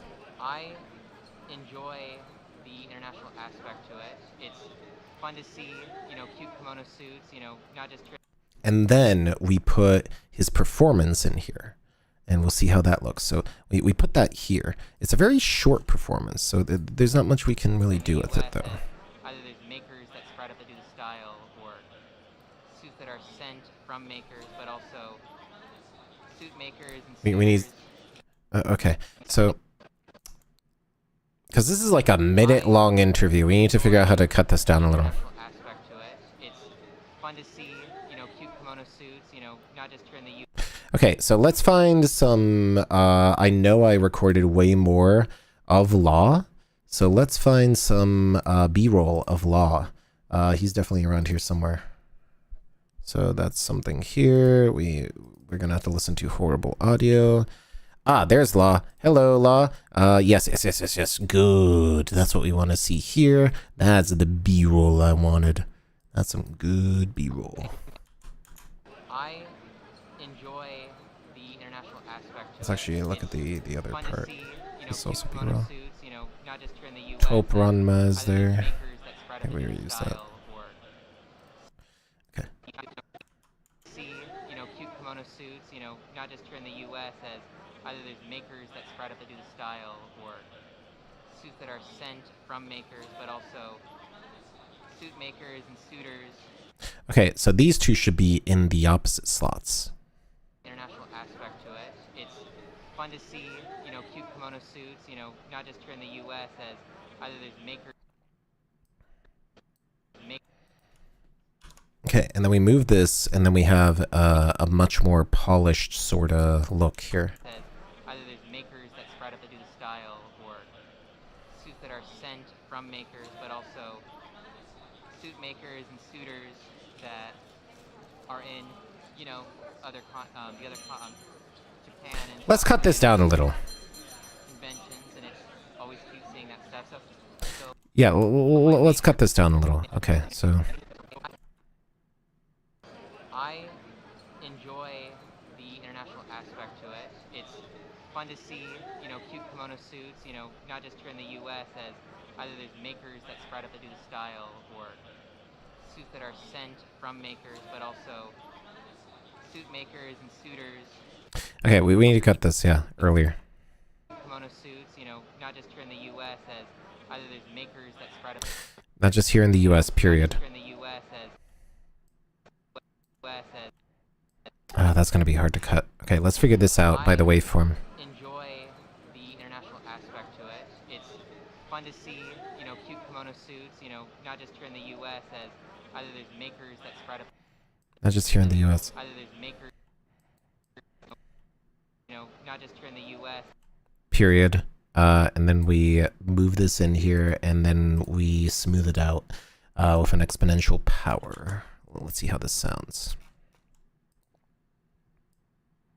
You know, not just here in the US. So my maker is Seiji Ono. On Twitter it's Seiji Ono2, and he's a Chinese. Okay, so we actually want this a little different. So on this cut, we bring this in, well. Maker, I found him through a Discord. I was not really in the market for a full suit, but the time was kind of right, and I've had it since November, and it's like I couldn't be happier with it. They did a really good job. I recommend them to everyone, but of course there's just so many. Let's take this soundbite. But of course there's just so many excellent kimono suit makers now, not just from China, but you know, the ones that have always been around from Japan and South Korea, that it's cool to see be a part of a Phantom little sector like this. Period. Okay, good. So this is the voice clip that we actually want with this leading into that. So leading into here. And then we want to pack this with a bunch of group B-roll, and then let me figure this out real quick, because what are we doing with this? I enjoy the international aspect to it. It's fun to see, you know, cute kimono suits. Okay, yeah, okay. Fun to see. Oh, this is this is interesting, isn't it? I like doing interviews is actually hard. It's fun to see, you know, cute. And let's actually auto adjust this. Kemono suits, you know, not just here in the U.S. So my maker is Seiji Ono. So my maker is.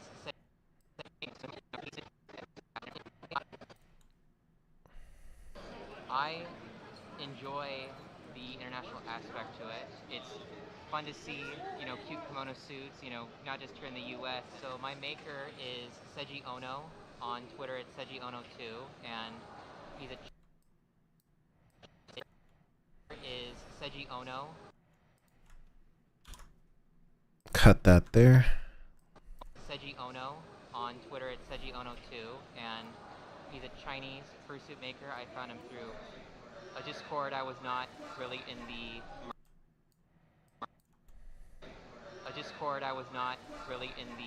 market for a full suit, but the time was kind of right, and I've had it since November, and it's like I couldn't be happier with it. They market for a full suit, but the time was kind of right, and I've had it since November, and it's like I couldn't be happier with it. They did a really good job. I recommend them to everyone. But of course, there are just so many excellent kimono suit makers now, not just from China, but you know, the ones that have always been around from and in South Korea, that it's cool to see be a part of a Phantom little sector like this. Okay, and then we move that over. We'll do a little bit of cutting here, just for fluidity's sake, and then pack out some little B-roll. Oh, hi. Sorry. We see you. Hi, welcome in. Chat died. It's probably because I'm actually doing video editing now instead of just joking about chat over and over and over. But yes. Shovel Knight. Pretty sure that's a 2D game. Anyway, your computer's about to die? I'm sorry to hear that. Do you remember Lawrence at BLFC? I remember Lawrence. I'm working on him right now. Of course I remember Law. But yes. Anthroplex in Tulsa. Anthro Expo, you mean? Anthro Expo. Unless there's an Anthroplex now. I don't know what the Anthroplex is. Anyway. We had a pretty active chat earlier when I was talking about sussy things, but now we're actually doing video editing, and this is kind of a hard video to edit right now. To see, you know, cute kimono suits, you know, not just here in the U.S. So my maker. You've been chatting with a friend? Yeah, exactly. Nacho and Donut sounds fun. Oh, that's fine. Hey, Hill Husky Sharpcoat, welcome in. Discord, I was not really in the market for a full suit, but the time was kind of right. What do you think about these edits? Since November, and it's like I couldn't be happier with it. They did a really good job. I recommend them to everyone. But of course, there are just so many excellent kimono suit makers now, not just from China, but you know, the ones that have always been around from and in South Korea, that it's cool to see be a part of a Phantom little sector like this. So this is Copra. He is made by ASOL Fursuit. Yeah, okay, that worked out pretty well.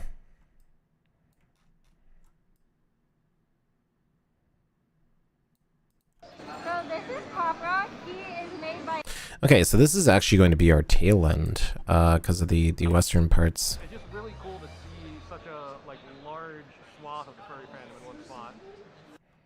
Large swath of the furry fandom in one spot. Okay, because we're talking about a whole lot of things. This is talking about Eastern and so the Western aesthetics, large spot furry fandom in one spot. I liked it so much that I needed to make a full suit out of it. Unfortunately, those are expensive, so I made it myself. So I do want to the next people. So let's start editing the next people in this, because we're in the big brain hours right now. We got to think about how to do justice to all these interviews, and it's surprisingly difficult to get a message out and kind of put all this together, because everyone's like, yeah, this is what I like about kemo suits, and there's just barely enough of a thread here to keep everything together. Because we still have Tolpronma, who is our main character as well. They saw a suit, and it had to be Kemo. So Tolpronma is going to be our next person. We are going to listen to... I don't think I caught their name. Can you tell me a little bit about your suit? Yeah, this suit is kind of unique because it was kind of a prototype for this design. Like they made the head first before anyone bought it, and then they filled in the rest once I got it. I love it because I love the bright colors and I love the special energy. Okay, that's actually perfect. You, our friend, because you don't have a badge, I can't remember your name because I'm so bad at names. Go here. Awesome. What's your favorite parts of the kemono fandom? And then we'll move this over and then re-listen to it. Really goofy up until I went to my first con in fursuit, and then it became my favorite style. I just love how like cute and childish it is, and I just love like being adorable. They love being adorable. They have a cute style. Perfect. Period. Where was that? They have a cute style, being adorable. Where was it? Unique prototype, love the bright, love being adorable, thought it was goofy. All right, so we got this together. Cool. So law, we'll go into law, and then we have Tolproma. It's adorable. It has to be kemono. That's what law, or rather, Tolproma will tell us.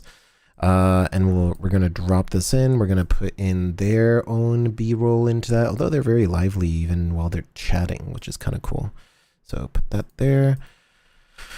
Oh, it's gonna get messier before it gets cleaner, chat. It's just like my room. Just stuff all over the place that I think I'll use later. Can you tell me a little bit about your suit? Yeah, this suit is kind of unique because it was Suit. Yeah, this suit is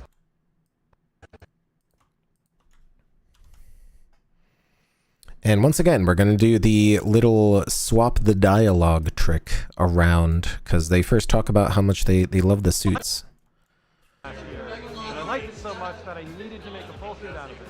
Unfortunately, those are expensive, so I made it myself. Awesome. What's your favorite parts of the kemono fandom? And then cut, because we don't need this intro. We're telling a story. I actually thought kemono was really goofy up until I went to my first con in fursuit, and then it became my favorite style. I just love how like cute and childish it is, and I just love like being adorable. This suit is kind of unique because Wow, this actually works really well even though it's mismatched. this is kind of unique because it was Amazing. I should do more furry interviews. This is, you can move a lot of parts around and still get something good. kind of unique because it was kind of a prototype for this design. Like they made the head first before anyone bought it, and then they filled in the rest once I got it. I love it because I love the bright colors and I love the special energy.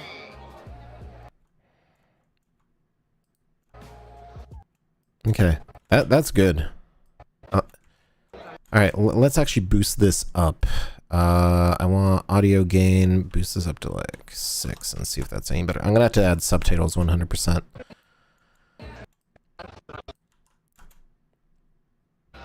I actually thought kemono was really goofy up until I went to my first con in fursuit, and then it became my favorite style. I just love how like cute and childish it is, and I just love like being adorable.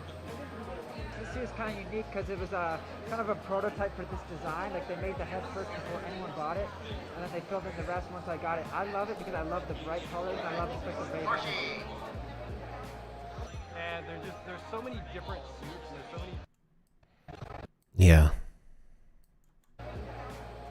And there's so many different suits, and there's so many different people out and about, different ways they express themselves, and I think it's just really cool to see such a like large swath of the furry fans in one spot. Yeah. Yeah, and then we put in some B-roll here. We found some really short B-roll, and we filled that out. Oh, this is gonna look so good when it's done. Yeah. And then we take his B-roll, because it's still there. And there's so many different suits, and there's so many different people. And there's so many different suits, and there's so many different people out and about, different ways they. All right, we're gonna cut this a little out and about. We might want a different vocal cue. Out and about, different ways they express themselves, and I think it's just really cool to see such a like large swath of.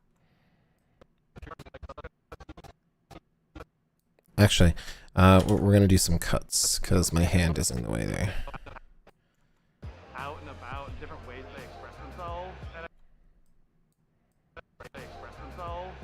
that it's just really cool to see such a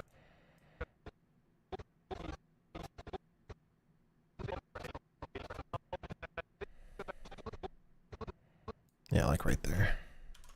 Let's see what this looks like. express themselves, and I think that it's just really cool to see such a like large swath of the furry fandom in one spot. Yeah, that actually, wow. That actually worked out real well. Ooh, good. First thing 101 with Gale Frostbane. That's a really good one. Fun fact, editing. Lots of editing. Sorry, let's catch up on chat. Do I know that Donny Osmond got lost in Disneyland? Really? I didn't know that. Nah, it's not spamming. I like random facts. Keep typing in chat. It's always good to type in chat. You can chat and type as much as you want. Where am I going to be in 2024? There's a list of cons in my Discord, but I will be at Further Confusion. I will be at Anthro Northwest. I'll be at LVFC. I'll be probably in some AEIOU cons, probably Golden State, probably Denver, probably MFF, probably Anthrocon, probably BLFC, maybe Megaplex if the tickets are okay, maybe some East Coast cons if the tickets are okay, like plane tickets. I'm going to be at a lot of places, so we'll find that out. We will definitely figure that out. I will try to figure that out. I will try to. But we'll figure it out. Gale's 32 now. Yeah. They're awesome. Like, it's always great to see people my age in the furry fandom. Ho ho ho, I'm so old. Anyway, that has been used. Alright, so we're going to be talking about Tolp Ronma now, Mr. Plot Armor himself. What an interesting name. Alright, so we are going to cut out the part that, what part were we going to use from his interview? They thought the suit was so adorable, it had to be Kemo. Okay. And then we move into that, and how many more people do we have from the interview portion that we still have to cut up and use? We have Tolp Ronma, and I think that's it. Tolp Ronma might actually be the last Kemo suit. Oh, Boomsday Wonder is, we have to add Boomsday Wonder, because that's our move-in from that, because we're going here, and then we're going into Boomsday Wonder. This is extra. We don't need that, I think, from Law.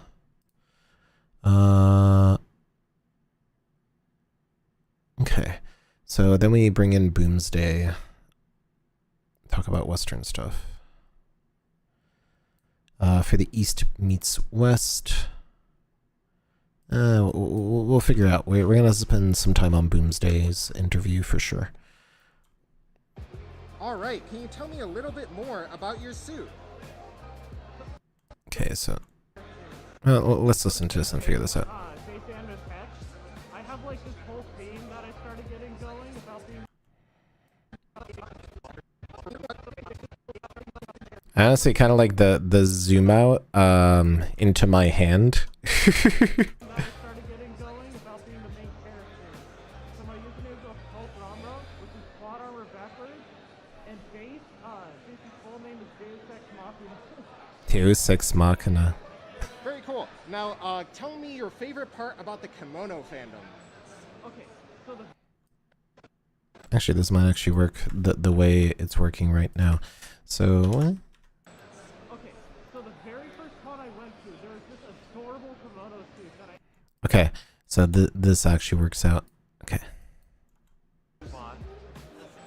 Okay, so the very first con I went to, there was this adorable kemono suit that I absolutely adored.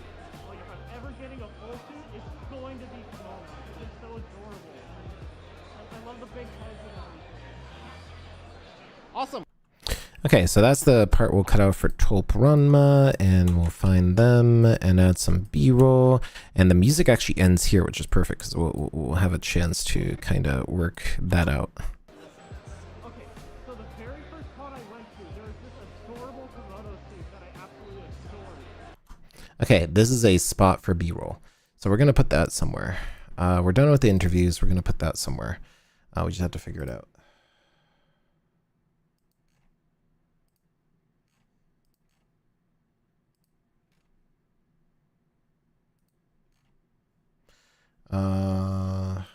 Okay.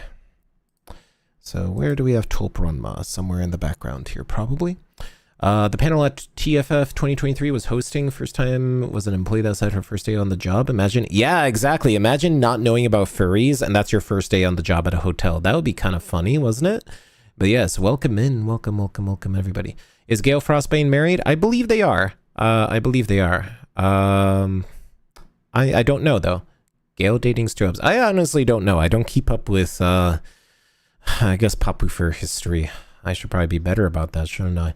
Does my avatar have beans? And can you see it? Yeah, you can see a little bit of my beans. Ah, yes, you can see my beans right here. Would you like to touch them?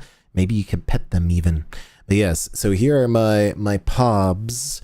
And like, you can already see a little bit of my beans. Maybe I need to, there we go. Is that better? Would you like to see my beans? Am I snarky now? Snarky being a really cool Twitch streamer. You should go check him out too. Snarky the sewer pup. Great guy. They also show their beans off. That's like their gimmick. All right, where is Tulp Run? I could have sworn I had some B-roll of Tulp. Oh yeah, I did right here. So we're going to use that. I think we already used it, but we're gonna consider using that again because we have some B-roll. Oh yeah, PD. I couldn't get his interview because the sound didn't work, I think.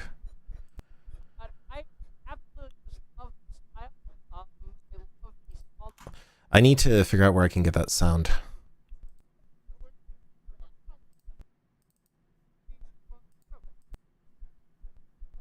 It sucks that I lost that interview.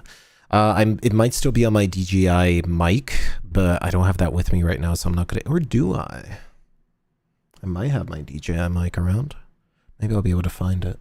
Hi, I just joined. What's happening? We're doing video editing. So we're talking about furry interviewing. I did an interview at FWA for the fursuiters at FWA, so it's been a lot of fun. Welcome in. I still live. Yeah, I'm still alive. A lot of work. A good B-roll would be someone giving Kite a hug. Yeah, that would be great. Not a lot of people give me, well, I guess I don't record myself getting hugs a lot. Wish my school was like that when I was in school. YouTube panel at Anthrocon. Maybe I should. It wasn't my YouTube panel. It was Odin Wolves. I kind of just showed up and randomly. Is my animation done by VR? Yes, so I can actually do a whole bunch of stuff. It's a live video capture thingy, so I can be like really weird about it. And there's a whole lot of buttons. Like you can give me head pats, or you can give me belly rubs. Everybody loves that. Or I can accidentally open up a command prompt. But yes, I can do a lot of different weird stuff. Like I can give myself chin scratchies or more head pats. That's going to be a feature that you guys will be able to do eventually, just not right now. But that's exciting, isn't it? Head pats. But yes. You're at Asia's largest furry convention in 2021. That's actually really cool. Also, hi everybody. Hi Saws. I'm catching up on chat right now because I'm doing just some video editing and talking to chat and doing that kind of stuff. What do you think of your fursuit photos? I haven't seen them yet. Let's take a look at them. That's my server. There's the fursuit channel. Oh, those are amazing. I love them. I think I recorded you before it, haven't I? That's really cool. It looks like that was at AWU, maybe? I think? Maybe? But no, you look great. I love seeing cool photos. Those are really cool photos. Everybody should take photos. Those actually look really nice. Very cool. Check out the Discord if you want to see them. You have to be 18 plus to join, or else I will hunt you down, and by mods will shoot you. So don't join if you're under 18. Anyway. Do I have any more Tulpranma? Tulpranma. Yeah, it's Tulpranma. Do I have any more Tulpranma B-roll? Did I record Nif? Perfect. I think I wanted an interview with Nif, and they had to go do something else, and I wasn't able to get an interview with Nif. They're one of my fursuit siblings once my suit is done.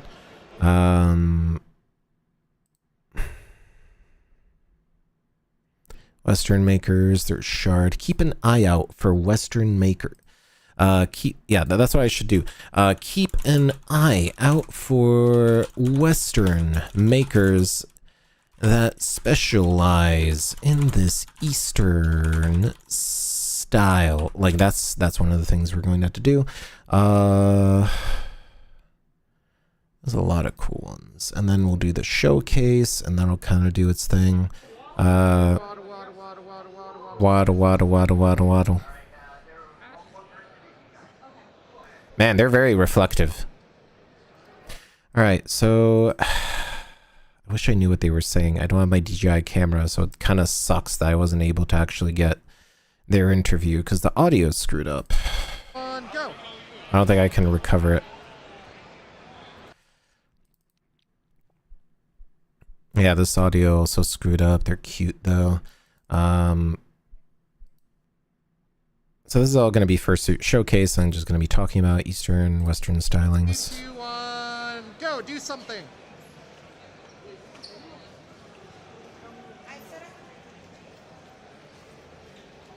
Yeah, so I have a good skeleton, kind of to take this to the end. I'm sad I missed this guy's interview, and there's not much Top Ranma, like B-roll I can use here.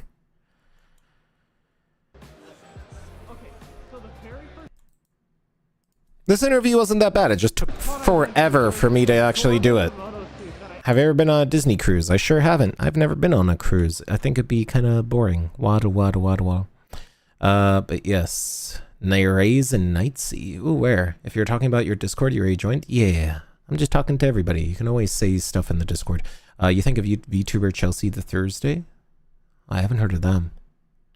But yes, Rays and Nightsley. Yeah. Where was I? I was thinking about something. Like if I'm ever getting a full suit, it's going to be kemono. Those suits that I absolutely adore. Like if I'm ever getting a full suit, it's... Okay, so this is where I should transition it. Like right by the elevator go down. Like if I'm ever getting a full suit, it's going to be kemono. It's so adorable. I love the big heads and everything. Okay, so this is where we cut it, because that's where the song pretty much ends.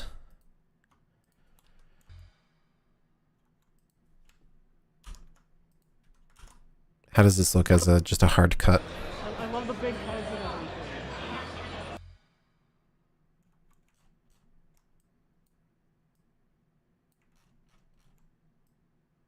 Alright, so hard cut, we're going to take the audio out here, effects, we want exponential fade out, the crowd noise. I enjoy the international aspect to it. Okay, we need some new music. Alright, so we're 3 minutes in. This has taken me 4.5 hours to get the interviews out of the way. Oh, why don't you do more fursuit interviews, Kite? It'll be fun, Kite. It'll only take you 4 hours. Me as a sperm defeating 3 potential presidents and a scientist who would find the cure for cancer just to drink Monster on a fursuit stream, make lewd jokes, and show my beans off on live TV. I realized I didn't turn off the chin scratch either. Get my chins and belly scratched on live TV. Yeah, that's the life. Head pets. Oh, one of these days I'll get those going, and oh man, all hell will break loose then. You have a very deep, very funny mind, sir. I guess I do.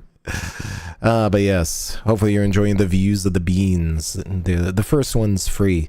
Speaking of free, if you like what I'm doing, maybe check out the memberships. $1 a month really helps out here at KITE, Windswept Whispers, Public Access, Furry Broadcasting. It justifies me editing fursuit interviews for 4.5 hours, and it's probably going to take the rest of the night too. So, you know, maybe toss $1 for one of those fursuit memberships. Check them out. Maybe you'll like them. There's going to be a lot of perks. There's going to be a lot of cool stuff. If we get 30 memberships, not gifted ones, natural memberships, YouTube said, then maybe they'll, I don't know, give me some cool stuff. Maybe they'll sponsor me more, you know. And if we get 30, I'll do a 24-hour stream on my birthday. Regardless, on my birthday, we'll do a little nice stream. It'll be fun. But check out those memberships. There's a lot of cool stuff coming up in the future. And with that, we return you to your regularly scheduled fursuit editing program. That's your ad break. Where was I?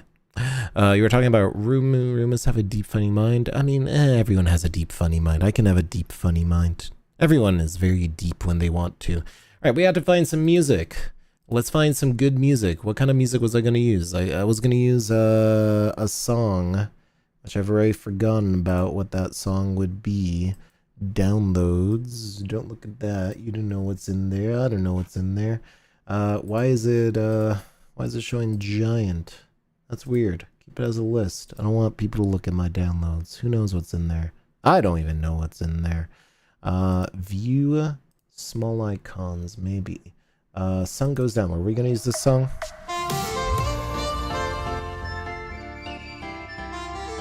Or did we actually just use this? Yeah, we were gonna use this song.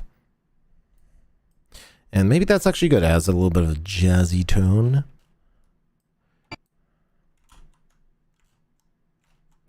Alright, so let's listen to this without the music so I can figure out how to introduce this into the thing, because we're going to use some of this B-roll up.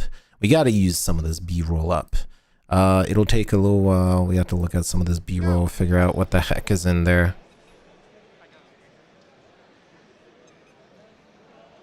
This is probably the most documentary style thing that I've actually used. So You have a chance to get everybody on an escalator now. this is all Western suits, so we can worry about that later. Hey, there's Swaz. Swaz is super cool. We'll use that as an outro. I think I used up most of the like actual chemo meat stuff. Yeah, this audio is scuffed as heck, unfortunately. Oh, actually, this might be a good transitionary thing. I'll actually move that.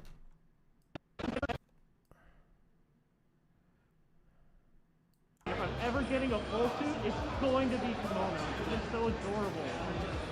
I love the big heads and everything. Because I think this suitor, like right here, was also where Tulp. Yeah, this is what we call a transition.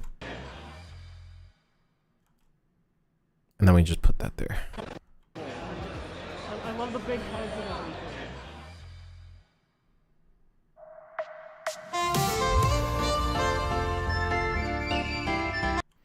Yeah, good. And then I just had to be like, this is a branching portion where we talk about stuff, and I don't know how am I going to connect this yet, because I haven't listened to it yet. So let's figure that out together. Who knows what we're going to do here? I have no idea.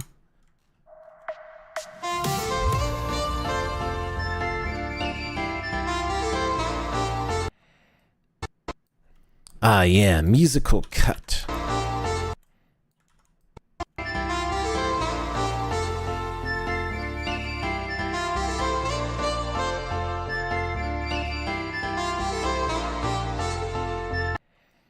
Honestly, I kind of like that like movement here. We can actually cut the rest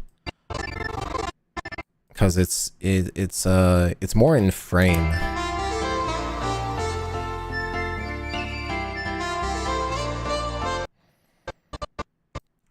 And then we go immediately into law and the rest, and then we start talking about Western suitors here. Are we actually going to hit 8 minutes? Oh, I'll make sure we hit 8 minutes.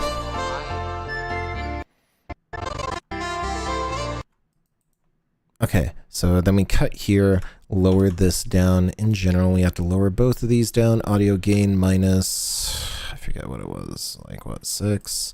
And then we did minus 20 on the actual interview parts. Hopefully that works. And then we go and affect it, and then we put an exponential fade in here. I enjoy. And then we'll actually have to talk a little over it.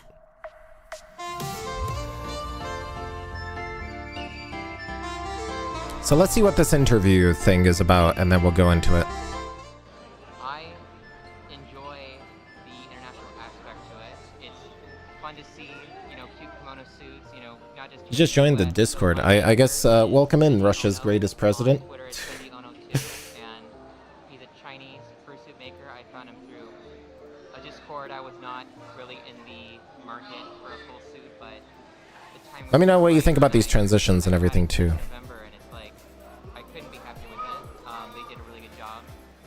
Okay, so I need to figure out how to make this better. It's fun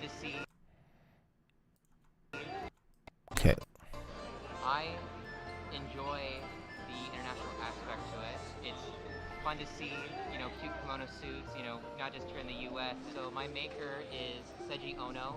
On Twitter, it's Seiji Ono 2, and he's a Chinese fursuit maker. I found him through a Discord. I was not really in the market for a full suit, but the time was kind of right, and I've had it since November, and it's like... Yeah, actually, this might actually look good. The time was kind of right, and I've had it since November, and it's Yeah, like, musical beat, perfect. they did a really good job. I recommend them to everyone. But of course, there are just so many excellent kemono suit makers now, not just from China, but you know, the ones that I've always been around from, and in South Korea. That Is this actually, did I reuse that clip? I'm gonna be honest, moving this around might actually be better if... I enjoy the international aspect to it. It's fun to see, you know, cute kimono suits, you know, not just here in the US. So my maker is Seiji Ono. On Twitter, it's Seiji Ono. So I'll actually cut this part and move it over so we can kind of make it look a little more natural.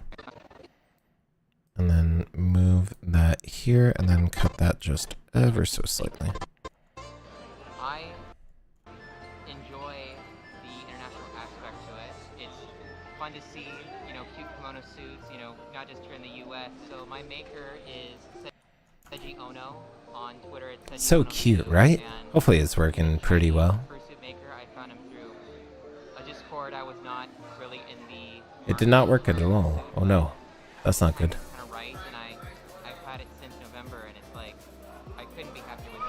They did a really good job. I recommend them to everyone.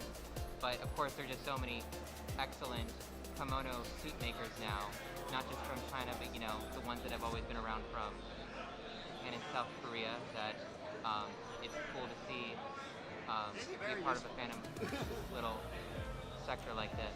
So this is Cobra. He is made by Asol Fursuit, which is a Korean maker. He's very colorful and gay. I just love how cute this is. Okay, so we need to match this up a little better. Little sector like this.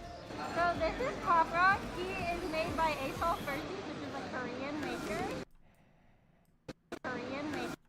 Okay, so I want to hit this so I can actually cut this, and if I need a tail, I can take it from there. Which is a Korean maker. He's very colorful and gay. I just love how cute the suits are and how people are making new like changes to the way we make suits. How does this look? Like, changes to the way. Yeah, actually, no, that's perfect. Okay. Drop that in there, boost that up by like 10, and then we can equalize this later.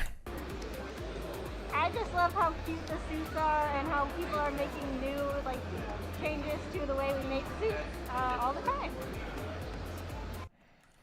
Okay, and then we're going to be talking about Western stuff. We'll bring in Boomsday Wonder. So this is 4 minutes long right now for the interview portion. Let's figure out what this sounds like from the start. I'm actually curious.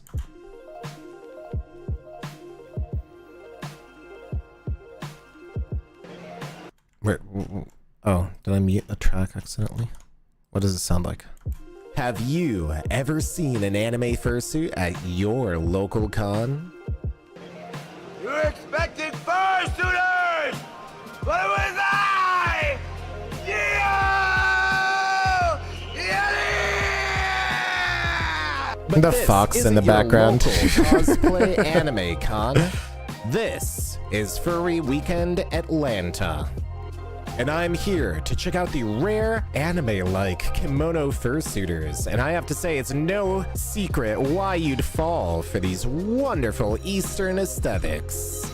Katetsu, that's gonna cost one of their 9 lives. Whether you appreciate their thick, impact-absorbing thighs or just love to lose yourself in those super kawaii eyes, there's no doubt that we on the Western side of the fandom have a soft spot for this style of cosplay. Get back here! So I chased down a couple of these rare fursuiters to ask what they think about their suits. I don't know, can you tell me about Vocaloid? So let's make our way to FWA's Kimono Meet, where people worldwide come together in shared love for this superb style. Let's hear why they love it straight from their maws. Kimono shape is very pleasing. I like kimono. Like they're fun. They're friendly. Like it's a very like difficult thing to do comparatively because of how much padding and stuff there is. It's something I've sort of realized over time that like kimono suiting is a lot more arduous for those of us who sweat more. Definitely less than 7 lives. The head and the tail is made by Hypernova Crafts, and I bought it as a partial at MFF last year. And I liked it so much that I needed to make a full suit out of it. Unfortunately, those are expensive, so I made it myself. I actually thought kimono was really goofy up until I went to my first con and wore suit, and then it became my favorite style. I just love how like cute and That'd be a really good caster for anything. I hope so. Hopefully this pays off. It was kind of a prototype for this design. Like they made the head first before anyone bought it, and then they filled in the rest once I got it. I love it because I love the bright colors and I love just like the way it And there's so many different suits and there's so many different people out and about, different ways they express themselves, and I think it's just really cool to see such a like large swath of the furry fandom in one spot. Okay, so the very first con I went to, there was this adorable kimono suit that I absolutely adored. I think it's working out pretty well. If I'm ever getting a full suit, it's going to be kimono. It's just so adorable. I love the big heads and everything. And this is where I put some text, if I had some text. Something relating to the interview coming up, because I don't have anything yet. I enjoy the international aspect to it. It's fun to see. I do look very smug, because people wanted to see my paws. Of course I would look very smug with my paws out, right? Maybe? I think that's how it works. I'm like leaning back too, kind of just watching this. Time was kind of right, and I've had it since November, and it's like I couldn't be happy with it. They did a really good job. I recommend them to everyone.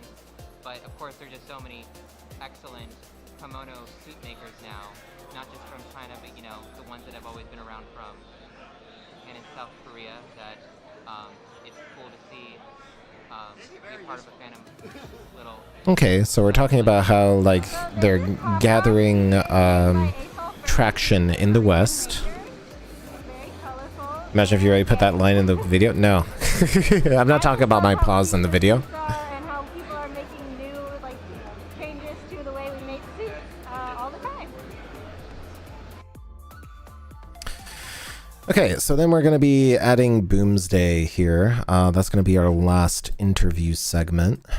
So we might as well get that out of the way and get that in, because they're a transition into the actual showcase. Kind of influenced by the works of Studio Trigger. What's your favorite part about FWA?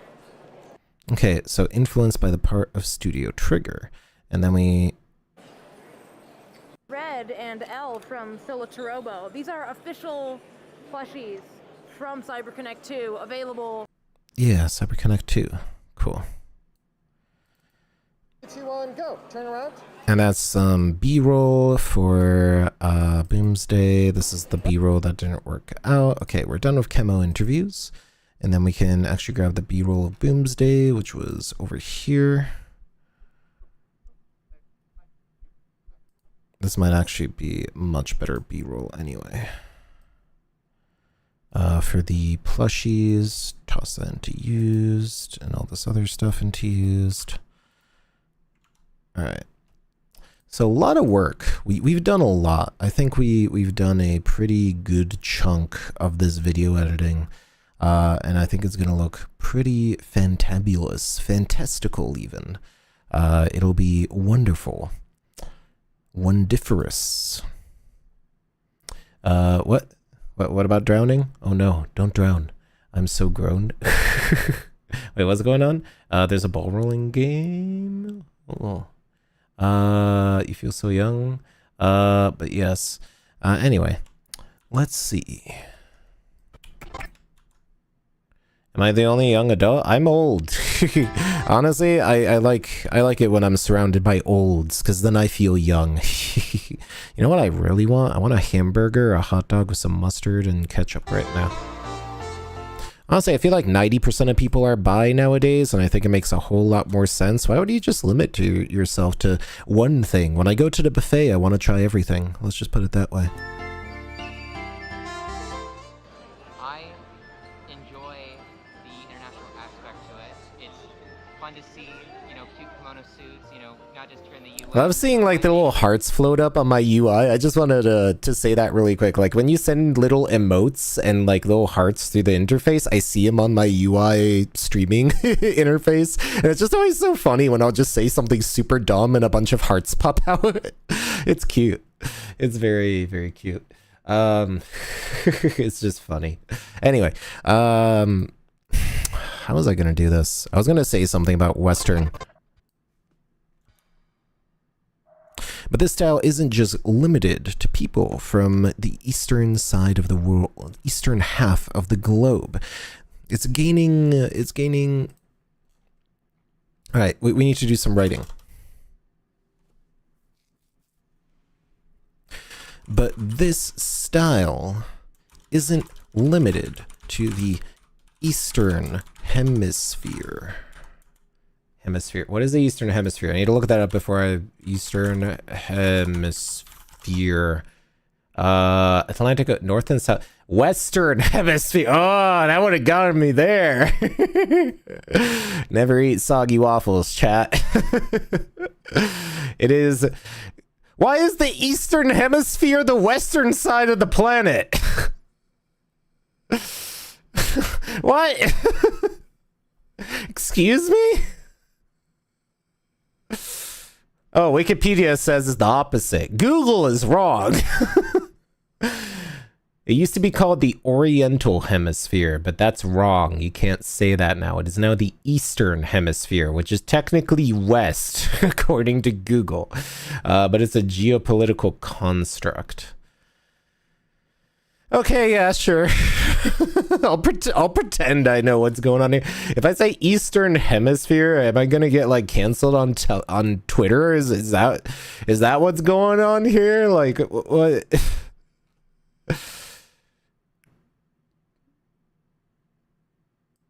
That's so weird. I guess Eastern Hemisphere from the point of London? Like what? I'm not gonna ask questions. I'm gonna say Eastern Hemisphere. If somebody corrects me, that's called engagement in my YouTube comments. Good night, everybody. I hope you have a great night, DJ Fizzy. Thank you so much for showing up and enjoying some time with us and making some memories. I hope you have a wonderful, wonderful time. Especially in bed. It is late o'clock. It is 11 p.m. on the East Coast. Do you know where your kids are? Make sure to count your eggs, especially before they hatch.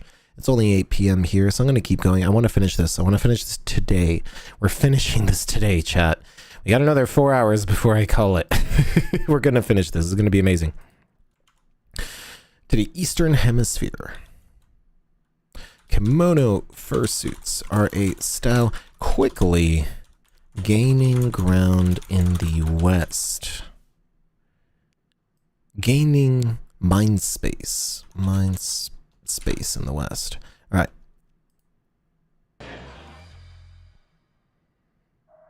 But this style isn't limited to the Eastern Hemisphere. Kemono fursuits are a style quickly gaining mind space in the West. But this style isn't limited to the Eastern Hemisphere. Kemono fursuits are a style quickly -10. Gaining mind space in the West. How loud did I make my other voiceovers? The audio gain by 3. Okay. 3 dBs. Boost it up just a little bit.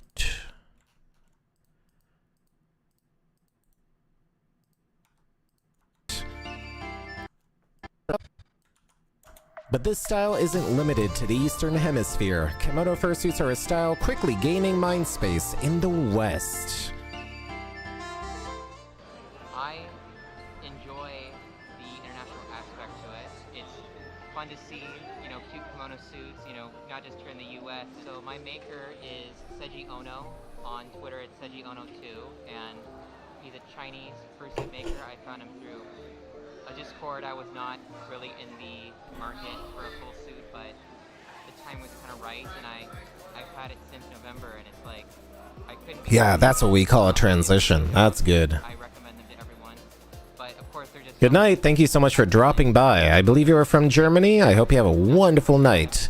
Guten Nacht. And good night, everybody who's going to bed. I know it's late o'clock. Thank you for spending your time with me. Little sector like this. So this is Copra. He is made by fursuit, which is a Korean maker. Very colorful and gay.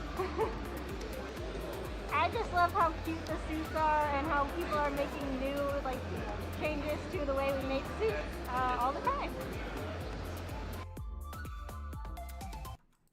All right, so then we're going to do Boomsday Wonder here.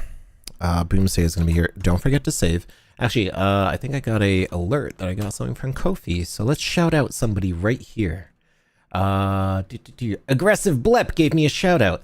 Let's see. Thank you so much for all the support. Just gave you a shout out on stream. Thanks for being so awesome. Send. They're so awesome. Aggressive Blep has, I think Aggressive Blep is actually my first member. And they are amazing. Let's see, Aggressive Blep. Yes, Aggressive Blep is the first member. So they are amazing. They do the aggressive blepening. Very nice. Very kind of them to give us a donation and a shout out. That's very nice. It's 4:55. You don't sleep. Is it late o'clock over there? Is it early o'clock? I don't know. I don't live in Morocco. I don't know. But anyway, let's edit up Boomsday's portion. Let's figure this out because we actually had to listen to it. Let's mute the audio track and go from there. So, tell me about your suit and these really cool plushies. Oh, I made this suit head myself.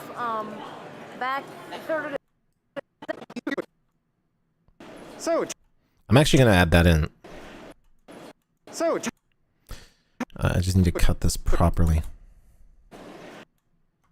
Because I don't want too much crowd noise and too much fat. We need to trim it a little. Just to the way we make suits all the time. So, tell me about your suit and these really cool plushies. Oh, I made this suit head myself. I started it back in 2019 and finished it early 2020 for TFF 2020. The style is kind of influenced by the works of Studio Trigger, such as Premiere and all that. By Studio Trigger, period. Such as Premiere, influenced by the works of Studio Trigger. Because I think that's where we are going to stop it. Who are you? I'm a weasel, just a plain old weasel. Weasel, that's awesome. What's your favorite part about FWA? I really love the atmosphere and also being able to see a lot of my friends, especially ones in the dancer community. It's been really nice. I think that's where we'll cut it. I think then they talk about CyberConnect too, because I wanted to talk about video games as kind of a branching point. By the works of Studio Trigger. So tell me about your plushies too.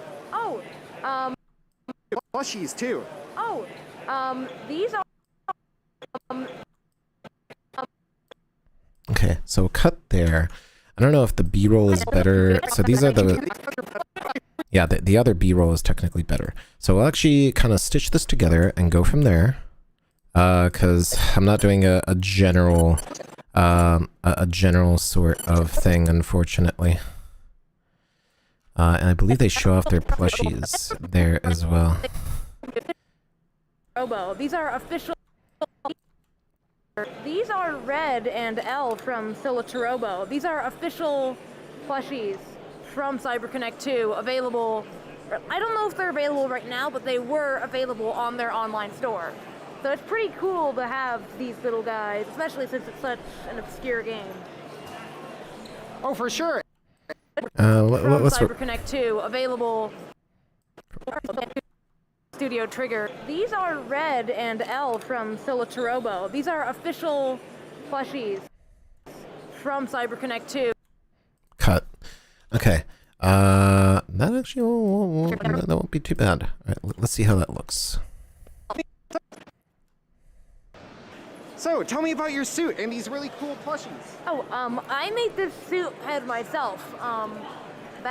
Started it back in 2019 and finished it early 2020 for TFF 2020. The style is kind of influenced by the works of Studio Trigger. These are Red and L from Silichirobo. These are official plushies from CyberConnect 2. Of Studio Trigger. These are Red and L from Silichirobo. These are official plushies. Please let me exponential fade out, or don't. From CyberConnect 2. Okay. All right, now we're going to be going over Western makers. I don't think I need this B-roll, actually. This actually turned out very well. Very good. Oh my god, we got another donation. Thank you so much, Odd, with beans. Oh, you can have as many beans as you want. For that, you get the entire cup of beans. That's 10 beans. That's 20 beans. That's like 20 beans right there. Do I only have 4 toe beans? Do I only have 3 toe beans? That's 16 beans. You get 16 beans for your donation. And thank you so much for the membership as well. I just saw that you get the extra special bean membership. And I believe you're member 19 now? Oh my god, are we actually going to get to 30? Am I actually going to have to do a 24-hour stream? I kind of wasn't really expecting that. But thank you so much. I truly appreciate all your support, Odd. Welcome in, and thank you for that noodle cup membership. You're looking mighty slurpable yourself, so thank you so much. I truly appreciate it. I just saw that as well. Thank you. But yes, we are we're doing some video. Oh, Mirfail is leaving as well. Goodbye, Mir. Sorry, I got every time I like sit down and get tied up in the editing, I'm like, oh, I'm doing real good with the editing and thinking. Imagine if you just donate a ton of money. Please don't. Save your money. Spend it on yourself. Buy yourself a cup of noodles. But if you do want to donate, I truly appreciate it. You love my stream. Thank you so much, Daniel F, for the super chat as well. I'm getting so embarrassed. People are giving me so much money. Thank you. You can have some beans too. You can have a little beans. I gotta cover my face because I'm getting embarrassed at all the support I'm getting. But you get 16 beans as well. Maybe you can have a head pat or two. Head pats. Everyone loves head pats. So thank you so much for your support as well with the $1.99 super chat. Thank you so much. I truly appreciate it, and you keep me flying. That'll maybe buy me a hamburger today. That'd be tasty. Hamburger would be good, chat. Doesn't that sound good? The guy in the gold jacket is a statement. Yeah, like Boomsday Wonder is awesome. I love Boomsday Monk. Use your mom's money for that, but she knows. Well, thank you so much. Save your mom's money. Save your money. Buy yourself a hamburger too, or a noodle cup. But I truly, truly appreciate it. Thank you. But for real, save your money, especially if you're on the younger side. Save up for a fursuit. If you're using your mom's money, save up for a fursuit. But I truly, truly appreciate you. Thank you. I really do appreciate it. Hope to see you at a con someday when you have a suit and you'd like to be recorded for channel stuff. All right, so let's see how this flows. I love when it's like, let's do some editing, and then I lose track of chat and everybody's like, here's money. I'm like, I wasn't paying attention. Sorry. The stream is so relaxing. I'm so glad you enjoy it. I love hearing that, and that means so much to me. Thank you. I truly appreciate it. Like, it really, really, really means so much that you would spend your time with me on a Saturday night watching me edit videos. I should do this more often, just spend some time with y'all. Thank you. I think I lost my train of thought where I was going with this. So I was going to talk about Western makers. We actually scripted this out a little earlier. And it was like, as East meets West, as East meets West, anime and video games offer an excellent way for people all across the world. Excellent way an offer. I should say, as East meets as anime and video games introduce people to these styles, and people from across the world come to America's fur cons to show off their own styles from all across the globe. Western makers, yeah, keep an eye out, but this limit, oh, okay, yeah, so there, this isn't limited. Western makers are also influenced by Eastern media. There. Western makers are also influenced by Eastern media, with makers such as Kemono, I'm actually going to put Kemo Cube. Kemo Cube, Kemono a copy, Kemono a copy, and we'll do this staggered, and poof suits taking an inspiration from the larger eyes and softer curves of kimono characters.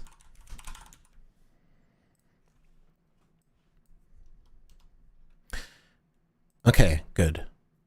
I was checking out your shorts and watching your videos. I found you were streaming. I came on to the stream. I'm so glad. Like, I'm glad shorts have been a very positive influence for people finding the stream, because it's very hard to get found. I always say exposure is the worst part about content creation, because you can make the best things in the world, but if you don't know, if you don't get seen, then it doesn't matter. You're 19. I don't know if I want to buy a suit, but I might get a head or whatever. I think that's not a bad idea. But yes, enjoy Rocket League as well. But I was going to say, if you want to get a partial, I have a partial. I don't have a full suit right now. I only have paws and a tail and a head, and it works really well. My other suggestion is get a 3D model. Try VR chat. See if you like VR chat. 3D models are super versatile, and they're way cheaper than fursuits, and you can kind of experience that FurCon feeling whenever you want in VR chat. I've been meaning to do more VR chat content, but I would say if you are the crafty type, right now Amazon has a sale on dino masks, and you can make your own dino mask or make a fursuit out of cardboard. You know how much I love cardboard characters and box suits on this channel. I talk about them all the time. Or try to make your own if you're very crafty, but that's a very hard thing. But yes.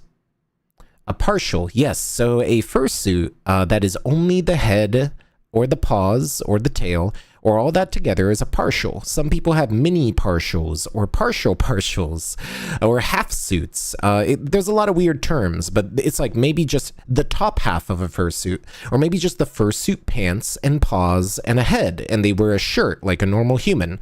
And like there's many different fursuit styles depending on what you're comfortable, because full suits are extremely uncomfortable and hot. I usually just wear a head and paws. Sometimes I don't even wear my paws. Sir, this is a Wendy's. But no, yeah, if you have questions here on KITE, smooth public broadcast fursuiting, we always take caller requests. So let me know what kind of questions you have. Thank you so much for becoming a Furmiliar friend. Once we get that Furmiliar program up, you'll have full customization to your own little avatar and a couple of special things that we're going to do. Thank you so much, Uber Blue Dragon, for your support. $5 a month. It means so much to me. Thank you, thank you, thank you. Hi, Jinx. But I was just going to say, if you have any questions about furries and fursuiting, let me know.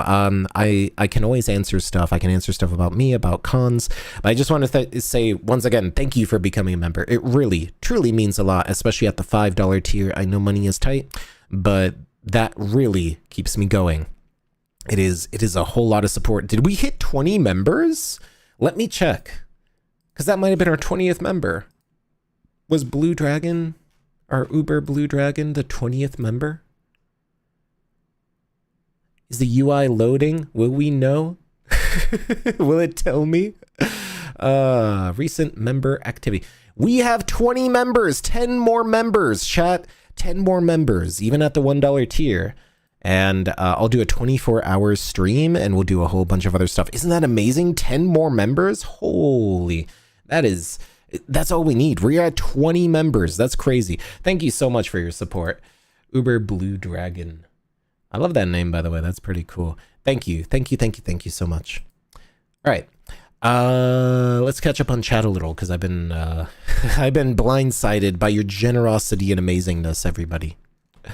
Ears, tails, paws. It's cheaper if you're comfortable suiting. Yes, a good head can cost several thousand. Yes, so heads are actually the most expensive part of a fursuit. Fursuit is an equipment sport if you want to think about it that way. So heads are the most expensive part of the suit. Like these can cost anywhere between $1,000 to $4,000 depending on the maker. Sometimes $5,000. Body suits are relatively cheap. Paws are, relatively cheap as well. If you get a used fursuit like I did, it will be a lot cheaper. I think I paid maybe $500 for my head, which is actually extremely cheap. Getting a $500 fursuit head is very rare. So I lucked out, and that's why I'm Kite instead of, I don't know, a blue dog or something like that. My Uber is here. Why is it a dragon? Yeah, exactly. Get in, if you know what I mean. Going to cons is expensive. See if you can see a fur meet in your area. Yes, conventions are great. You don't need a fursuit to go to a convention. Check out some fur meets. Fur meets are definitely not on the same level as conventions. Some of them are a little weird. Fur meets are fun though. I heard fursuits cost $8,000. Some of them do. Very high-end makers cost $8,000. An average, like, middle-of-the-road maker will charge you about $2,000 to $4,000. $3,000 is a happy medium. This is a custom costume. It's a bespoke work of art. It's a lot of effort to have a fursuit. It's a lot of effort to make a fursuit. It takes hundreds of hours to make one, so they're expensive for a reason. But for a full suit, $3,000, you can get it cheaper from Chinese makers now. China has amazingly high-skilled makers nowadays, and they charge much less because the cost of living is there much less. You can get a full suit for 1.5 to 3,000 there on the high end. But you have to be careful. There's a lot of scammers and fake Chinese fursuits. Make sure you know what you're doing and make sure you vet them and make sure you ask around the kemono community before buying a Chinese suit or hiring a Chinese maker. They're fantastic people over there and fantastic makers, but there are a lot of bad actors and you can get scammed very easily dealing with international stuff because you will never see these people. Chances are, so you should definitely make sure to, do your due diligence, ask around, ask for advice, ask for makers that are open. The kemo fandom is very, very close-knit, especially if you're talking about kimono suits. Everybody knows everybody, and they'll have something bad to say about everybody too. So everybody's very linked. So you'll know when something's bad. Anyway, you're gonna need a fursuit for your store mascot? That's a very different question. A lot of suitors don't give like commercial rights or something. Some do. I don't know if you need a fursuit or a mascot suit then. That's a little weird. But yes, try furry bowling. Yeah, if you have a local furry bowling thing, show up and be like, hey, I'm a furry. Talk to the guy in charge. Don't just talk to random people. But yeah. You feel like just found out about the fandom, even though you found out in 2017 or something. But yeah, it's, you don't know what you don't know, and the fandom is huge. Like, I would say the fandom, like, you have to cut it into smaller chunks. You have to really cut it into smaller chunks depending on what you are into. Because, like, every part of the fandom hates every other part of the fandom. Like the people who are into maws hate the people who like paws, and then there's the people who have four-legged characters, and everybody hates those, and then there's the baby furs, and we're not getting into that. And then there's a lot of different sides of the fandom, and they all hate each other.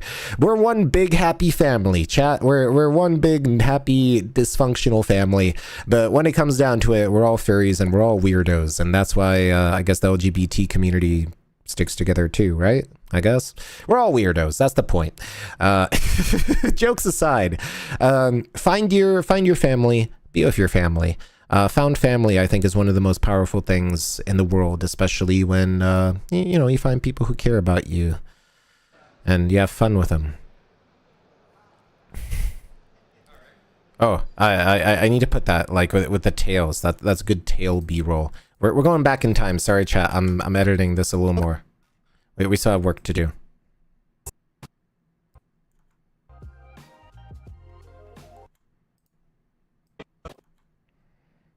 Kemono shape is very pleasing. I like kimono. Like they're fun. They're friendly. Like it's a very like difficult thing to do comparatively because of how much padding and stuff there is. It's something I've sort of realized over time that like kimono suiting is a lot more arduous for those of us who sweat more, and I respect the performance of it a lot. The head and the tail is made by Hypernova Crafts, and I bought it as a partial at MFF last year, and I liked it so much that I needed to make a full suit out of it. Unfortunately, those are expensive, so I made it myself. I actually thought kimono. Where's the point where he talks about the shape? Oh no, I'm getting a text. My mom has sent me a text saying you sound better without noise suppression. Thanks, Mom. Hi, Mom. Hey, chat. Wave to Mom real quick. Wave to Mama Kite. Oh, God. Sometimes it feels like I'm stalked. Anyway. Never get your parents into the furry fandom, chat. They'll be supportive and nice, and they'll want to partake in your hobbies. And I like making fun of them. I like kimono. Like they're fun. They're friendly. Like it's a very like difficult thing to do comparatively because of how much padding and stuff there is. It's something I've sort of realized over time. That like kimono suiting is a lot more arduous for those of us who sweat more, and I respect the performance of it. Where does he say shape? Doesn't he say something about shapes? I thought it was at the front. Kimono shape is very pleasing. I like kimono. Like they're fun. They're friendly. Like it's a very like difficult thing to do comparatively. Where do you talk about shapes? And I respect the performance of it a lot. The head and the tail is made by Hypernova Crafts, and I bought it as a partial at MFF last year. And I liked it so much that I needed to make a full suit out of it. Unfortunately, those are expensive, so I made. Was that the end here? Where do you talk about shapes? Was it here? And there's so many different suits, and there's so many different people out and about, and different ways they express themselves. And I think it's just really cool to see such a like large swath of the furry fandom in one spot. Okay. Where do you talk about shapes? Where's the shape comment? I could have sworn it was somewhere here. Kimono shape is very pleasing. Ah, it's literally at the start. I'm just dumb. Straight from their maws. Kimono shape is very pleasing. I like kimono. Like they're fun. They're friendly. Like it's a very like Everybody waving. I love that. Thank you so much, chat. You are all fantastic. Using the emotes too. I love that. That is real good. a lot more arduous for those of us who sweat more, and All right, so how we're gonna break this up, actually. A lot more arduous for those of us who sweat more. So we're gonna cut this here, and we're going to input a little bit of B-roll to break this up, because I saw this, and this is actually really good B-roll. So we're going to use this. What is going on here? Is it just not letting me drag stuff over again? Thanks, Adobe, for nothing. Did it just like delete an entire audio lane? Or video lane? What just happened there? That was weird. I respect the performance.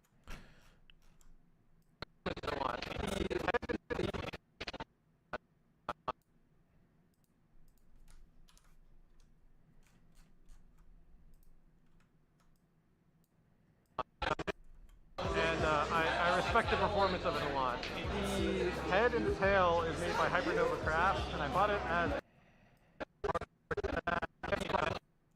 And I respect the performance of it a lot. The head and the tail is made by Hypernova Crafts, and I bought. Did you do anything? Let's see. The head and the tail is made by Hypernova Crafts. And then immediately cut into this, I think. That would probably look good. And I respect the performance of it a lot. The head and the tail is made by Hypernova Crafts, and I bought it as a partial at MFF last year. And I liked it so much that I needed to make a full suit out of it. Unfortunately, those are expensive, so I made it myself. I think that would still look good. Oh no, I got another text. Hearts. You see, always great when people support you, whether it's chat, your parents, your friends and family, all that's good stuff. Welcome to chat, Kite's mom. He's a good son. Chat, calm down. Welcome to Geometry 101. We'll be learning about shapes. Furry triangles. Like circles. They're just triangles. Keep the fur secret if you're like me. What's your favorite Rimba Racer character? I haven't looked into Rimba Racer too much. I need to look that. Great, I'm practically like blushing right now on stream. Almost sounds like Animal Crossing dialogue when you go backward. It kind of almost does, right? Let's see if this actually makes sense from what I'm doing right now. Does this look good, like from the start? Kemono shape is very pleasing. I like kimono. Like they're fun. They're friendly. Like it's a very like difficult thing to do comparatively because of how much padding and stuff there is. It's something I've sort of realized over time that like kimono suiting is a lot more arduous for those of us who sweat more, and I respect the performance of it a lot. The head and the tail is made by Hypernova Crafts, and I bought it as a partial at MFF last year, and I liked it so much that I needed to make a full suit out of it. Unfortunately, those are expensive. Alright, so I think that's where I'll end it. Like right there at the unfortunately, just smash cut it. Unfortunately, those are expensive, so I made it myself. I actually thought Kemono was... Yeah, that should look good. Alright, let's just rewatch the last 10 seconds. Head and the tail is made by Hypernova Crafts. Very friend-shaped, exactly. Orbular, even. And I liked it so much that I needed to make a full suit out of it. Unfortunately, those are expensive, so I made it myself. I actually thought Kemono... Yeah, let's just watch the rest of it, too. My first con in warsuit, and then it became my favorite style. You love my fursona? It's very cute. Ah, thank you so much. I appreciate it. This suit is kind of unique because it was kind of a prototype for this design. Like they made the head first before anyone bought it, and then they filled in the rest once I got it. I love it because I love the bright colors and I love just like the wave energy. And there's so many different suits, and there's so many different people out and about, and different ways they express themselves. And I think it's just really cool to see such a like large swath of the furry fans in one spot. Okay, so the very first con I went to, there was this adorable kimono suit that I absolutely adored. Like if I'm definitely gonna have to add subtitles to this. It's so adorable. I love the big heads and everything. But this style isn't limited to the Eastern Hemisphere. Kemono fursuits are a style quickly gaining mind space in the West. I enjoy the international aspect to it. It's fun to see, cute kimono suits, not just here in the US. So my maker is Seiji Ono. On Twitter, it's Seiji Ono2, and he's a Chinese fursuit maker. I found him through a Discord. I was not really in the market for a full suit, but the time was kind of right, and I've had it since November, and it's like I couldn't be happier with it. They did a really good job. Hey, Temporal Sunrise, welcome in. Hopefully you're having a good day and or night. Time zones. We're editing an interview video. This is actually taking a lot of time. It's very in-depth, but I'm enjoying it. This is probably gonna be, I think this is gonna be one of my like showcase videos if this goes well. It's made by Fursuit, which is a Korean maker. It's very colorful and gay. I just love how cute the suits are and how people are making new changes to the way we make suits all the time. Michigan, America, yes. I made this suit head myself. Started it back in 2019 and finished it early 2024, TFF 2020. The style is kind of influenced by the works of Studio Trigger. These are Red and L from Solitarobo. These are official plushies from CyberConnect 2. Okay, and then we're actually going to go into, all right, so that actually worked out really well. I'm really happy with how this has gone. This is 4.5 minutes of footage. It took me 5.5 hours to do this. It's the interview part that's hard. This is why I don't usually do interviews, because it takes a lot of time to do. But yes, welcome in everybody who just came in.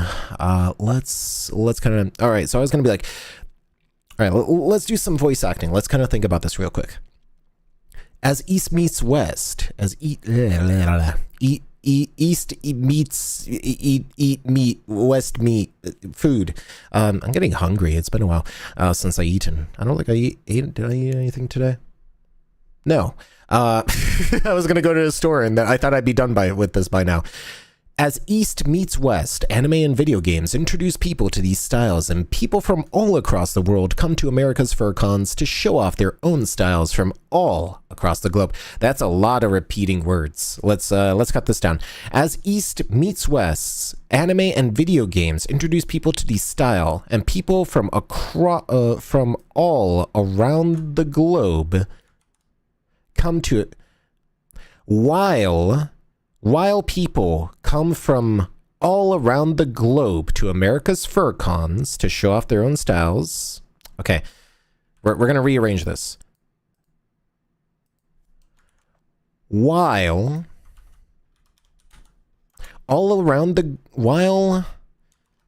furries from all around the globe come to America's fur cons to show off their own styles, comma, as East meets West, anime and video games introduce people to these styles. Anime and video games introduce people to these fluffy,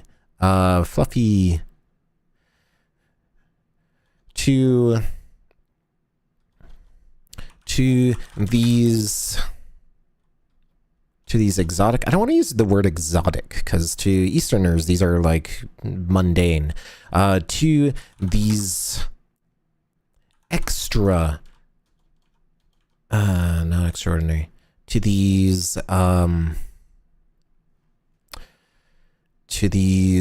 stand out styles. Yeah, good. While furries all around the globe come to America's fur cons to show off their own to show off their suits. While furries all across the globe come to America's fur cons to show off their suits, as East meets West, anime and video games introduce people to these standout styles. But this style isn't limited to the Eastern Hemisphere. Kemono fursuits are a style quickly gaining mind space in the West. Western makers are also influenced by Eastern media, with makers such as Chemocube, Kemono Copy, and Poofsuits taking an inspiration from the larger eyes and softer curves of Kemo characters. The larger eyes, softer curves...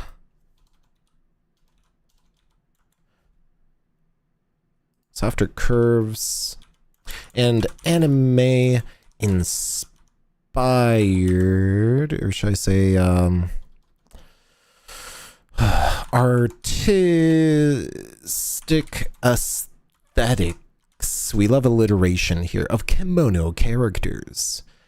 Here is a small showcase of my favorite kimono suits and why my own personal suit is also a kemo style. And then we'll go into the showcase. Because the showcase is the part we can be a little lazier about. All right, what's going on in chat? I see chat scrolling. Food. East eats miss food. Decent amount of furries in Michigan. Yeah, I heard too. I know Denver for some reason has a lot of furries. A lot of furries in Michigan. A lot of furries in Florida. You don't want a suit? You'd love to go to a furry convention for now? I would say definitely check out your local furry cons. Just go there for a day, do some people watching. Don't even buy a badge if you don't have the money for it. Just show up and just sit down and people watch. That's always fun. Are there furries who go bowling? Yeah. Bowling fur meets are actually a classic piece of furry culture. Bowling alleys traditionally...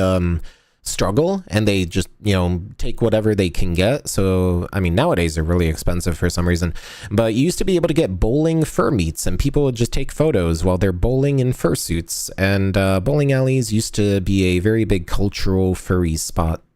I have to go. Wish you the best. I hope you have a wonderful day too, Mr. Premier Vladimir Putin. Thank you so much for dropping by. I hope you have a wonderful time as well, and I appreciate your kind words. Thank you, thank you.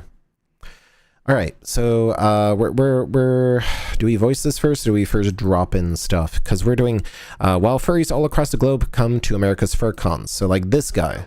So this is one of our This is one of the people who comes from across the world.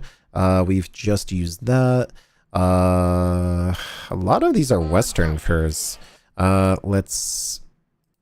I've already used this suit, so I don't know if I'll use them again because the other one is actually way better. I mean, 3 seconds. Well, let's just take the cool headshot. We'll put this here. We have some waddle. Actually, we can save that for the showcase because we need high impact before we get to showcase. So this, yeah, this here, high impact. Probably also, we're looking for things. Yes, that's a good one.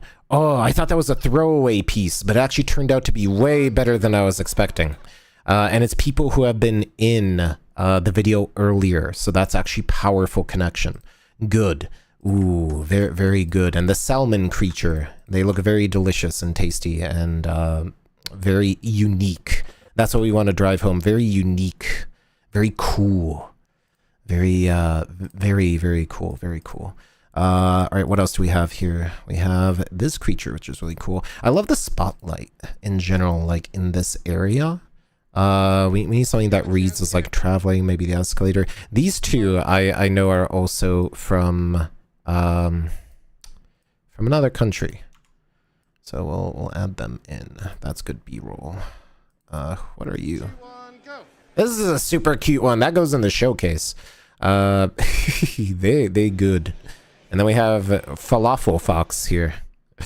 What else do we put in here? What else? Didn't I already like take you out?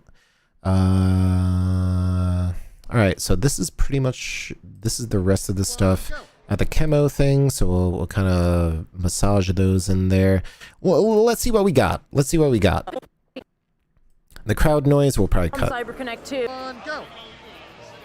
Alright, so we do need to audio massage this a little. Exponential fade. From CyberConnect. This is a little too exponential. We just want to cut off the harsh edge. Connect 2. Yeah. Okay. And then we have the salmonoid creature, which I really like. I really like their suit. Very L cool. from Silotorobo. These are official. Welcome. Oh, I don't know how to pronounce your name. There's a lot of runes. I think that's Chinese. Lots of thank you so much for your support though. Becoming a noodle cup connoisseur. That's 21 people, 9 more people, and we do a 24-hour stream. Oh my god, thank you so much for your support. And you're looking mighty schlorpable. Thank you. Please do let me know how I can say your name, because I don't know how to say your name. But thank you so much for your support. I truly appreciate it. And even every dollar counts. If anyone else wants to sign up for a membership, we're only 9 people away from doing a 24-hour stream and YouTube respecting me slightly more. So thank you so much, everybody. Somebody please tell me how to say their name so I can thank them properly. I will instead be like, thank you. Hopefully that will appease our new member. Thank you. What is going on here? Furry to furry communication. Exactly.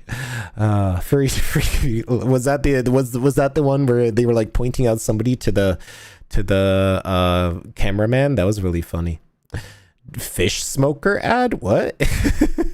All the Half-Life servers are full right now. Familiars in chat. Oh man, I can't wait until we get the familiar program up. Then all your chats will be there. There'll be like little customized people. Oh, that's going to be so exciting. I can't wait to see that up and running. The target date for that is hopefully by the end of the month. But with Thanksgiving, who knows how that's going to go. But I will keep everybody updated in the familiar Discord about the little customizable familiars. If you haven't heard about them, let me show you a little spoiler, because that's going to be really exciting once we actually get that going. Where is it?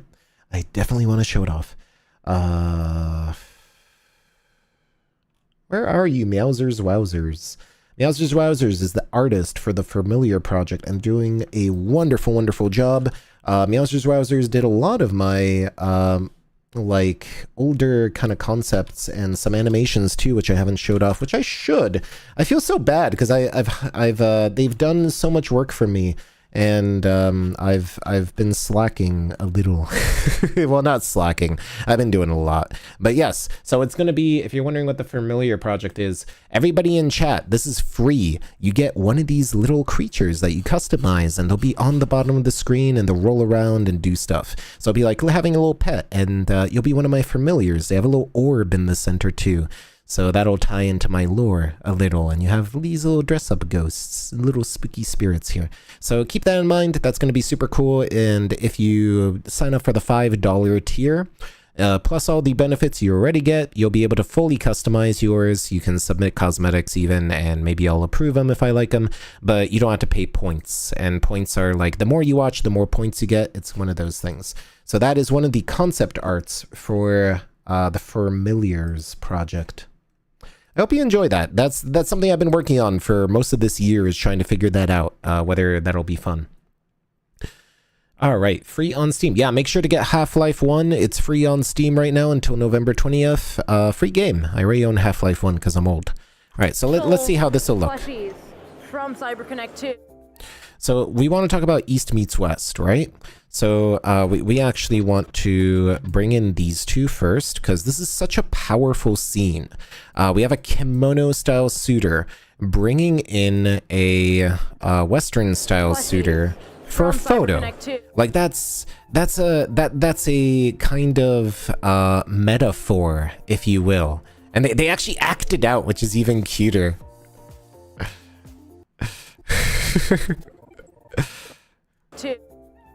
As East meets West, I say words that I can't remember because I have a script. I don't have to remember them because I have a script. And then the music changes right here on this beat. So we're going to change it to these two, which were here earlier. And it inspires people because we like that kind of stuff. I don't really remember what I was going to say. Oh, that is still really cute. Like the ding ding ding ding ding ding ding. And then we move over here, and then we move this over here, because then we have more Kemo creatures. Super cute. They're very nice, very different styles. We're actually move this over because I want a little bit of an example of the different styles, and not everything is like kawaii. We have masculine bara suitors, and oh man, look at this guy. He's got the abs, he's got the pecs, he's got the treasure trail leading down to the spawning grounds. Ugh, that one was bad even for me. But salmon creature. There's a joke about raw sashimi here, and I could probably do it, but I could go for some sushi right now. I'm hungry. I'm very hungry. All right, that's actually a good shot. Good shot. Salmon creature thumbnail. Let's put that. Let's put that there. Salmon spotlight thumbnail. It goes on there because there's some real good ones there. Like that right there. Ooh, just cut that into a slice for the thumbnail. That would look good. Okay, let's actually voice this and see where this is going, because I don't know where this is going yet. Have you ever ate a strawberry? Wait, what? What? I don't know math, sorry. My salad, I need to eat salads, exactly. Salmon is tasty though. Tojo the Thief, thank you. It was on the tip of my tongue. Very cool, very cool. Very cool salmon. All right, so let's see. Where were we? We're gonna voice some stuff. Let's just voice some stuff and see what happens. By the works of Studio Trigger. These are Red and L from Silichirobo. These are official plushies from CyberConnect. All right, so this is where we'll. All right, this is where we'll start talking. Where's our script? Okay. While furries across the globe come from America's fur cons to show off their suits as East meets West. Okay, so I want that like that because the impact will be a little better. As East meets West, so that is our goal to hit for the stinger part of this talk. All right. plushies from CyberConnect 2. While furries from across the globe come to America's FurCons to show off their suits, as East meets West, anime and video games introduce people to these standout styles. All right, so let's see what that looks like. We're gonna move this around a little though. From CyberConnect 2. While furries from across the globe come to America's FurCons to show off their suits, as East meets West.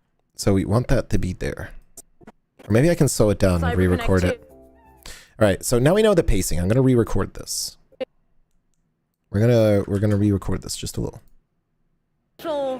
Plushies from CyberConnect 2. While furries from across the globe come to America's FurCons to show off their suits, as East meets West, anime and video games introduce people to these standout styles. All right, so we're still going to have to pad it out a little. So here, let's hear this. From CyberConnect 2. While furries from across the globe come to America's FurCons to show off their suits, as East meets West. That's where we want that part. From CyberConnect 2. I don't know how many people will actually get the metaphor here I'm going for, but we'll see. While furries from yeah, that we need to slow it down. We need to hit that. Actually, we can actually probably cut this down a little.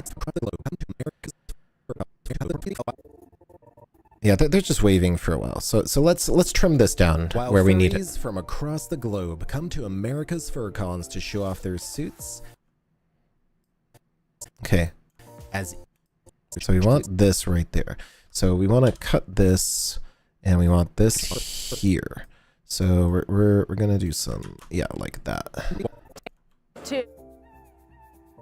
So right there is where this needs to be cut and everything needs to be over. So we maintain the pacing that we've set earlier in this video. We'll see how that works. Plushies from CyberConnect 2. While furries from across the globe. Why did that cut out? Did it remove? CyberConnect 2. I guess that'll work. I have a little bit of a cut here. We might have to cut that a little more to save this. While furries from across the globe come to America's FurCons to show off their suits, as East meets West, anime and video games introduce people to these standout styles. And that's where we'll cut this here and then go into it. Cringe? Oh, tell me cringe. I love cringe. Always say cringe. Twitch Live Furry. YouTube, yes. Exactly. But yes, welcome in. I like cars and I have a passion for gaming. I love gaming in cars too. What are my hobbies? Oh, what are Saturn's hobbies? I see. Durian? I hear durian is very tasty, yeah. A good screen name. Oh, that's always hard. I literally picked Kite because it's my placeholder name ever since I was a kid, and it's a CyberConnect 2 reference. So you know that now. That and Kaito means Phantom Thief, which originally my lore was something like that. Anyway. But this style isn't limited to the Eastern Hemisphere. Kemono isn't limited to the Eastern Hemisphere, nor is it, or just to soft and round styles.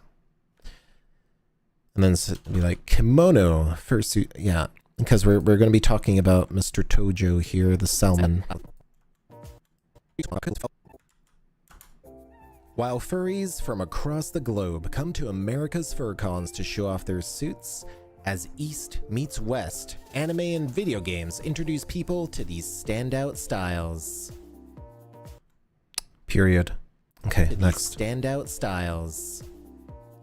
But this style isn't limited to the Eastern Hemisphere, or just to the soft and round sort of styles you've seen. Kemono's fursuits are a style quickly gaining mind space in the West for a variety of reasons, such as the sculpted salmon suit.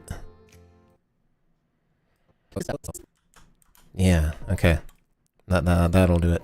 But this style isn't limited to the Eastern Hemisphere, or just to the soft and round sort of styles you've seen. Kimonos fursuits are a style quickly gaining mind space in the West for a variety of reasons, such as the sculpted salmon suit.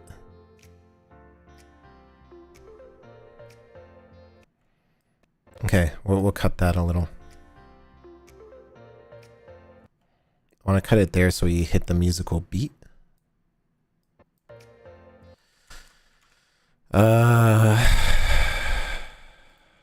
You will go into the showcase, because I have run out of words that make sense here. They made a Quake 2 and 3 in Ultimate? Yeah. Awesome. That actually sounds great. Oh, I don't know. Does that mean to me? No, it's actually about boomer shooters. Everyone loves boomer shooters. Kites are named after Kite. All right. Listen. So let's say your name is Kite and you get @Kite on YouTube, right?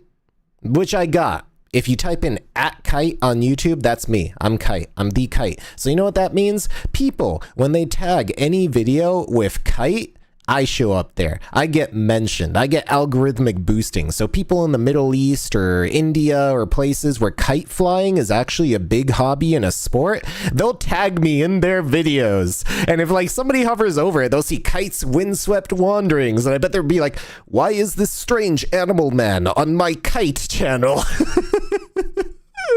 Oh. That was the best thing I've ever done, is like reserve the name @Kite on YouTube, so every kite person now knows I'm better than them. I'm kidding. But that's just so funny. Oh, I feel like a boomer looking at Retro Kid 98. I'm like, oh god, there are people born in 98 can drink now. They're having the sex. Oh no. I feel so old. People in the year 2000 are having kids now. Like, oh my god. Euthanize me, I'm getting old. Anyway, where was I? Where was I? Right, East and Western. Western suits, Western makers. So we have KemoCube. So Western makers are also influenced by Eastern media, with makers such as KemoCube. Yeah, so Western makers, we have a Shard here, great friend of mine, super awesome. They're very round and orbular, and look at them. They're very cool. They have a very cool suit. They've made it themselves. There's a Shard 2.0, I believe. There's a 3.0 as well. The original Shard suit was a little different. I like their ponytail. It's very cool.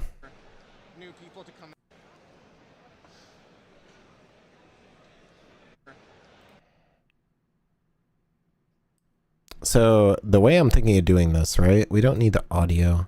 Oh, okay. So we just have audio. Premiere has decided I only get audio today, apparently. All right, let's flatten this curve down a little as well, because we're more or less done with this. I like to keep things neat and flat and organized, which is probably a bad habit. But anyway, so we have Shard here. The round Shard, rounder Shard even.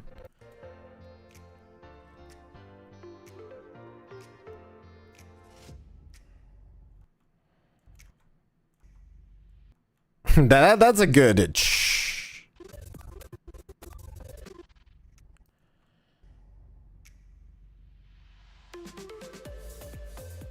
This would be good if the shh was there. Like in general, this is just a good. Let's actually cut that here. We'll use it a little later because actually is really good.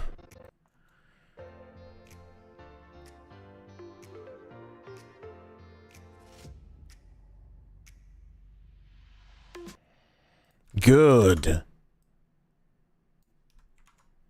Good. Very good. Yes, very good. Ooh. Yeah, that looks good. That looks good. And then we'll go here. I don't know how much of this I'll actually use.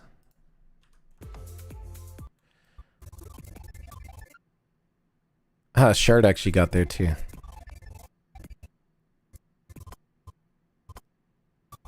People pointing at me.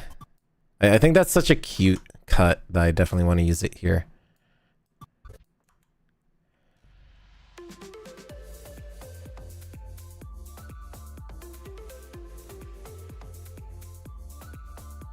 Okay, so I need to cut this a little. So they're pointing, but then no one will notice the pointing. I'm just gonna do this.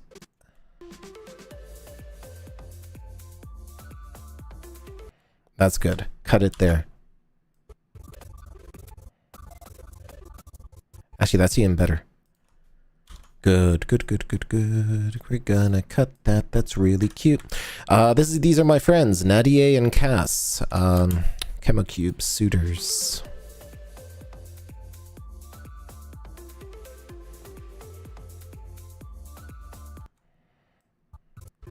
Maybe we can speed this up a little.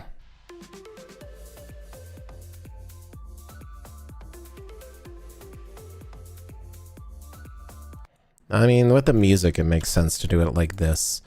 We'll see how it works with the voiceover. If we have to shorten it, honestly, I feel like moving it into here would be a better idea. Well, we'll workshop it. We got plenty of time. We're gonna workshop this. We're gonna make this work. It's gonna be good. It's gonna be good by the end of it. It's gonna look good, very good. So we're gonna move everything we've used to used already. Where's the? Because I do want to get my friends in here. Because if you're my friend, you get into the videos. That's very easy. And then I was actually gonna cut it here. I don't know if we'll do the balcony cut. I mean, the balcony cut is cute. Let's see how this flows, because this is 30 seconds. 30 seconds is a lot in modern YouTube.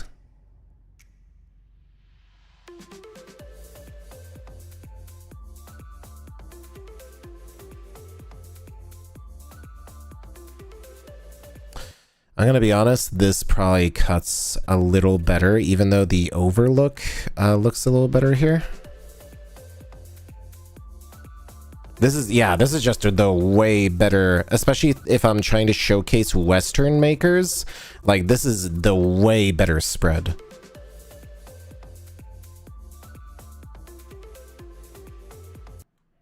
And then immediately go to a Feathers Okapi suit. Like Bash. Bash is a Feathers suit, I think. And then go into the Dragonies. Because those are the things I'm trying to talk about right now as Western suit. And then I go immediately back in and use them as showcases. So that'll work pretty well. What else is a Feathers suit? I thought I recorded some other Feathers suits. Whatever, I got Bash. That's the main big one that I know. Bash the Pinata, super cool guy. They are a con historian, which is kind of an amazing thing when you think about it. Those stairs to the balcony killed you? Yeah, I'm sorry that I missed that shot. Hey, you know what else? What other stairs killed? Where is it?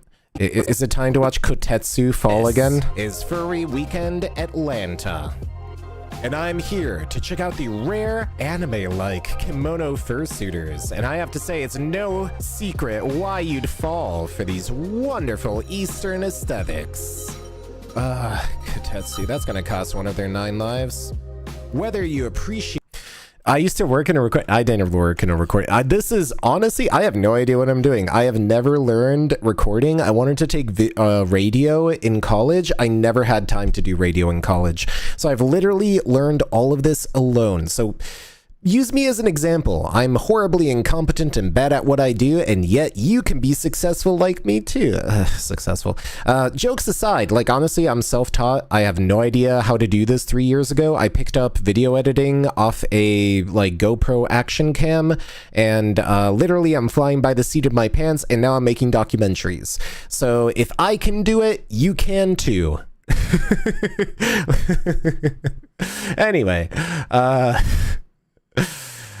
but yeah, you can definitely do it. I would actually say grab your cell phone, start recording memories, start making dumb little videos. Hey, you won't be Mr. Beast, but you will thank me 10 years from now when the brain worms come and they eat all our memories. So make sure to record your memories. All right, let's see how this looks. Hi, Elijah. Welcome in. How are you doing?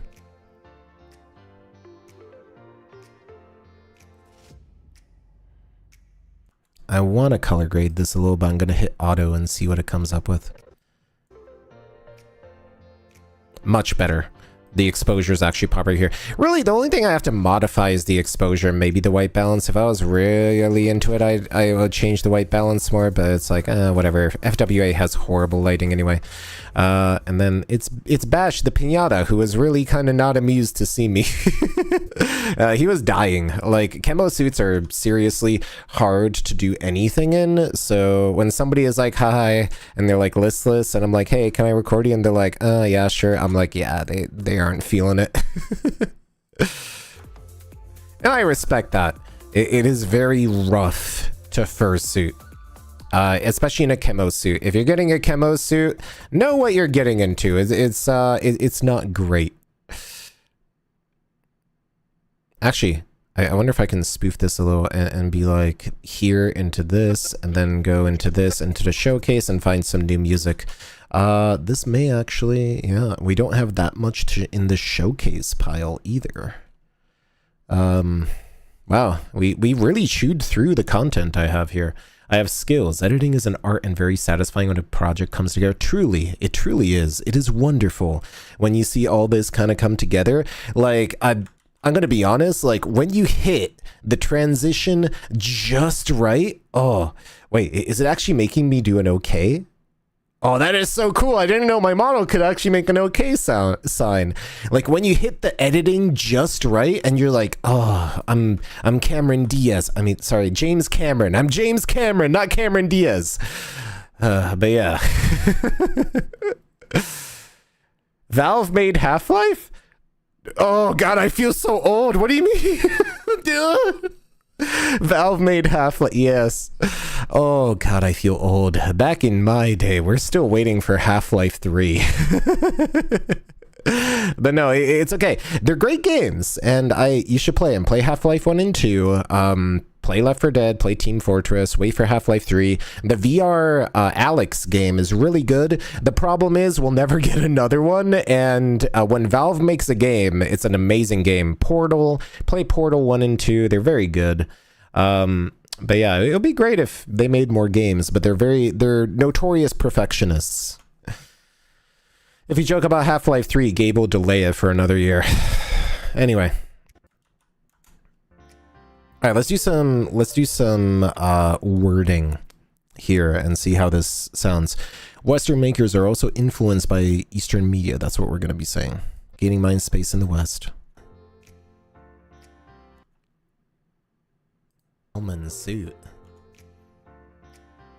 Western makers are also influenced by Eastern media, with makers such as Kemocube, Kemono Okapi, and Poof Suits taking an inspiration from the larger eyes, softer curves, and artistic aesthetics of kimono characters. I forgot where I was recording. We might actually swap this around. So we have Kemocube. Like this is still really good, and I need to fill that. So keep a lookout next con.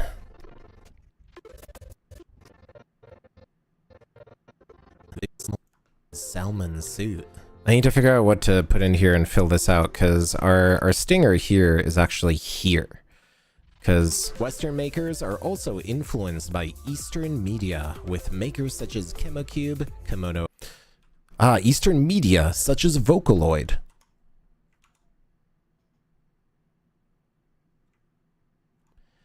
Eastern media. Eastern multimedia. Yes, multimedia such as Vocaloid. As Vocaloid songs. Did you go to a furry convention today? I didn't. What furry convention was today? I was kind of editing all day, actually. Back in my day, we had to climb up a mountain both ways on one foot, and my other foot was starting a business, and I had to fly to school, and I had to swim from the Philippines to Hawaii to get water, and back I could have gotten 3 eggs for a nickel, and like 20 watermelons for $1, and all sorts of food and a car for $2. But you can't do that nowadays. There's too many cameras everywhere.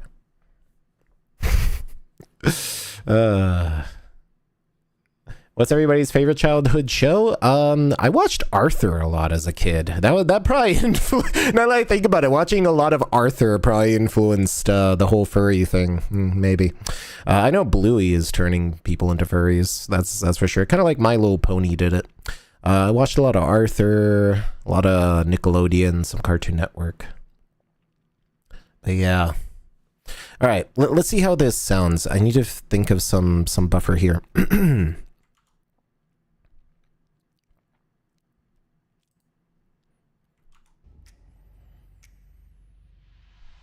Western makers are also influenced by Eastern multimedia such as Vocaloid songs, with makers such as Kemono, Kemono Okapi, and Poof Suits taking an inspiration from the larger eyes, softer curves, and artistic aesthetics of kemono characters. That'll actually work out pretty well, because we first talk about Kemono. There's some Kemono. Western makers are also influenced by Eastern multimedia such as Vocaloid songs, with makers such as Kemono, Kemono Okapi, and Poof Suits taking. We're gonna pull this back a little so we have at least Kemono Okapi in the right spot. Western makers are also influenced by Eastern multimedia such as Vocaloid songs, with makers such as Kemono, Kemono Okapi, and Poof Suits taking. I'm actually gonna cut this short. The Kemono Okapi and Poof Suits. Right here. Kemono Okapi and Poof Suits taking an inspiration from. Okay. Poof Suits. Poof Suits taking an inspiration from the larger eyes, softer curves, and artistic aesthetics of kemono characters.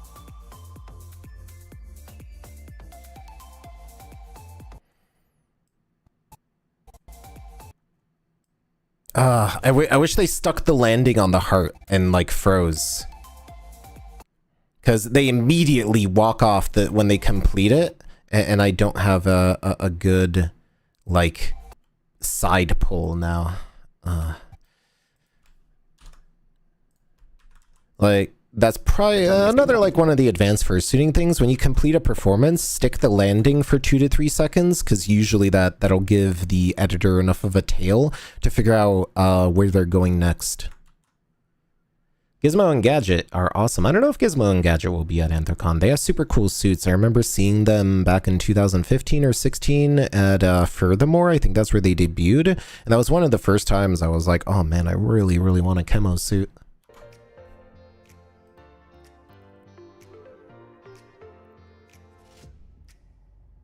Western makers are also influenced by Eastern multimedia such as Vocaloid songs, with makers such as Kemono, Kemono Okapi, and Poof Suits taking an inspiration from the larger eyes, softer curves, and artistic aesthetics of kemono characters.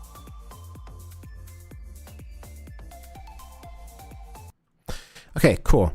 So do we have any other like high points that we want to hit here? No, it's just a showcase. I think that'll probably work. And that's the showcase. So let's line them up and knock them down.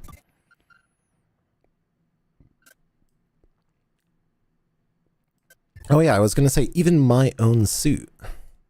All right, where is Kite? Where's my face to be perceived?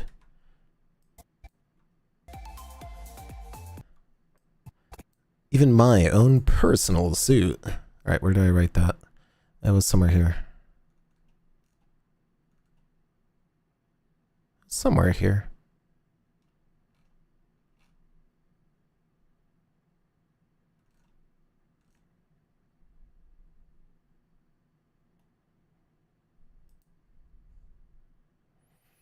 even my own personal suit. At this point, I'm sure you can see why even my own personal suit is in the kimono style.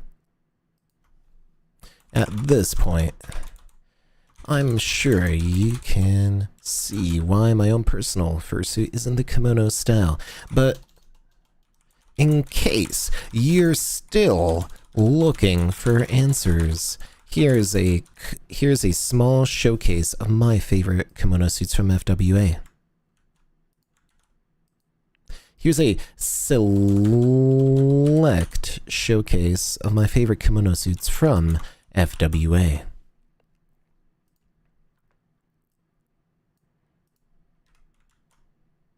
I just deleted. I was like, why is this here? That's the voiceover. What am I doing? Characters. At this point, I'm sure you can see why even my own personal fursuit is also made in the kimono style. But in case you're still looking for answers, here is a select showcase of my favorite kimono suits from FWA.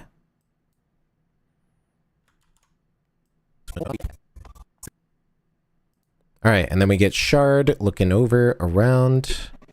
Yeah, that'll actually cut together very, very nicely. Good. At this point, I'm sure you can see why even my own personal fursuit is also made in the kimono style. But in case you're still looking for answers, here is a select showcase of my favorite kimono suits. Suits from FWA.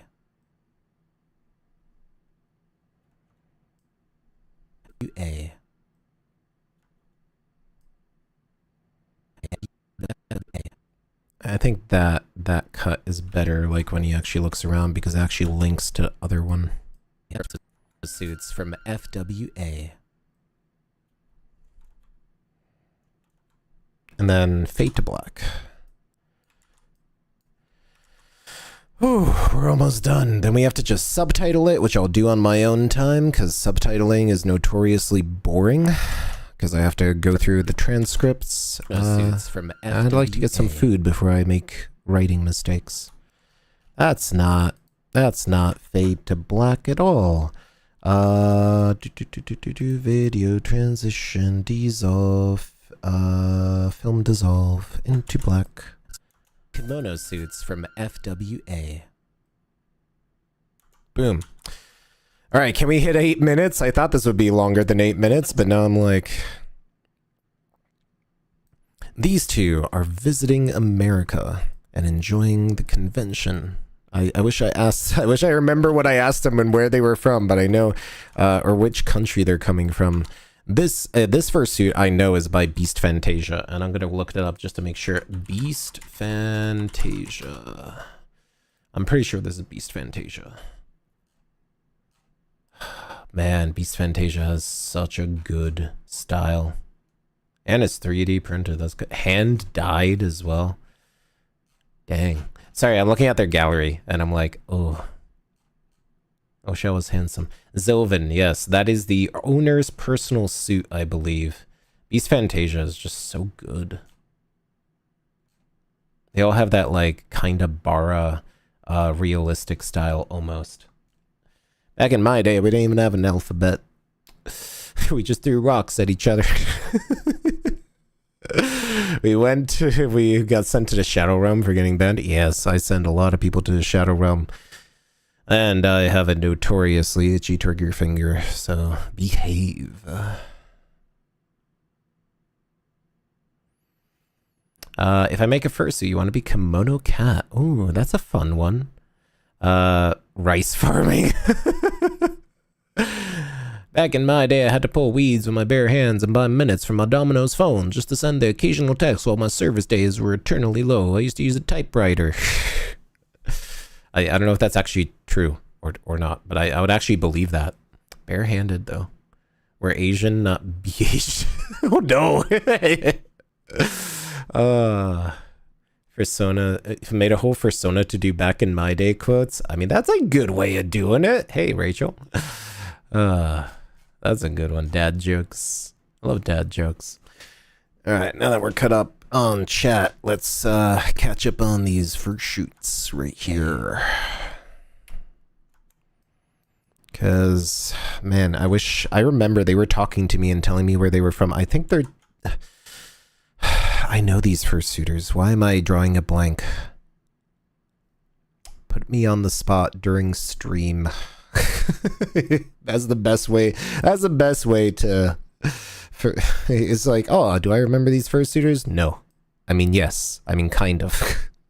This was 6 months ago. This was a very long time ago. I should have interviewed them. Now that I think about it. Mushroom creature.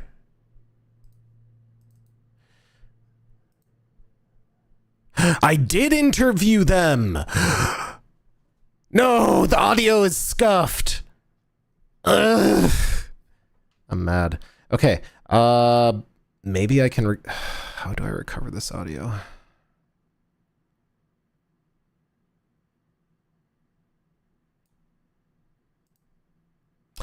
Do I care enough to try to recover this audio? The answer is yes, I do, but can I actually do it? I do not have the drive that might have the DJI recordings. Cold storage might have it.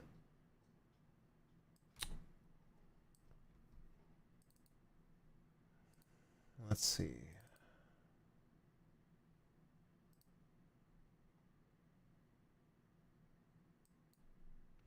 Let's see if I can find it, chat. Because I know I have backup recordings somewhere. I just don't know if I had them with me or not. Orbs, no, that's FWA from last year. All right, give me a hot minute. We're gonna try finding this. That's always the problem with interviews. If you lose the interview, that's kind of it. You're done. FWA sort interviews. No, that's just the interviews. It's not the actual. It's not the actual voice files. Intro. That doesn't help. Other. Nope, it's not under other. Maybe it's in one of these other folders. Sort. Furry interviews humans. That's not it. This is old. That's not it. Video projects, not that. I would have to see if I actually have that drive with me, and I might be right back because this might be the perfect time to introduce some other interview portions to keep people interested.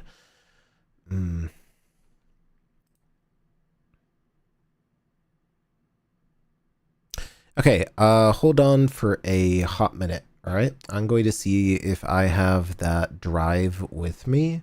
If I don't, I think we're just gonna say sorry. Didn't work out. Maybe I have the backup recordings. I'll be right back. Hopefully I won't contort into a horrible thing. Also, gonna head off. Bye, Piggy Potato. Thanks for dropping by. Hope you have a wonderful night. Voice recording, recovering AI. Nah, it doesn't work that way. It's like literally scuffed. So we'll figure it out. I'll be right back.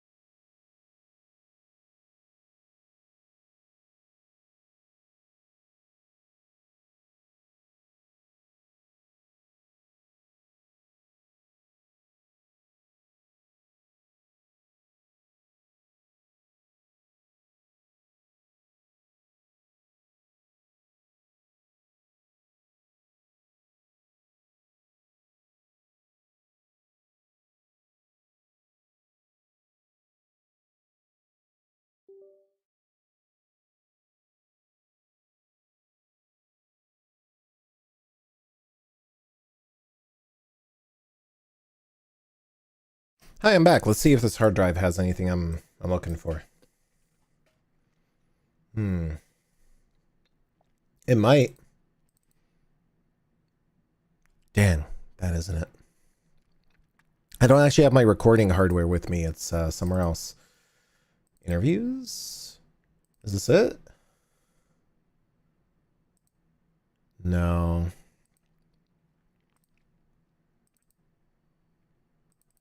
Dang, where are the backup recordings?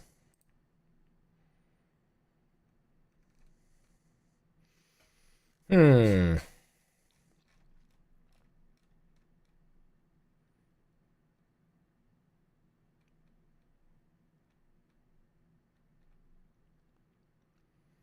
checking.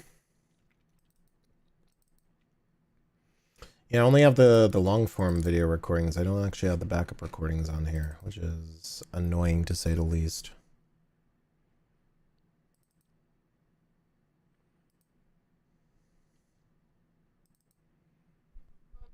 Yeah, it's just busted.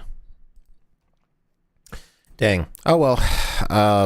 We may just have to accept that those recordings are lost because I would like to finish this and release it on Monday. Will they be at Anthrocon next year? I don't know. I don't know Gizmo and Gadget. But yes. VR model's not sleeping. He has to do cute standing there idle. Yeah, I really need to get like a default like VR sleepy one. All right. Yeah, I don't think we're gonna find a chat. Sorry, we lost 2 recordings. Unfortunately, it's kind of the nature of the beast with these kinds of things. There's always scuff. For one reason or another, there is always scuff, and it's unfortunate because I'm sure they said something that we could have used in this segment, unless I wait and complete this another day. Can I play some video games when you're done editing and stream that? It is kind of late. I am going to play some video games. I'll probably play some video games a little later, but I will. Eventually, I want to get back into doing video games, and I will do video games. I just don't have any ideas right now. Honestly, I think this might take a little while to edit all this together. And the next thing that we have to do is actually sequence all this and find some music. Let's find some music. Let's actually sequence all this first. We'll see. Maybe we'll play some video games as a treat. That'd be fun. I'd love to play some Darktide. Worst case, I will be, I'm usually on the Discord. We'll probably play some video games there during the week. That's usually how it works. But yeah, I don't know. We'll see. We'll see. Maybe. They were the pink and green bunnies you recorded. Oh, I know of, the Gizmo and Gadget. I just don't know them personally, so I don't know if they'll be at what's it called. So yeah, definitely know who they are. I just haven't like actually met them, or rather, I haven't made their acquaintance. I guess I don't know how to say it. We're not just every furry doesn't know every other furry, unfortunately. All right, so we're just going to sequence these. We're going to start with the furry meat, because ethics of kemono characters. At this point, I'm sure you can see why even my own personal fursuit is also made in the kimono style. But in case you're still looking for answers, here is a select showcase of my favorite kimono suits from FWA.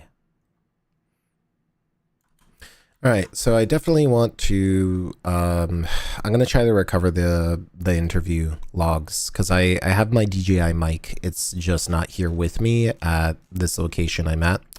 I can recover the logs from there and recover those videos. So I do want to see what they have and shove in another interview section in here, because I think that'll be a good break in the pacing.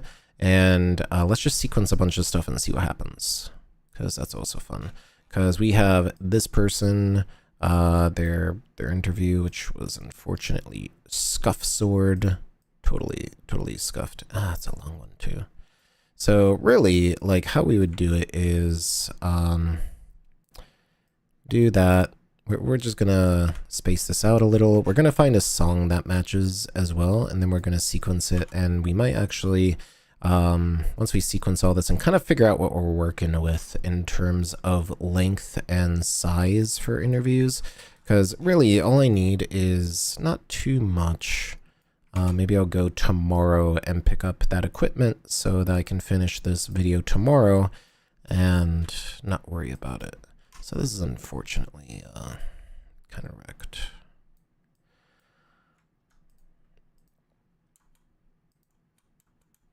Yeah, so this was them being cute. We have that. We have PD here.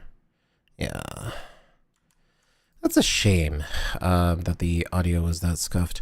Anyway, let's do some sequencing here. And let's just drop everything we want to use on the timeline so it's ready for tomorrow. We have Tyrolus, I believe their name is. And then we're going back to here. Because if we're going immediately from the meat again, we might as well start with the meat stuff and kind of go from there. A little bit of lazy sequencing to round out the night. FurCon editing is hard, isn't it?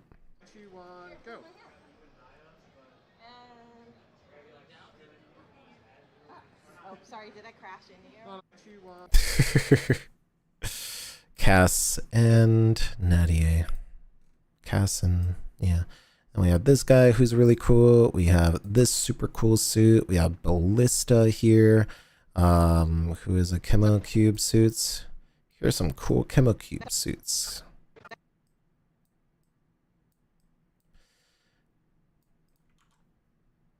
We have Swaz here.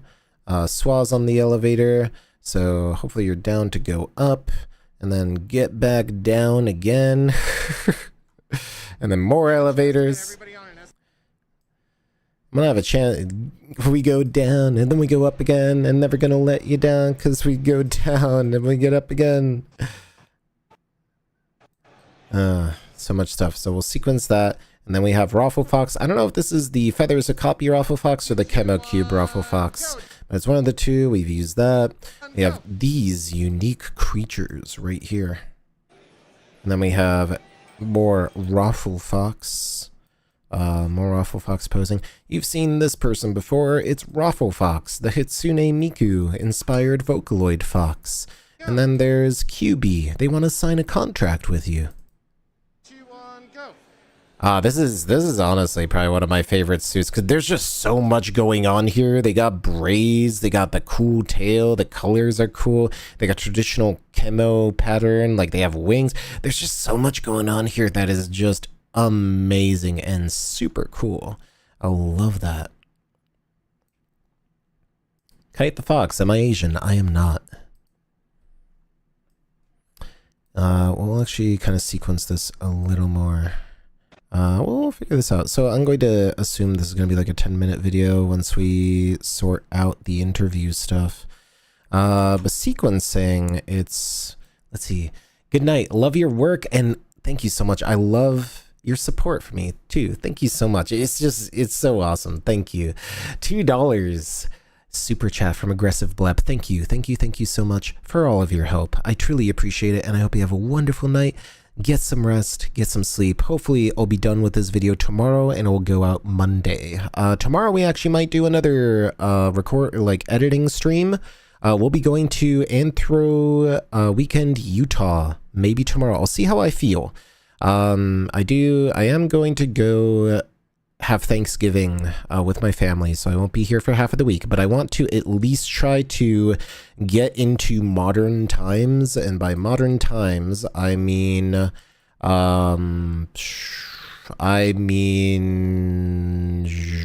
Denver, because it's Denver, then it's Anther Weekend Utah, then Denver. I have to finish Denver, and then it's gonna be AWU followed by Megaplex. I think AWU is what I have to finish, because AWU, the last one that I have to do is night, and the night folder is ready. I just have to do it. That's day 2 technically, and I didn't finish up the night video. So that one, we may finish up the AWU night video tomorrow, which will actually be like day 2 instead. And then we have like the Protogen, the Dinos, and the Scullies, which I was going to combine into one video and roll them in looking at all those. So we're going to try to finish a lot of stuff tomorrow. So I love AWU. We're going to probably tackle AWU tomorrow. We're going to try to get the rest of the 24/7 stream, or maybe I'll actually do the rest of the 24/7 stream stuff tomorrow so we can try to launch it tomorrow or maybe even Saturday. I think this is about as much as we can do right now without those missing files, because I want to get those interviews in, because I have them, and to not use them would be lazy. So instead, what am I going to do? We're going to listen to some music real quick. We're going to select some music that might work pretty well here. So we're going over to Epidemic Sounds and seeing what will work. Or maybe this might be it. I don't know if you want to listen to me picking out music for like half an hour. Let's listen to the whole thing and see what we think about it so far. From a like actual full perspective then. How about that? Have you ever seen an anime fursuit at your local con? You're expecting fursuiters, but it was I!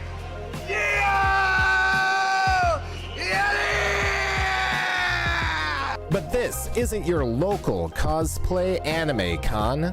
This is Furry Weekend Atlanta. And I'm here to check out the rare anime-like kimono fursuiters. And I have to say, it's no secret why you'd fall for these wonderful Eastern aesthetics. Kotetsu, that's gonna cost one of their 9 lives. Whether you appreciate their thick, impact-absorbing thighs or just love to lose yourself in those super kawaii eyes, there's no doubt that we on the western side of the fandom have a soft spot for this style of cosplay. Get back here! So I chased down a couple of these rare fursuiters to ask what they think about their suits. I don't know, can you tell me about Vocaloid? So let's make a way to FWA's Kimono Meet, where people worldwide come together in shared love for this superb style. Let's hear why they love it straight from their maws. Kimono shape is very pleasing. I like kimono. Like they're fun. They're friendly. Like it's a very like difficult thing to do comparatively because of how much padding and stuff there is. It's something I've sort of realized over time that like kimono suiting is a lot more arduous for those of us who sweat more, and I respect the performance of it a lot. The head and the tail is made by Hypernova Crafts, and I bought it as a partial at MFF last year, and I liked it so much that I needed to make a full suit out of it. Unfortunately, those are expensive, so I made it myself. I actually thought kimono was really goofy up until I went to my first con and wore a suit, and then it became my favorite style. I just love how like cute and childish it is, and I just love like being adorable. This suit is kind of unique because it was kind of a prototype for this design. Like they made the head first before anyone bought it, and then they filled in the rest once I got it. I love it because I love the bright colors, and I love just like the raven energy. And there's so many different suits, and there's so many different people out and about, and different ways they express themselves, and I think it's just really cool to see such a like large swath of the furry fandom in one spot. Okay, so the very first con I went to, there was this adorable kimono suit that I absolutely adored. Like if I'm ever getting a full suit, it's going to be kimono. It's just so adorable. I love the big heads and everything. But this style isn't limited to the Eastern Hemisphere. Kimono fursuits are a style quickly gaining mind space in the West. I enjoy the international aspect to it. It's fun to see, you know, cute kimono suits, you know, not just here in the US. So my maker is Seiji Ono. On Twitter, it's Seiji Ono. I think this is turning out pretty well. He's a Chinese. I like how this is turning out. I found him through a Discord. I was not really in the market for a full suit, but the time was kind of right, and I've had it since November, and it's like I couldn't be happier with it. They did a really good job. I recommend them to everyone. I think I might submit this to Enter Northwest's film festival, assuming the entries are still open. I'm always late. And in South Korea part of a Phantom little sector like this. So this is Pop Rock. He is made by fursuit, which is a Korean maker. He's very colorful and gay. I just love how cute the suits are and how people are making new changes to the way we make suits all the time. So, tell me about your suit and these really cool plushies. Oh, I made this suit head myself. I started it back in 2019 and finished it early 2024, TFF 2020. The style is kind of influenced by the works of Studio Trigger. These are Red and L from Silicharobo. These are official plushies from CyberConnect 2. While furries from across the globe come to America's FurCons to show off their suits, as East meets West, anime and video games introduce people to these standout styles.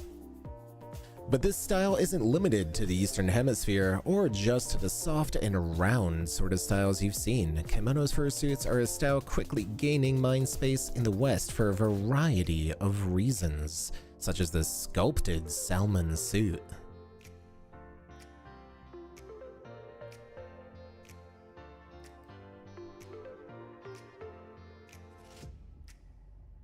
Western makers are also influenced by Eastern multimedia such as Vocaloid songs, with makers such as Chemocube, Kemono Okapi, and Poof suits taking an inspiration from the larger eyes, softer curves, and artistic aesthetics of Kemono characters.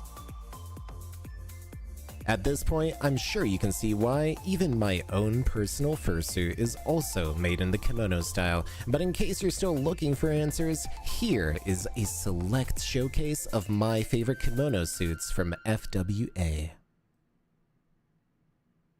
Okay, cool. So, we will try to finish this up tomorrow, or at least I will try to finish this up tomorrow. Hopefully everybody will enjoy it. What is going on here? You know what? I'm very confused as to what Premiere is doing with my stuff. But let's see if this is still normal. At this point, I'm sure you can see why even my own personal fursuit is also made in the kimono style. But in case you're still looking for answers, here is a select showcase of my favorite kimono suits from FWA. Okay, cool. So it looks like this is pretty good. We have a lot to work with. I will tidy this up tomorrow. I'm still going to be working on the 24-hour stream because I would like to get that set up tomorrow, and then we'll see where we'll go with this. Hopefully you'll enjoy seeing the finished product when it's done. Tomorrow we will probably be working on what's it called? Anthro Weekend Utah. I want to finish the night one and the Protogen Scully and other compilation video that I wanted to do. So lots to do, lots to see this week. I want to release 3 videos, and once we're done with that, we move on to Denver. Looking at the calendar real quick, next week I'll also probably be streaming. We'll be doing Denver.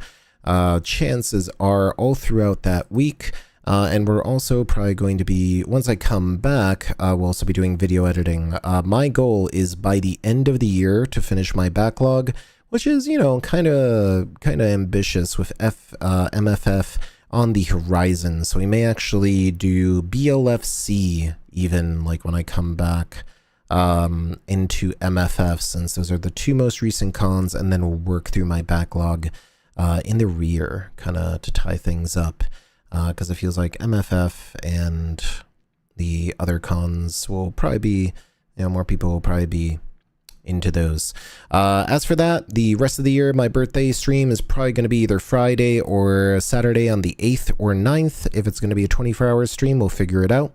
After that, we'll also do some other stuff throughout the month of December.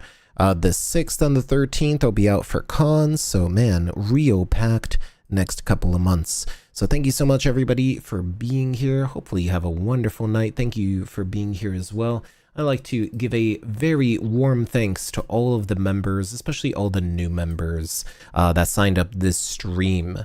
So we are currently at 21 members, 9 more members, and I'll do a 24-hour stream or try to do a 24-hour stream, and YouTube will respect me more. So thank you so much, K-Clock, Uber Blue Dragon, Odd, Daniel Leff, our friend who I don't know how to pronounce just yet, with the Chinese characters, I believe, Jinx, Emma, Cactus Bat, Mr. Jose, Marks, Kita Osley, or Cat Uwu, the God of Monsters, Pine Sap, Miss Volmoon Secund, Muirfail Ninja, Ren, Eoric, Temporal Sunrise, Ballista, Squick, and the first member ever, Aggressive Blep. So thank you so much for all your support. I truly appreciate it. You mean a lot to me. Your support means a lot to me. Hopefully we made some wonderful memories tonight. And thanks for getting tangled up with me. And hopefully, you know, even though we're so far away from each other across this endless horizon, hopefully we can be like a kite string, you know, get tangled up together, all that good stuff. One of these days I'll remember how to say that outro.